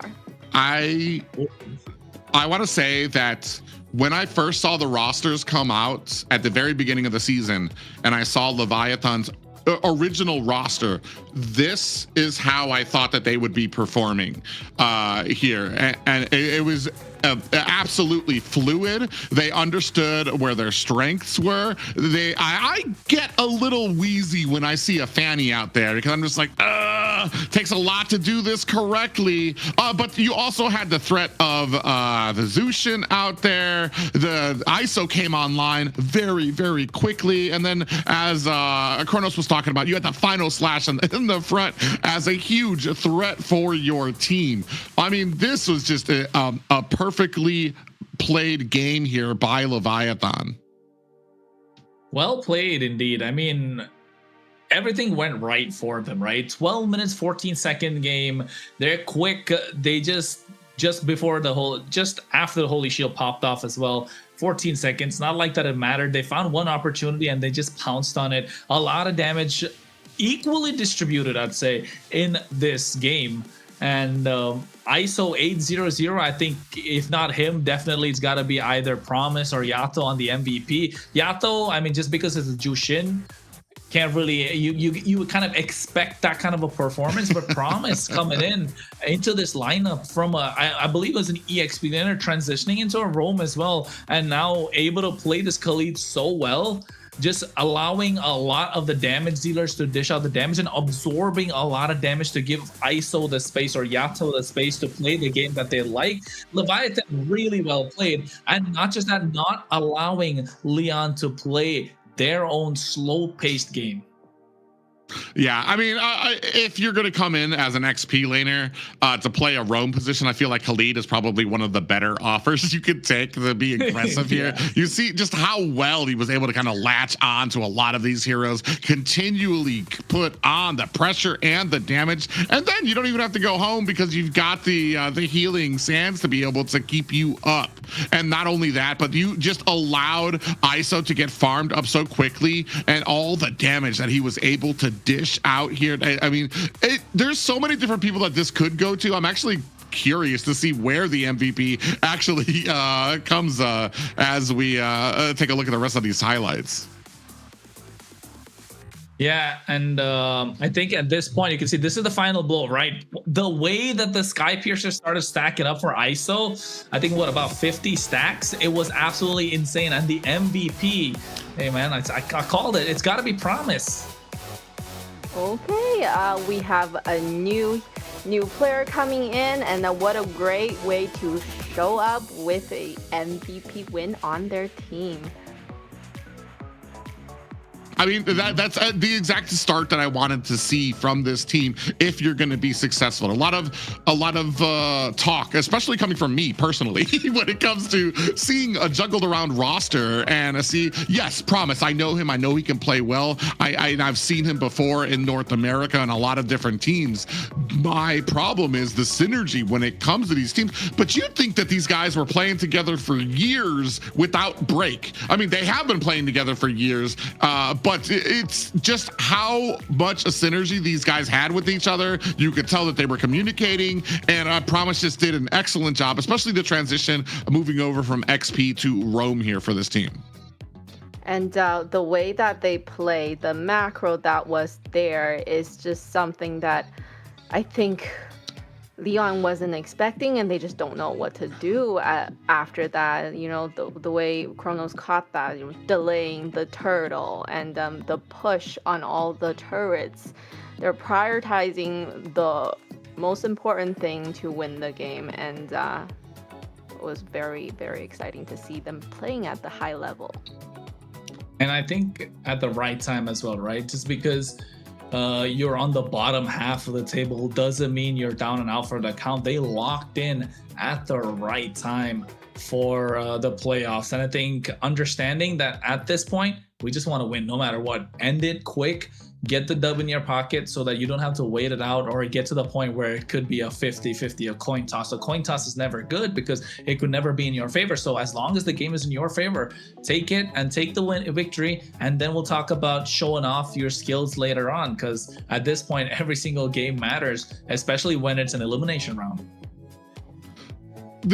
I just feel like that was a huge statement that Leviathan knew that they were going to be making. Not just to have Promise out there doing well, but the confidence to have a new jungler with your composition and be like, you know what? Yeah, Fanny. We're going to go with it. Now, Fanny didn't do great. It wasn't like on Fanny's back for that game, but the confidence to be able to pick something like a Fanny, once you're sporting a new roster, you've got a lot of things that have been juggled around. There's questions about whether your synergy is going to be added up to a team who's been playing with the same group for the last 3-4 weeks now.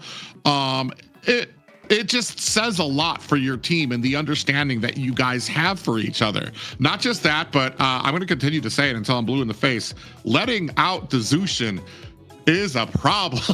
Like, there's just too many boxes that need to be checked correctly for you to be able to take it down. I know there's a lot of teams that do have some great drafts to kind of get into that back line to be able to kind of shut it down.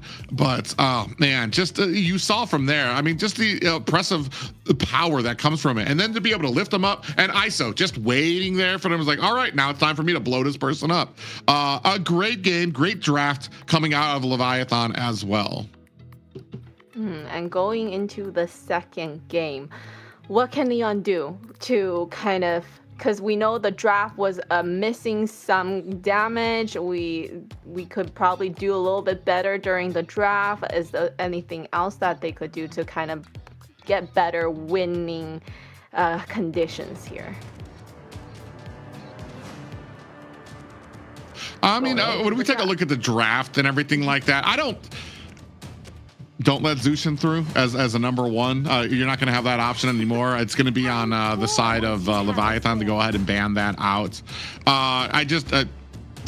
The Fanny came as a surprise to them too as well. That's but you're not going to be able to surprise them again. And I do like that we're kind of paying that respect out to Raquel, taking out the Kufra pick as well.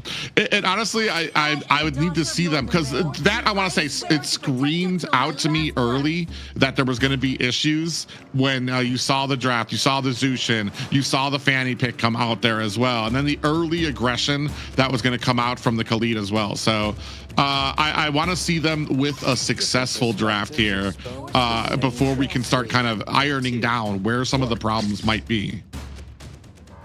And I see that Leon has chosen to go to the blue side again, giving them a first pick. I don't know. I feel like they should probably let, Leviathan kind of have that pick right now to maybe possibly do better in the counter picks for them. But they're gonna go ahead with that. Harley gone, Freya gone, Guinevere's gone. Kufra again respected. Leon rather taking blue side again this time. Marcel's gone. I think Jushin's a pick that Leviathan should ban out right now. There you go. Don't let it go because it's too strong of a pick. Leon made that mistake. Now Leon don't even get the Boxia in their hands. Carry's a solid choice that they go for, which was banned out of the previous game. I think right now, if you're Leviathan, lock in. If you want to go for the Boxia, if you're Woompy, but if you're more of an assassin type, Suyo's still left open, right? Apart from the Suyo, Phobius is still a solid choice if you want to go to the EXP lane. Still plenty of options to choose from. Eve is another good pick. Valentina is solid, especially in the hands of Yato. So I think just lock in the Valentina, double down on applying the pressure on the mid duo, and get the game in your favor. I'm kind of in favor of Suyo in a mid pickup, just because I feel like Suyo can close the distance on the carry early game and mid to be able to kind of shut that down early. A lot of the tankier pickups is where carry is really going to shine for them as well. You do invite after picking up the Valentina though. I feel like, ooh, so we're gonna go with the Suyo and the Kaja. I don't know what Kaja's win rate has been in North America.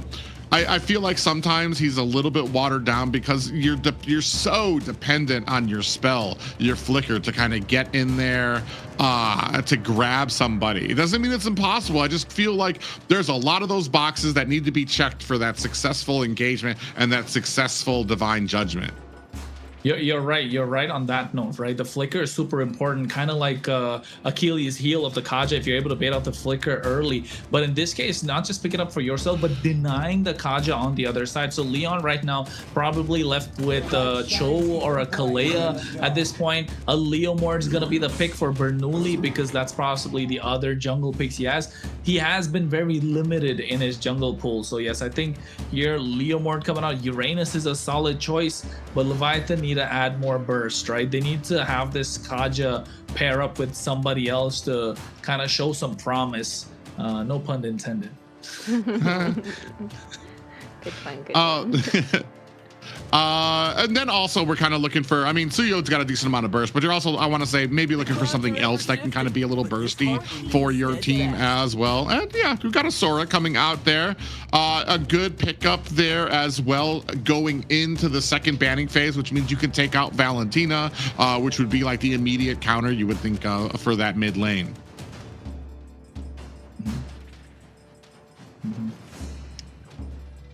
Never mind. I thought Layla was gonna say something, but I don't have anything we could see it. An enthralling statement was just building and waiting to come out.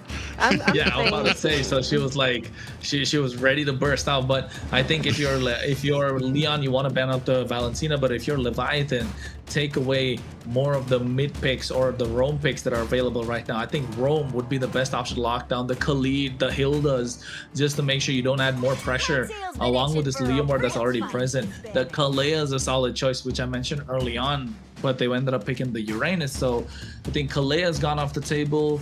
In this case, I'd probably say Hylos is another option they could go for because the combo that it can provide, slowing down Leviathan in these fights. But if you're Leviathan also, would you double down on the Valentina in this game, knowing that you already have the Sora, or would you save that for the next game, right? That's another option if Leon don't ban it out. Well, I don't know why Leon would ban out the Valentina when it would be perfect for them to pick it up. It counters Sora. They're looking for a mid lane as well. I don't think that that's going to be on Leon to take out. I think they're Leviathan were actually kind of they're either going to have to ban it out, or I don't know if you take that here either. Well, I mean, you do give yourself a Phantom Steed as well if you pick it up yourself. I'm very curious to see where we go with this early one. Still looking for that marksman and that mid, and Zeshian's taken off of there. Valentina, is that what? I don't think that it's going to be Leon that's going to ban the Valentina. I think it could be Harith also here, right? Harith is a ban. As who would pick Harith?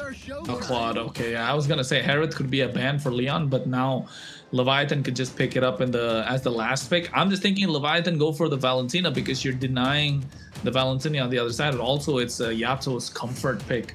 And he has been super solid on the Valentina, regardless of the losses that Leviathan have gotten on their side. When he's picked it up, he has been really good. But if not the Valentina, Yve is a good option, but you're giving away the RWM if Leon pick it up. So it's got to be a mid lane option here. And if Valentina, otherwise probably go for Harith in the gold lane. I think that's the two that Leviathan has. Go. Okay. It's so good. Go ahead, Private. Go ahead. On the goal? I'm just looking at my notes. I didn't see this one coming out there, but he's got a good amount of damage he can do to a lot of these, especially when it comes to true damage that he can dish out to these tankier heroes. The only problem is you're banking on your front line to be able to kind of keep the enemy in front of Gord. Leomord is going to be so hard to kind of keep away. We saw what Dez did to the Granger. Like, there was nothing stopping him from closing that distance to get to that back line. So it'll be very interesting. We're going to really have to follow up and chain down that CC. I like the Gord. I like the Gord only because of its denying the Valentina pick. The Gord is so good into the Valentina, right? Even though you steal away the Mystic Gush, you're gonna have such a hard time in the mid lane to keep up in terms of rotation. So and especially close the gap against the Gord, because the Valentina likes to get up close and personal and disrupt the mid duo flow and take control of the river. But now with this Gord, you're not gonna be able to do this. But oh my God, it's been a long time since Juan come in. Like, what is going on? Like, this hero right now has gotten damage, and I play 1-1 like I like 1-1, but I don't know, Private. I don't know what to make of this 1-1 right now. Leviathan. 1-1's a wild. The 1-1's, go ahead, Layla. Oh no, I was just gonna say Leviathan trying to be the new Nighthorde here, coming with these unconventional picks that are definitely not the meta. It's really interesting to see how it plays out. It's going to be very interesting. I do see the use of the gourd. You combine that with the divine judgment. You have the damage that can come out from Woompy, from Bethlehem, and then of course the mystic gush from Yato. So you'll be able to, whoever takes that divine judgment, they're going to be burned down. Doesn't matter who it is. I don't care if you grab Raquel. I don't care if you're grabbing Hayase. I'm pretty sure you're going to be able to burn them down. I'm not going to count ISO out yet. That might be a little bias coming out from me, but it's a bit of a stretch there with that Wan coming out. We're going to see how successful it is. Yeah, I agree. I think Wan is one of my favorite marksmen, so maybe a little bit of bias for me as well. But at the moment, the damage is almost negligible. But anyways, we're going to find out about it, folks. Game number 2 in this best of 5 series, Lyon versus Leviathan. The winner, if Lyon wins this, they get 2-0. If Lyon wins this 1-1, Leviathan 2-0. It is an elimination round, so let's see how this goes about. Yeah, both of these teams fighting for their survival in the playoffs. Day 1 of the playoffs. Ooh, a little bit of engagement. Raquel has to flicker. That's going to be in the opening 50 seconds. And Bethlehem right there on the back end looking for the kill is unfortunately not able to find it, but you can already see the pressure mounting coming out from Leviathan. Hayase comes in from the side, maybe looking for a little bit of a reprieve. Comes in. Ooh, might have been able to get minion from the side of Leviathan. They get 2 of them. They even got the lava gold with the help of Retribution. Woompy coming in clutch right now. And look at him. He's already level 3. He hasn't taken the top half of his jungle yet. Bernoulli, like, kind of not getting to the level 4 power spike that you need on a Leomord. You know what's so smart about that rotation they just did too? You took away all of the side minions that Hayase is going to be able to depend on to get his stacks. You see right here in the lane, he can't get any stacks from these minions because they're aggroed onto his. Now you took away the gold, you took away the minion at his side. He has no way of getting any of his stacks as a Uranus right now. Yeah, and again, in this game of this Leomord, just like the one that happened with Stamina Esports, going for the marksman emblem, it's a popular trend that I've been looking at, especially after the marksman emblem got a slight bit of a buff. You're getting that extra 5% penetration. It works out for the Leomord because you increase the attack speed, which is something the Leomord would like when he's on the steed. So maximizing that as well. Just before the turtle, Mystic Gush comes out, and I think Leon might want to go for this one. Yeah, you just wasted 4 ultimates before this turtle even came out. Bethlehem fighting it out with Hayase. Turtle walking back and forth, does get pulled out by the side of Leviathan. And on the backside, Hayase lying in wait, trying to get a little bit of damage here in against Woompy. Engagement comes out. Raquel caught in. Do with Phantom Steed coming out from Bernoulli, who does miss a little bit of damage there. Hayase in the midst of 3 members of Leviathan as Hayase onto the backside, latching onto Woompy. Turtle down to 50%, and you can see Bernoulli dashing out to the backside. Still no level 4 for Promise as Woompy able to find the retribution and the kill onto Bernoulli. Mystic Gush in the background to provide that fire support. Woompy got 2 levels ahead of Bernoulli, and even when he got the steed after the Shifting Skies was used by Bethlehem, the auto landing that stun came in so clutch. Bernoulli's half of the steed timing was kind of just wasted out, and they're not able to maximize that instantly after the Promise goes in, zones him out. Really well played from Leviathan, and you can see it started to show these macro plays and these small changes that they've made to their roster has allowed them to play a lot more aggressive than they have so far in the MCT. This is a rejuvenated Leviathan that we're looking at.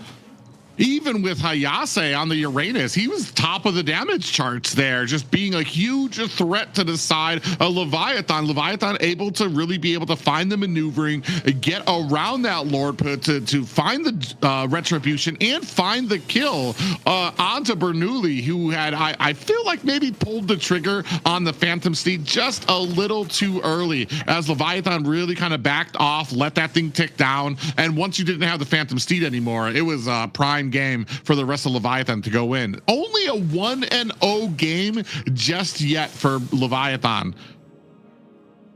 Well, at this point, Leviathan are playing super well, though. It's been clean in terms of their movements, in terms of usage of their skills, the timing of everything.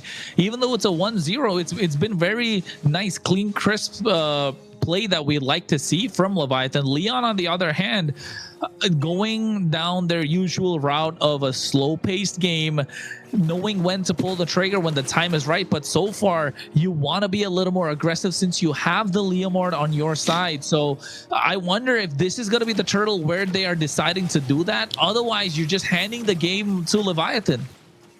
Yeah, I think we're waiting. I think Promise is exactly waiting for that Phantom Steed to come out for him to go in there and be able to grab it. We do have a nice Yato comes in, able to find a kill onto Bernoulli. The rest of Lyon looking for an escape. Now you can see the damage coming on to Leonhardt. He is going to be the next one down as Raquel eating a face full of that ultimate coming out from ISO. And now you can see the pressure mounting from Leviathan. They haven't even gone for the turtle. They're immediately going to turn their attention to the purple buff of Leon.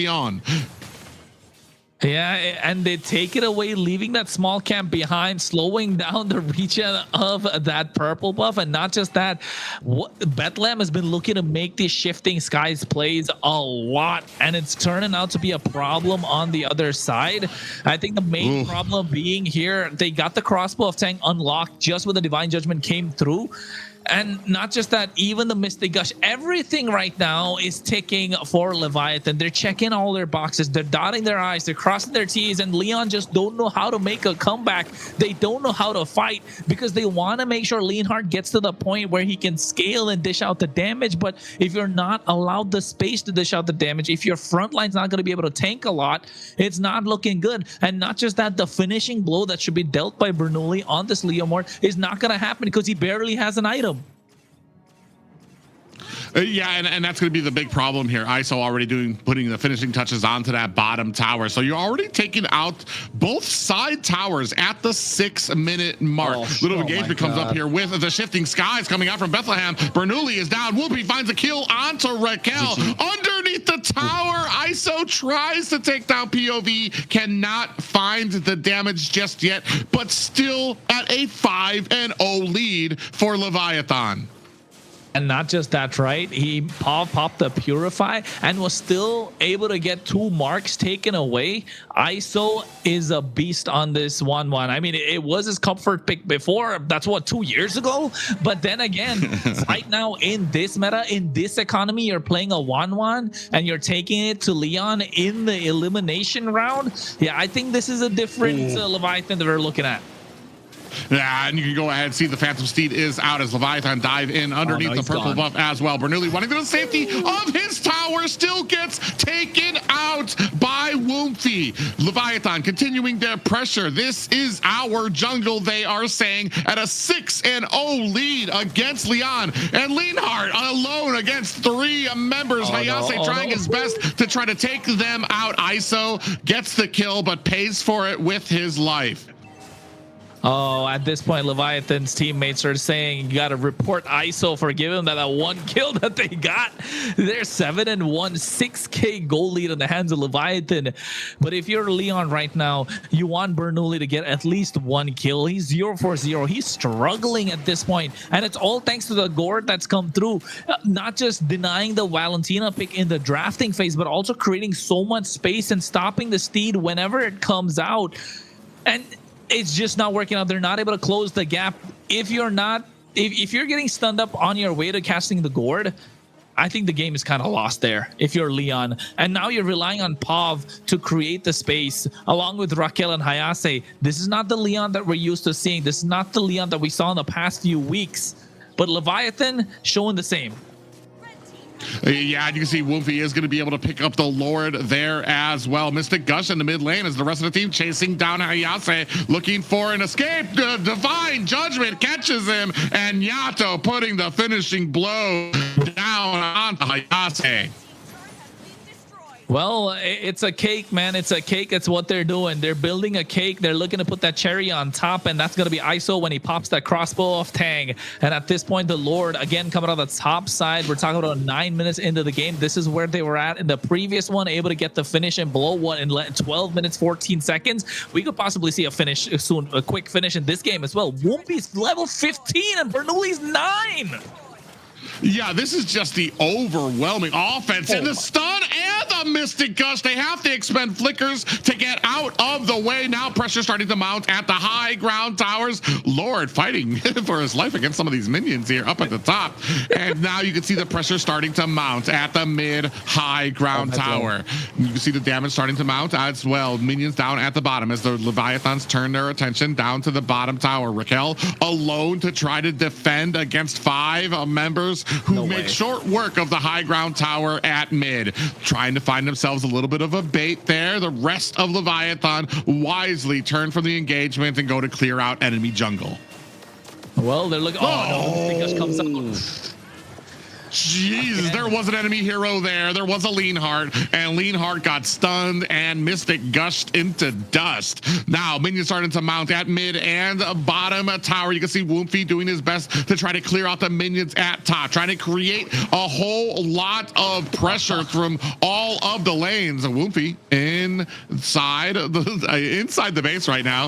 You can see a little bit of that confidence starting to come out from Leviathan. Now, high ground tower. We have the mid lane. Ooh, big pushback coming back onto Lyon. Finds a kill onto Raquel. Woomfy with the damage onto the tower. Leviathan looking to possibly close this out. Mystic Gush takes down POV. Bernoulli and the rest of his team trying to clear out these minions. ISO finds the last high ground tower. Leviathan looking to put on the damage. Only 2 more members left from Lyon. Minions coming in from the rear. Do they have enough to close this out on Lyon at the 11-minute mark? Crossbow Tang is out. Whoopi finds a kill onto Hiyase, ticking down onto the core. This is going to be game 2 for Leviathan.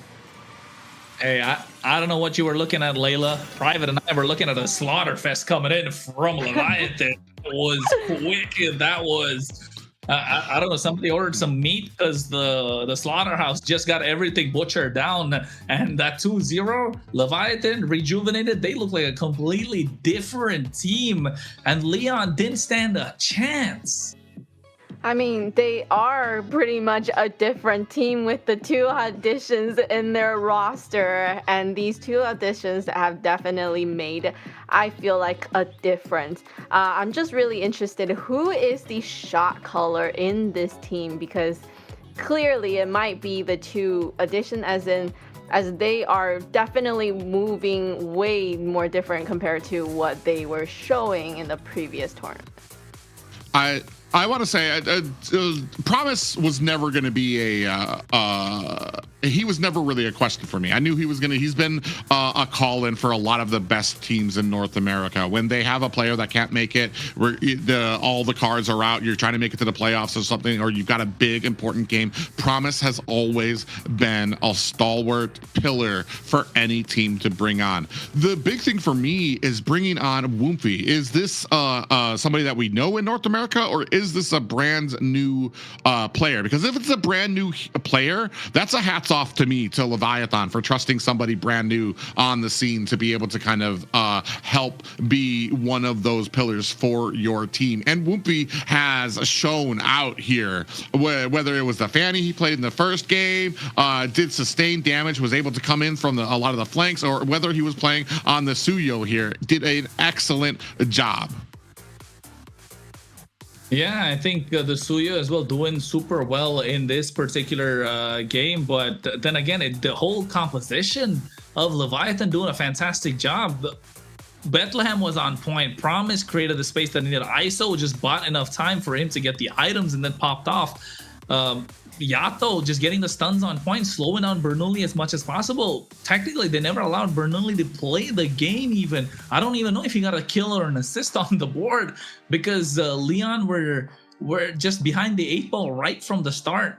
I think Leviathan doing a fantastic job to keep the pace up of this game and able to apply the pressure where it matters, and just not letting up, because you want to up the tempo as much as possible and keep the same pressure that you did in game number 1 and turn that into game number 2 as well. So well done, Leviathan. And if you're Leon, you need to find a way to contest the early game, because if you're trying to play again that slow pace mid to late game finish, the early game is just taken away by Leviathan, and they're ending the game in 12 minutes. I don't know if this was less than 12 minutes. Seems like it was.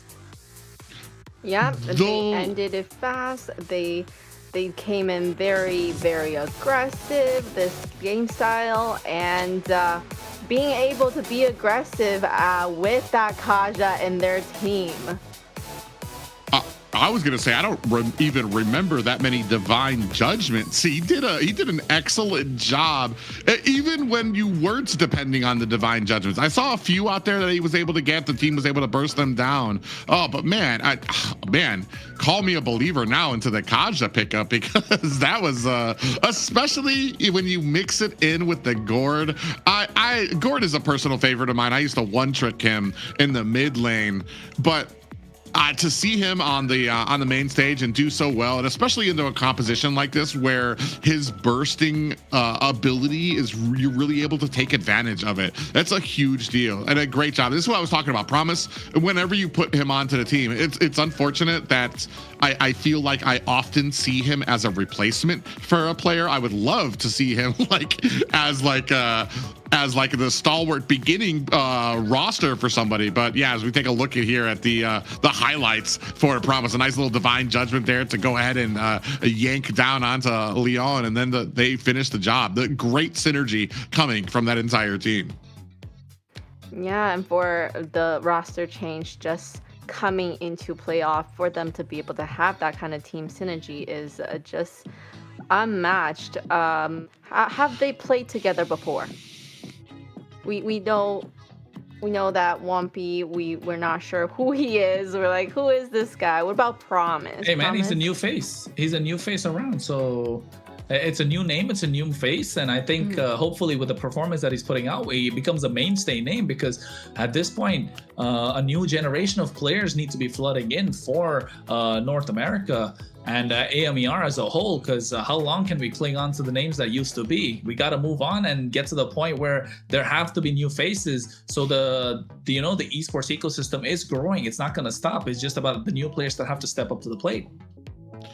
No, I feel like that's a huge point that a lot of people don't understand. I feel like for a long time there was almost this kind of gatekeep at the top of a lot of the regions when it comes to some of these players or who they'll play with, or you do one thing wrong and you get blackballed by a lot of these players. And I want to say, you asked if these guys had played together before. I want to say a lot, especially in North America. We're still kind of a very tight community when it comes to a lot of those players way up at the top. So I guarantee at one point or another, probably a lot of these guys have played together with one another. And like I said before, I'm very impressed if Wumpy, well, even if it's not a brand new player, but if it is a new player, congrats to Leviathan for taking that risk to allow somebody who I dare say is untested in the regional scene to come up on board, and they're doing a great job. Synergy wise, I made the complaint that maybe Lyon was going to be able to overwhelm them with their synergy, but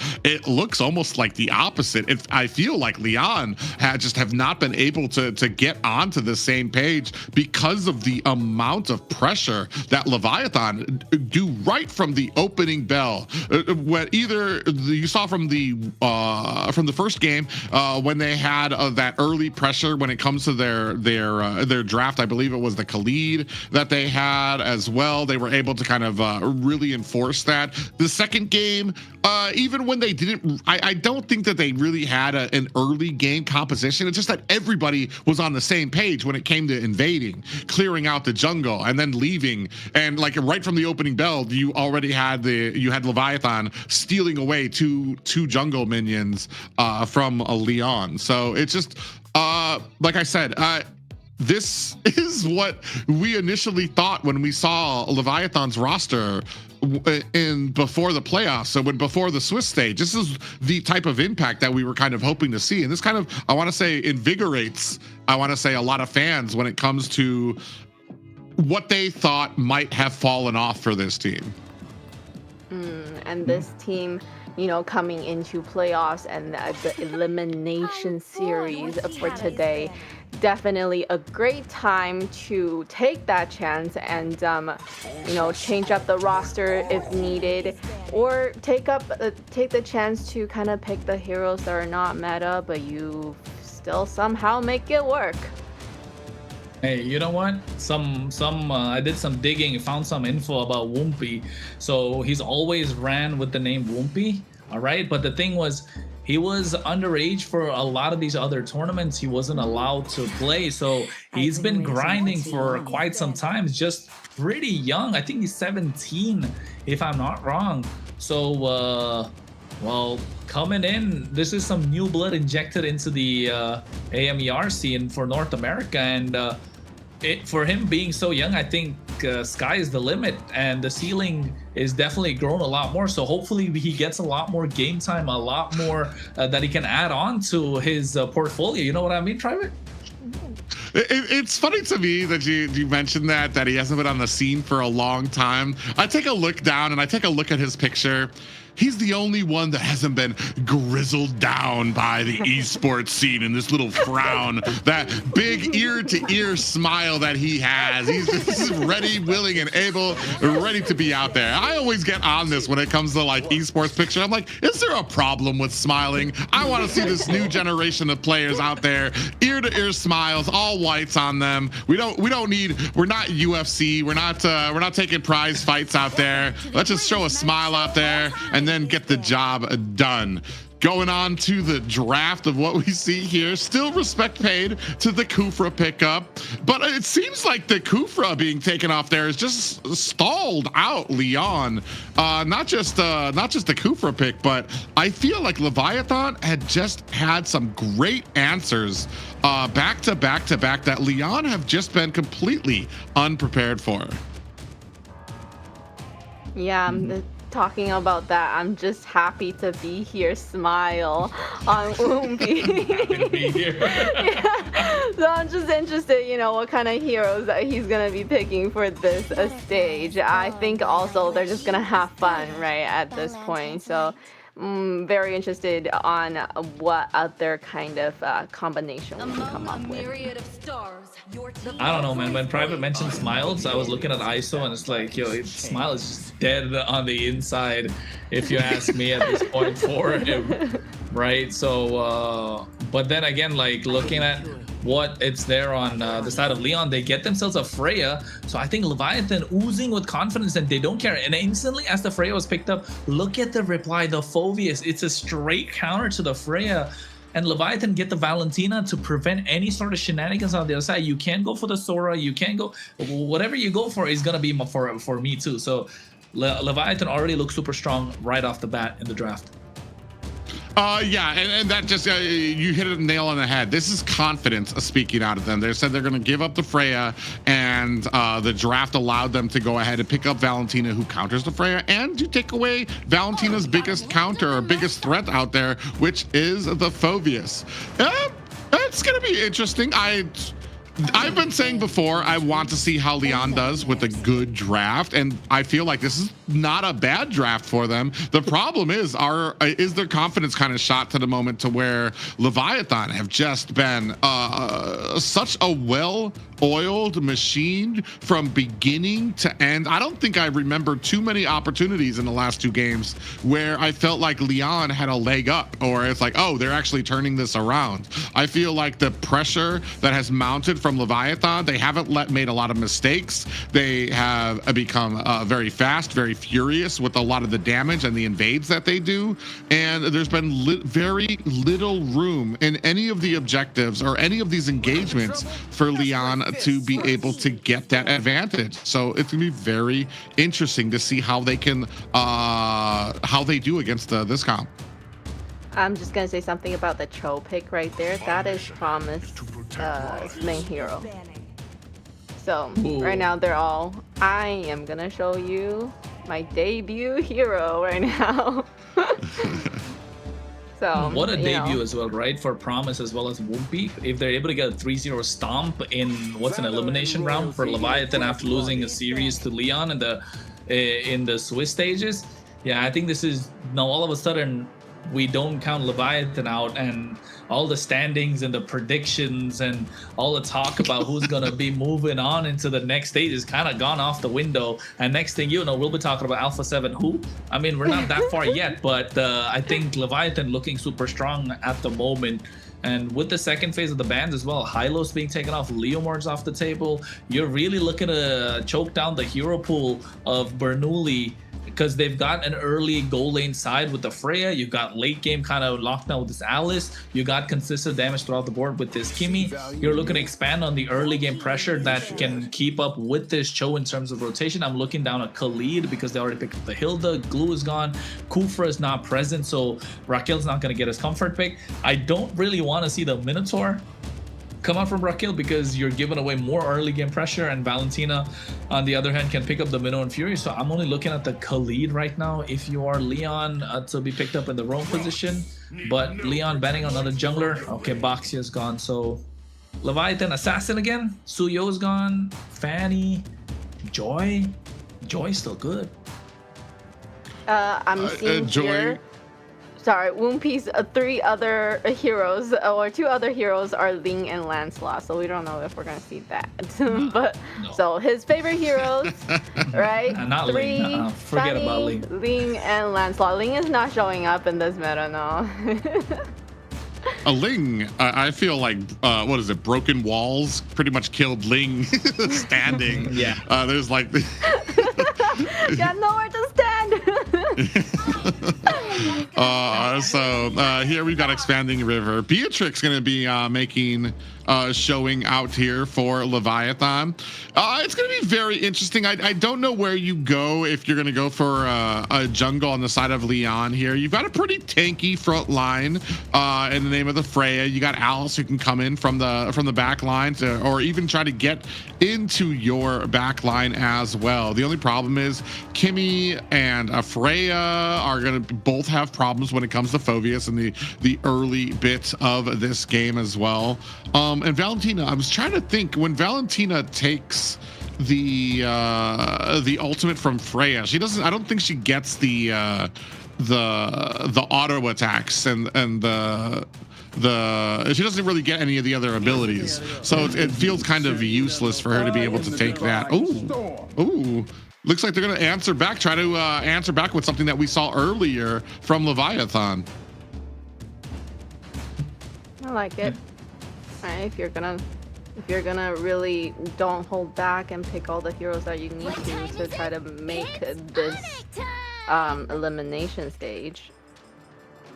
Joy. They're confident, man. They are confident. They don't care about the Joy Kaja. going into the Kaja, right? Okay. They don't care about it. This is Leviathan. If the Leviathan get this game, like, we can talk about, you know, a little better seeding for Leviathan in this playoffs. Last words, Layla? Great. We're gonna locked in. We have, Leon really trying with this game to make it so that they have a chance to continue for the playoffs.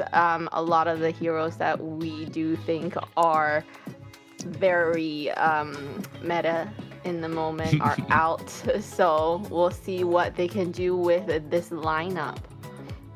I mean, for me, it looks super solid in terms of what the matchups are, but of course Leon looking to get that early snowball in the hands of Freya as well as Bernoulli for Suyo, but Leviathan can always make the comeback, right, Private? Yeah, and looking for the comeback here after weeks of, I'll say it, disappointing matches here. Coming back very strong and looking for a full 3-game sweep over Lyon in Game 3 of our second series of the night of the AMER North playoffs. Yep, in we go, ladies and gentlemen, and you can see Wumpy already getting the clear as fast as possible against Bernoulli, who's supposed to be one of the fastest jungles in terms of the with the Suyo in hand. But I think in this case, again, Leviathan looking to push Leon off the edge with the early game that they have. They're able to get that EXP crab in the hands of Hayase. And you can see already Pav taking out super low. This is where Yato's at his best, right? His comfort pick, Valentina. Yeah, I have a confession to get out there. I had Leviathan getting swept in my poker, my bingo cards. It was their performance, how they've shaped up in this playoffs. What we've seen here today is a completely different beast than we've seen throughout the entirety of the Swiss stage. I went on a little rant off screen about how a lot of North American teams or North teams, they juggle around their roster, and it really puts a hankering on a lot of the teams that you care about, that you want to do well, because they have to build that synergy over again. But the other edge of that sword is magical things like this, where a team like Leviathan has just found that it factor that they needed. Yato gets latched onto there by Bernoulli and is going to be able to find himself and escape toward his tower. Doesn't even use his flicker yet. Yeah, and you're not wrong, Private. So did I, so did Trex, and so did Layla. We all had a kind of 3-0 for Leon, but then again, with the way that they've been playing, it's so much more promising. But Leon, this time taking charge of the early game, something they weren't able to do for 2 games in a row. So I'd say it's working out well, forcing a flicker or a promise as well. So now you're really, you've got the... You've got an anchor tied down onto Leviathan for them not to progress so much in the early game. It all comes down to how Wumpy can pop off, probably in the EXP side of things, or maybe... Oh, no, ISO. Yeah, I saw the flicker with the Divine Judgment. ISO in a trouble as Leonhardt finds and picks up the first kill of the game. And maybe Leviathan a little confident in that draft, allowing some of these picks out there. But I do know that they understand where these power spikes are. You can already see there from the Leviathan side. They're able to clear out a lot of the jungle coming up from Lyon. Promise finds a little bit of a pop-up there, takes some damage from Bernoulli. Wumpy dashes in, does not quite find the damage he wanted onto the back line, as you see the electrifying beats come out to try to clear out that mid lane. Actually, Wumpy, Evil Queller lands onto Promise, as the rest of Lyon, it doesn't look like they really want this a fight just yet. Yato over there going ahead providing that protection for his team. Yeah, I think at this point, Yato has to find the find the opening for Leviathan on this Valentina. Probably take the Divine Judgment. He does have the flicker, so they have 2 possible engage tools, but they need to play it around ISO or Wumpy, because the damage is not going to be present otherwise.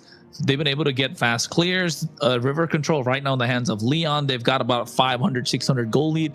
That doesn't really matter at this point, and expanding River should allow Bethlehem to make it back into these fights, into these neutral objective fights, just equally as fast as Hayase on this Alice. So you can see already the IMU taking away the Divine Judgment. The item power spikes are almost there. I think ISO is looking to go for a BOD early first item. Was planning to go on the Malefic Gun, but changing the route and getting that longsword. So at this point, Leviathan looking for a play. Yeah, they immediately latch onto Raquel there as well, going to take him down very quickly, but now have to deal with Hayase on the back end. A big flicker comes out there as Leonhardt able to find a kill onto Bethlehem. On the backside, Wumpy able to find a kill onto POV. Bernoulli picks up the turtle, but on the back end, Promise might be in trouble against Leonhardt, who cannot close the distance. Yeah, 1-1 traded, if I'm not wrong, in that fight. But at the same time, Leon getting the turtle is not looking good for Leviathan. You can see a lot of damage coming out from Bethlehem in these fights. But if you're a Phoveus, you want to be in these extended fights, right? That's where the Phoveus kind of excels. And so does the Valentina a certain way. So does the Beatrix. But on the top side, I think they're looking to get down on Leonhardt. Yeah, they're going to be able to find that kill very quickly. And I kind of had the same thing in mind too. Bethlehem hasn't been a huge factor in a lot of these fights, and I feel like he was going to fall off when you start getting to that mid game, and we want to find a point where he's going to be useful. Ooh, Demonic Force does slam down, but Raquel able to create some distance between him and Leviathan. 2-3 right now, a small lead in favor of Leviathan. And you can see on the bot side, the Bernoulli needs to get a push going.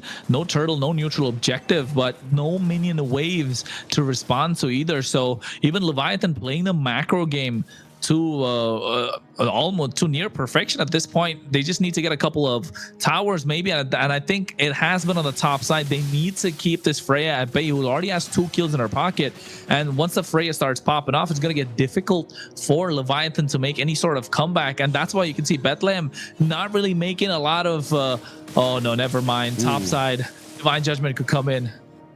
Yeah, they were looking for it. 4 players actually go up there and they just don't find the target. I feel like Leviathan did such a great job reading the map, understanding what they see and what they don't see, and responding correctly. They didn't see the rest of Lyon. They're like, okay, let's just assume they're going to start coming for us. So they immediately backed up there. Oh, Promise dipping in and out, really dancing around. Divine Judgment, IMU coming out from Leviathan. Won't be able to find a kill onto Raquel as well. Leonhardt's going to have to use that flicker to get out of harm's way. Gets bounced back by Bethlehem. Is that going to be enough as Wolfie finds a kill onto Leonhardt? 2 down for the side of Lyon. Won't, won't, won't. That's what it was this time for Leon. Won't be able to pick up a double, and they get 1 more in the hands of ISO as well. So that's 3 kills if I'm not wrong. And Leviathan doing a fantastic job, able to get the 3rd turtle of the game just when they needed to up the tempo. And now all of a sudden, whatever Leon has done in the early few minutes, the first 6 minutes has kind of been rendered useless because Leviathan were able to maintain that goal lead. And now look at the way of the dragon. Oh, another ultimate comes out there. Raquel's gonna have to try to find himself the safety of the tower. Promise comes out with a flicker of his own. Might be a little bit too much for him as he finds himself an escape with that Jeet Kune Do and that Cho. What a great disengagement there from Leviathan, even when you thought Leon had the catch. Yeah, I think Leon kind of could have got that kill, right? Promise kind of lucky to get away with it. They get the tier 1 on the top side. They respond with another tier 1 on the bot side. So towers in the favor of Leon. 1 gone on their side, 2 for the side of Leviathan. Bethlehem able to get that War Axe right now, so you know he's going to start hitting harder in these team fights. He's going to sustain a little bit longer. Promise, another way of the dragon. Yeah, Raquel taking a heap of damage. Gonna have to use that flicker, but still not enough as Bethlehem comes in from the backside. Ooh, POV in trouble. Electrifying beats coming out from Wolfie. Might not be able to make an escape. Evil Queller with some damage from Bernoulli, able to finish the job in reply as well. You can see the big pressure mounting at the mid lane, but Leon able to clear out the minions. Whoopi is fantastic on these assassins, bring a little bit of flavor to MCT North, if you ask me. And Leviathan just doing a fantastic job so far. Leon able to get that shutdown onto Whoopi in the hands of Bernoulli. Now they need to find a way to scale, and Bernoulli needs to get more kills on the board. Otherwise, it's looking dire because Leviathan have nice late game power spike with that Beatrix, a marksman in the late game. Pav, on the other hand, hasn't had the best game so far. 0-2-3, and ISO just getting that malefic gun. Oh, it's looking dicey. Pav gets the blood wing, so I'd say 50-50, but still, in terms of damage, Leviathan have a lot more to offer than Leon. Bernoulli needs to find a way to pop off, otherwise it's going to get difficult for Leon to do anything. And you can see they're already blitzing away this Lord, able to get this one in their hands, so buying some more time for themselves as Leviathan look to get a pick-off after pick-off.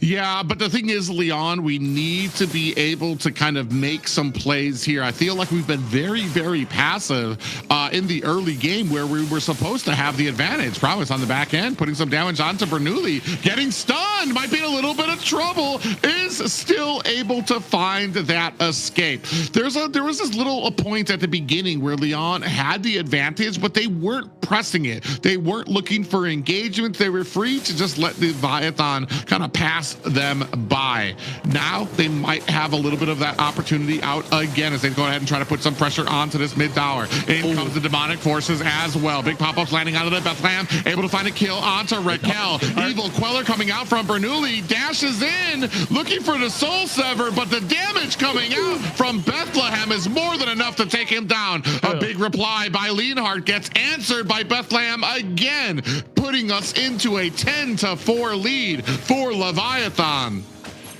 And this is why they let the Freya go, right? Knowing that they could pick up the Phobius, which is basically a straight counter to the Freya. And the problem with for Freya against the Phobius is when the Freya wants to pop off with a power spike, that's when the Phobius hits his power spike too. And when he got that War Axe, you know for a fact Leviathan were looking to pick more fights around Bethlehem, who was able to sustain a lot more in these team fights. And he was taking a less than a quarter HP and was still able to make it out alive. Dreadnought armor to be able to tank quite a lot. Warrior boots even, along with the silence rope. So basically a force to be dealt with at this point. Yeah, you can see right now we do already have the Holy Crystal picked up there by Woompy, so putting on the damage. But we do see already Radiant Armors being picked up by Lyon to try to offset the damage coming out from Woompy. Respect being paid there for the new jungler from Leviathan. 4-10 still, as both of these. I feel like this isn't. It feels like, oh, I was going to say, we do have a Divine Judgment goes on to Hayase. Big pop-up lands onto him, but there is no aggro coming out from the tower. So just a wasted ability comes out from the side of Leviathan. This is definitely not out of the woods for Leviathan just yet. There's no huge gold lead here, just under, not even under a K, like 500 gold difference, despite the huge disparity when it comes to the kills. I mean, yeah, there's a massive disparity when it comes to the kills, but at the same time, Lyon have been playing the macro game really well. They've got two towers on the top side, a tier 1 in the mid lane, a tier 1 on the bot side as well, and the tier 2 on the bot side's like barely hanging by a thread. And they definitely got the first lord doing a lot of work, and now the second lord seems like it's gonna be in their favor too. Yato getting that Divine Judgment earlier not only burned an ultimate, but also a flicker, which basically didn't lead to anything fruitful. So if you are Lyon, this is the moment where you need to take down the Lord. The Freya's on the top side, so it might not be the best position, but you could get it started and find a way for Leonhardt to make it into the pit and then maximize what they can put out. Leviathan, having slowed down the pace of the game from game 1 and game 2, is helping Lyon a lot, and this is the kind of pace that Lyon like to play at. And you can see it's already gone past 12 minutes 45 seconds, 13 minutes, even longer than both the first and the second game went about, right? So I think getting the clear on top as well as bot side now from Leonhardt, and then they're going to convert this into a Lord after adding that lane pressure. Raquel scouting out these bushes, looking for the right pull, and getting them poked down is going to be crucial for Bernoulli to find that finish. Oh, you can see Bethlehem kind of getting baited out with some of those demonic forces. Oh, Promise goes in, even with the flicker, just misses the pop-up. Now he gets a Divine Judgment for his effort. Does have the immortality out there as well. Still going to be able to get away from the enemy team there. Big kick lands onto Raquel, putting on the damage with that dragon kick, but it's not enough. Whoopi on the back line, able to find a kick onto Bernoulli. Leviathan chasing down the rest of Lyon, who, underneath the tower. Divine Judgment comes out onto Hayase as ISO picks apart the mid lane tower. Oh, he had Renner on his hands. If it was Nibiru, that could have been a kill with the help of the Divine Judgment as well. He tried to get the Renner snipe on him, just not able to find it. They get the Lord for the side of Lyon. They're trying to blitz it as fast as possible, but Lyon making sure they're able to escort this Lord and maximize the macro ability on the map. They get the tier 2 on the bot side. I don't think it's going to be good for this. Freya has to use the Valkyrie Descent to get out of harm's way as well. Tier 2 in the mid lane is going to be the next target for Lyon, while the Lord is still going to be marching down the top side slowly. So waiting for another set of minion waves that's going to be coming out in the next 10 seconds. So more super minion waves, the better for Lyon. Meanwhile, Leviathan needs to find a way to capitalize, needs to find a way to turn things around, and Woompy's doing a lot on the map. Yeah, this is just a classic game of why kills are not as important as a macro. Lyon doing a great job of kind of making sure even when they're losing fights on one side of the map, they're winning towers on the opposite side of the map, all the way down to almost the high ground towers at the mid lane as well. Leviathan kind of scrambling a little bit, starting to lose a little momentum as we're moving into the 15-minute mark already, the longest game of this series for Leviathan, but they're on the back foot, and I feel like this is a pretty firm advantage on the side of Lyon because there's not really too many entry points for the side of Leviathan to try to get in there, and they've just got I want to say an uncanny ability right now when it comes to really kind of syncing up these lanes, making sure that they're pushed before a lot of these objectives go out. And you would think that Lyon have the advantage, right? But look at the goal lead. It's 50-50. And that's one good thing for Leviathan, just because of the fact that they have a Beatrix, a Marskin that can pop up. Ooh, big engagement comes in under electrifying beats onto the backside, trying to put on the damage. Woofy takes a heap of damage coming out from the side of Lyon, but now being chased down by Leviathan, trying to focus down onto a target. They are not able to bring anybody down. And ooh, Bernoulli goes in against 5 members. What was that? Bernoulli, what are you thinking, man? This is not the Bernoulli that we know from Lyon. But right now, Leviathan, this is not a Leviathan we've known throughout the entire MCT record, the Swiss stage. This is a rejuvenated team. Again, this is like the 3rd time I've said it. Call me a broken record, but they've been so fantastic so far in the entire series. And if this is going to be a 3-0, it's a massive statement coming in from Leviathan. And you know that this is a team that can take it all. This is a team that can get the big wins. And with this newly added jungler breathing in life to this lineup, allowing the rest of the team to play like they'd want to. Yato looks like a different player right now. ISO is allowed to play that a game he wants. Promise coming to their own position. We're looking at a Cho 1-0 and 10. And how many times did he get pulled by the Divine Judgment? It's something we've not seen. The immortalities are keeping him alive. Right now, he doesn't even have it. He's able to find the right pickoff. The communication is on point for Leviathan. Meanwhile, Lyon are looking like a shadow of their former selves, where Bernoulli's not able to get the victories, not able to get the kills that he wants to, and Raquel, without having the Kufra, is not able to find the right pace for the rest of the team. The shot calls have not been on point. They have had this Freya that could do a lot of work in the game. It's just not worked out, and I think Leviathan at this point, with the help of this Lord, will be looking to push this game to a possible end like they have done for game 1 and game 2. We're 17 minutes 45 seconds in, and they want to pull the trigger, and all flickers are available. Yeah, right now, my draw was just stuck to the ground there, trying to figure out what Bernoulli was trying to do there. That enabled, they knew they had a retribution down. Leviathan immediately turned to go ahead and pick up the Lord. Now they've already matched up all of the towers out here as well. They do have to answer back, as Leonhard is doing a great job of creating that pressure up at the top. But when you talk about, I mean, Leviathan was on the back foot too. They were disengaging from the team because they didn't want that fight. And Bernoulli went in. Maybe his boys rizzed him up so much he just got a head full of steam. He's like, "All right, boys," and against 5 members, which is super unfortunate for him, which allowed this for them. Now you're looking at about a 2K gold lead for the side of Leviathan. This kills are now starting to mean more and more, as you see about a 2K gold lead for Woomfy on this Joy pick. Yeah, and you can see what was an even gold standpoint for both these teams now all of a sudden is in the hands of Leviathan. Divine Judgment coming through.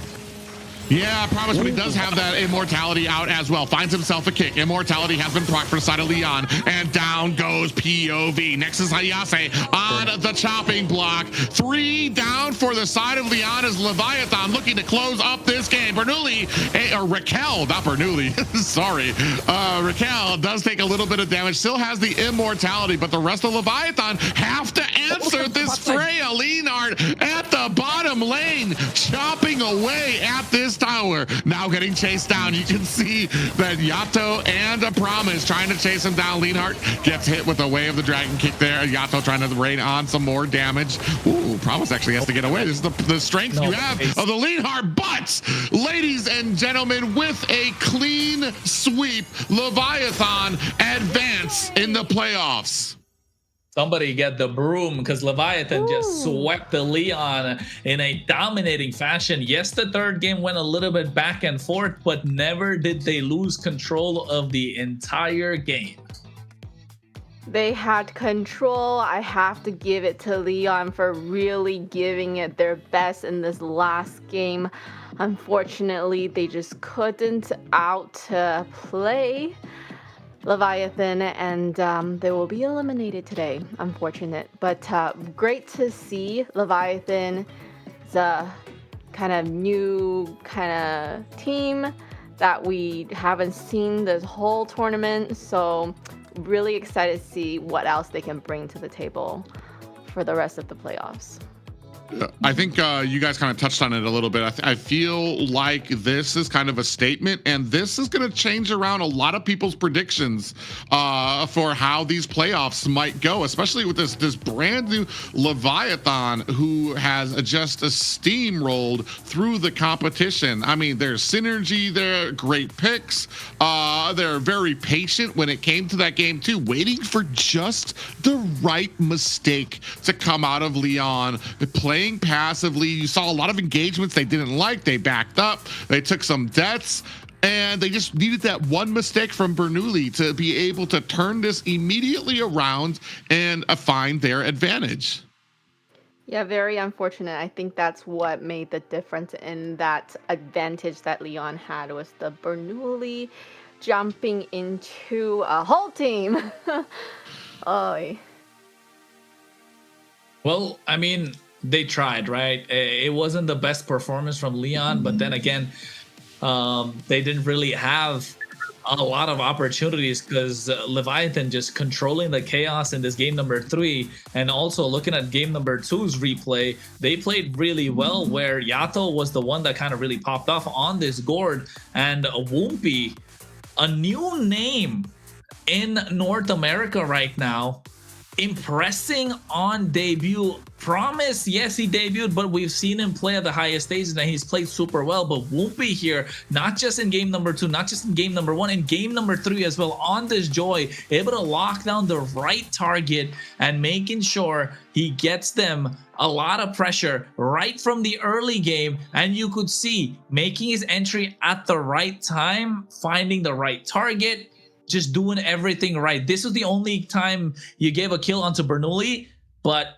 after that, they just weren't able to capitalize. Bernoulli went down 4 times after that fight, and picking a 1v5 in that purple buff area, I mean, we're not really sure what he was thinking. Like Private said, probably got, you know, got a lot of, what do you call it, adrenaline going in his favor, hyped up by his teammates, and all of a sudden he just sees the gray screen, which was never the right idea for Lyon. But Leviathan just able, even though they lost a lot of towers in the early game, not giving away a lot of gold. That's the moment, right? That's the moment. They didn't give away a lot of the they didn't give away a lot of kills. They didn't give away a lot of gold, and were able to hold their own. And once the opportunity presented itself, hey, they never let it go. And after that, it was just a one-way push down the mid lane, even though Leonhard tried to get the split in the end. Yes. Yeah, I mean, an amazing game there. Promise, man, where has he been on these rosters? Because I want to say today he has played his heart out for the side of Leviathan. All 3 of these games, he's just been absolutely exceptional. I'm not sure if he will be getting the MVP, but I think we're about to find out. Let's have a look. MVP goes to Promise. All right, he did a lot for the team there. Break it down for us, Chrono. Yeah, I mean, he did a lot for the team, and not just that, but on a Cho against the Kaja, didn't get picked off a single time when he ate about 4 to 5 divine judgments. Yeah, and even the itemization, I love the itemization about how he went for the Chastis Pauldron in the early game, because you're kind of negating what the Freya can do with the attack speed, and then getting yourself that anti-cuirass, the immortality, just getting the right knockups of the Jeet Kune Do and latching onto the right targets with the Way of the Dragon, the Flicker Way of the Dragon, into the Bennett's Rage, into a Divine Judgment pull from Yato, just making sure everything is clean and being the initiator for every single fight. Promise, showing a lot of promise for Leviathan in this playoffs run. Yeah, and he's one of those players I've talked about before. He's always been one of those that you could depend on in some of your most important matches. Even, I think he's even been on BTK for some of the final matches as well. He's just one of those just great players that I wonder, I stutter to wonder why he just has not been on the starting rosters for many teams. Maybe it's schedule or something like that. But when he does come, he shows out, and just a pillar for one of the pillars, the many pillars for Leviathan's success here tonight. Yes, amazing gameplay. I wonder where were they earlier, right? If Leviathan could have just started out with this roster, hey, You know, That's a What? question. Well, That's a question top we gotta one, ask in top an interview. two. You know, we wanna know where they could gonna have get it? That's possibly crazy. ended. All right, so with all those questions that we have, let's welcome Whoopi to the interview. All right, joining us here, we have Whoopi, the jungler from Leviathan, the new kid on the block, the kid with the smile that says, I'm just happy to be here. Welcome and congratulations on the victory. That was Thank you. crucial playoff match for everything on the line. And your team delivered when it mattered the most to secure the win and also continuing the playoff run. My first question for you would be, coming into a high pressure elimination series like this, what do you think helped your team stay confident and composed today? Like this, it's just my team is like making sure that they'll calm and everything. Like especially Bodge, like Bodge and I saw keep saying that just no pressure and everything, and Arashi as well. Yeah. So they're like, don't worry about it, just come and play. We got you. How do you feel about your team backing you up as a jungler? I feel really good that they actually DM me, that they said that, you know, like, hey, Whoopi, come play for us and everything. And I was surprised because, you know, it's like, this is my first time being pro, like playing professional and stuff. So I was kind of excited and everything. I was actually kind of curious about that because I want to say you're relatively unknown. I've been casting since like 22 in North America, and I don't remember you at all. And I was very curious, like, what was it that they sent up the Whoopi sign, the Whoopi signal up into the sky to be able to call you down for that? And what was that like? Can you tell us a little bit about yourself? You're brand new to North America, to the pro scene. So tell the viewers, everybody who's going to remember the name Whoopi, tell them a little bit about yourself and how long you've been playing this game and how you know a lot of these guys. Okay, so like, the first time I played this game, it was actually like season 1 when I used to watch my brother plays, but I couldn't play because I was, you know, little kids. And then I met my team Leviathan like just a year ago, like just, you know, like 2025, and they just saw me how I play good, and they just DM me to play a lot. Yeah. Well, Whoopi, you made your debut in MCT AMER. How are you feeling first though? Are you feeling good? Feeling happy?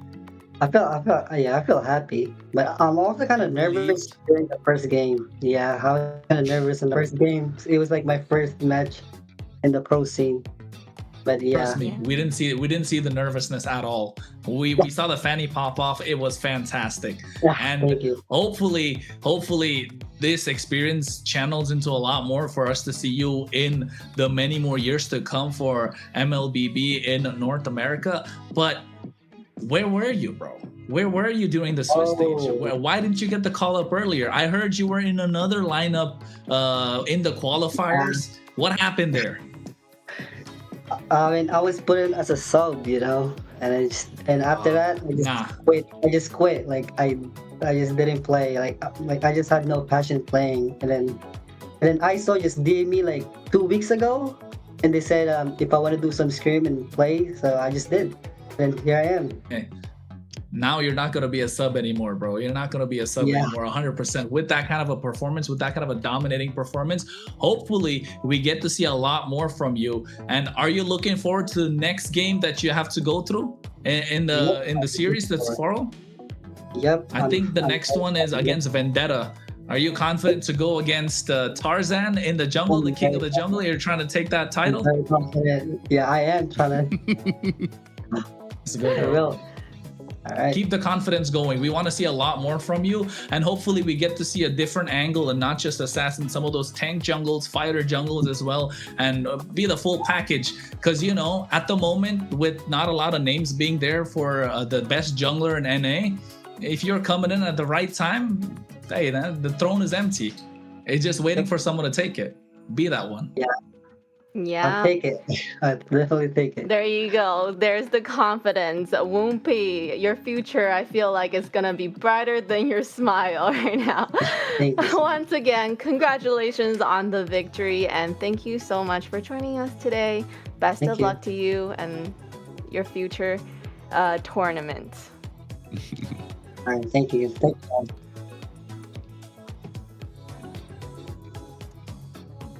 Well, that was it. That was You know yes, what? Kronos, what do you want? I was What do you gonna wanna say? say, Yeah. Whoopi was born in 2009. Are you guys feeling old yet? 2009. You didn't have to throw that in our faces. Thank 2009. you. I feel, hey, it's a fact that popped up, and I'm about to say Yeah. a lot of people in the chat definitely might be impressed with Whoopi. I definitely am, and hopefully Whoopi can perform at the highest level, because if we need a name to get behind in the jungle for North America, Whoopi could be one of those mainstay names. Hopefully he doesn't burn out too early and quit like he said he did, and he's got to continue to play and doesn't get into like bad company and stuff like, Private, you know what I'm talking about? Yeah, and I know what he's talking about. He's referring to, and especially being on the reserves for a roster instead of like being able to kind of go out there and prove yourself. So, and now he's got that opportunity, and he's made a huge impression. Yes, a huge impression on all of us, and we're definitely looking forward to what is to come from him. But first, we have a word for our sponsors. So today's broadcast is proudly supported by Runestone.gg, esports infrastructure built for the people, shaping the future for competitive gaming. From real-time data to live fan tools, Runestone works to make esports more interactive and more insightful and more rewarding for everybody involved. So make sure you go check out Runestone.gg and see how they're helping to power the next generation of esports experience. So talking about next generation, right? Whoopi is definitely gonna be, one of the names that to be mentioned in this next generation of jungles. And you know to what? come. I think we're gonna find out how good Whoopi really is tomorrow. I think that tomorrow is gonna be when he goes up against Vendetta, right? Lyon's a different story. Lyon have their own pace in which they were playing, right? They like to go for a slow pace and extend the game as much as possible. But against Vendetta, which is a team that plays their own tempo regardless of how fast the opposition has, how much momentum the opposition has, that will be a good test to see how Whoopi plays in the jungle, and so does Promise in the roam position, right? So with the true test is tomorrow, although there will be no eliminations tomorrow and they'll go down to the lower bracket. Vendetta against Leviathan looks like a matchup that could steal the show. Yeah, and it's definitely going to be one for the books, especially like I said, this completely turned around a lot of people's faces and how they thought that Leviathan was going to be performing, from something that could be etched as maybe a disappointing performance in the Swiss stage, that now that they, with just the change of two members, and I've been kind of going on this broadcast and even before the broadcast when I was talking with you guys, that sometimes the roster changes can be a bit frustrating to look at, especially as a fan of North America and a lot of the teams and what a lot of these people are capable of. That synergy always being shaken up because you have to get into new roster. But there are some of those diamonds in the rough that when you find that perfect team, that it just takes off. And I think that's what we saw here tonight when it comes to the inclusion of Promise, who I've already known and I knew he was going to do a stellar job, but Whoopi was that wild card for me. But I already knew from the first draft to see him pull out a Fanny, I was just like, oh, let's go.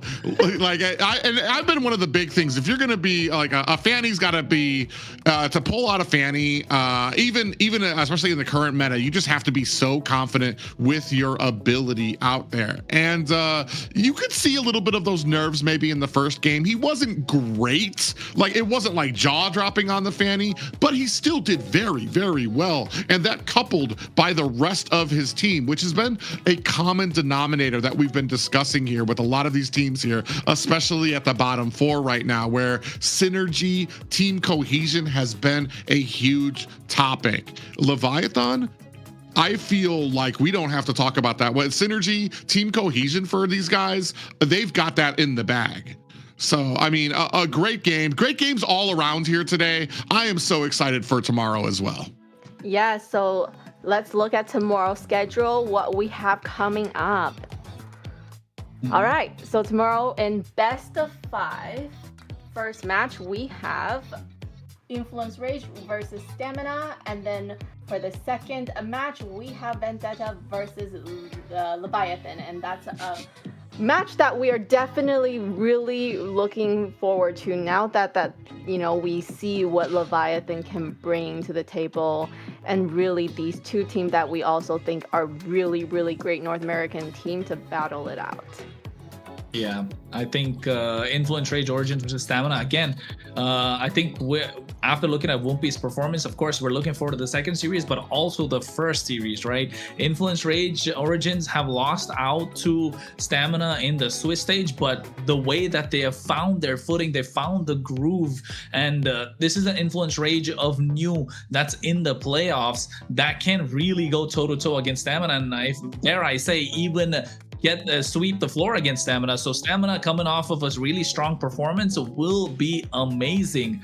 But at the same time, this is the playoff bracket that we're getting to see right now. And Stamina Esports and Leviathan do move on to the next stage. But two Mexican teams, that's U2 Esports as well as Lyon, unfortunately bow out of the competition after having a great MCT AMER run. Yeah, and as you can see here from the knockout stage, I feel like it gets more and more exciting as the days go on. You talked about the history, Stamina, Dez finally coming online, finding that synergy that was kind of lost with his teammates. They kind of had a little bit of a juggle around there. As the matches progressed, like I said, game 4 was that type of synergy is what we need to see always coming out from Stamina. That going up against this newly invigorated Rage Origins is going to be a huge match tomorrow. And I think we've already talked about, until we're blue in the face, about Vendetta and Leviathan and how exciting that match is going to be. And it just keeps on getting more and more exciting here in AMER North. Yes, and because it's not single elimination, tomorrow it's gonna be interesting to kind of see what that first match of pretty much a brand new team going against the Vendetta, right? So we'll see how they match up, and then they kind of probably feel each other out and kind of see where they are at. And I'm really excited to see who moves on and potentially be top 2. Top 2. We'll find out. As the days go by, we will find out. But sadly, although there's a lot of excitement on the board, it's also a sad time because we lost out U2 Esports as well as Lyon to the competition. But that's the nature of the beast. That's how it goes. And sadly, we're looking forward to them in the next season. However, along with the sad news, we do have some new blood injected into the competition with Wumpy being present. So a name that we can all look out for, not just today, maybe for the many days and seasons to follow. But yes, I think the competition is getting intense, and with it being double elimination, yes, there is a second chance, but I mean, do we really want to go down to the lower bracket? All right, so that is it for today, guys. We had such an amazing matches today. Some surprising things that happened with Leviathan that we definitely did not expect. So make sure you follow our socials so that you don't miss what happened today. There's gonna be lots of highlights that are gonna be up and updates. Make sure you're following MLBB Esports across all our platforms. And I just want to mention quickly, during the diamond drops, you have to go to this one, okay? The MLBB Esports, the official channel. It will be diamond drop in the YouTube and TikTok platform. Yes, Kronos. You know what? There's like barely like 5 people watching there, to be honest. So folks, if you wanna, if 5 people are there, all 5 of them are gonna get diamonds, man. If you wanna rack up those diamonds, make sure you head to the MLBB Esports, because that's definitely gonna help the NA community grow a lot more now that we have a dedicated channel for MLBB Esports. So yes, get there. Kick, Twitch, X, Instagram, Facebook, YouTube, TikTok, all that good stuff. Right, Private? Yeah, I do want to give a little thank you out there to all the viewers and North America, everybody who's been watching us. It's been a pleasure to be back at the North American casting desk. A little bit of a break I've taken from the from casting in the South, which has been just as exciting. But you get that little cozy feeling of home sweet home when you see what's going on in the North and all the teams and all the familiar and unfamiliar faces. And the one question I have is, what surprises do we have left in store for the rest of these playoffs? Yeah. And with that, we come to the end of day 13 here at MCT AMER North playoffs. Today, we witnessed the teams fighting under pressure, battling through elimination matches, and giving everything they had to try to keep their championship dream alive. Some teams continue their playoff journey, while others see their run come to an end. So I want to give a huge thank you to our players, our team, production, and of course all of you for watching from home and being part of an incredible first day of the playoffs. And of course, I want to thank you to my amazing casters, Kronos and Private, for joining me today. I'm your host, Layla, and on behalf of everyone here at MCT AMER North, thank you so much for watching, and we'll see you tomorrow back here for some more exciting playoffs. Good night, everyone.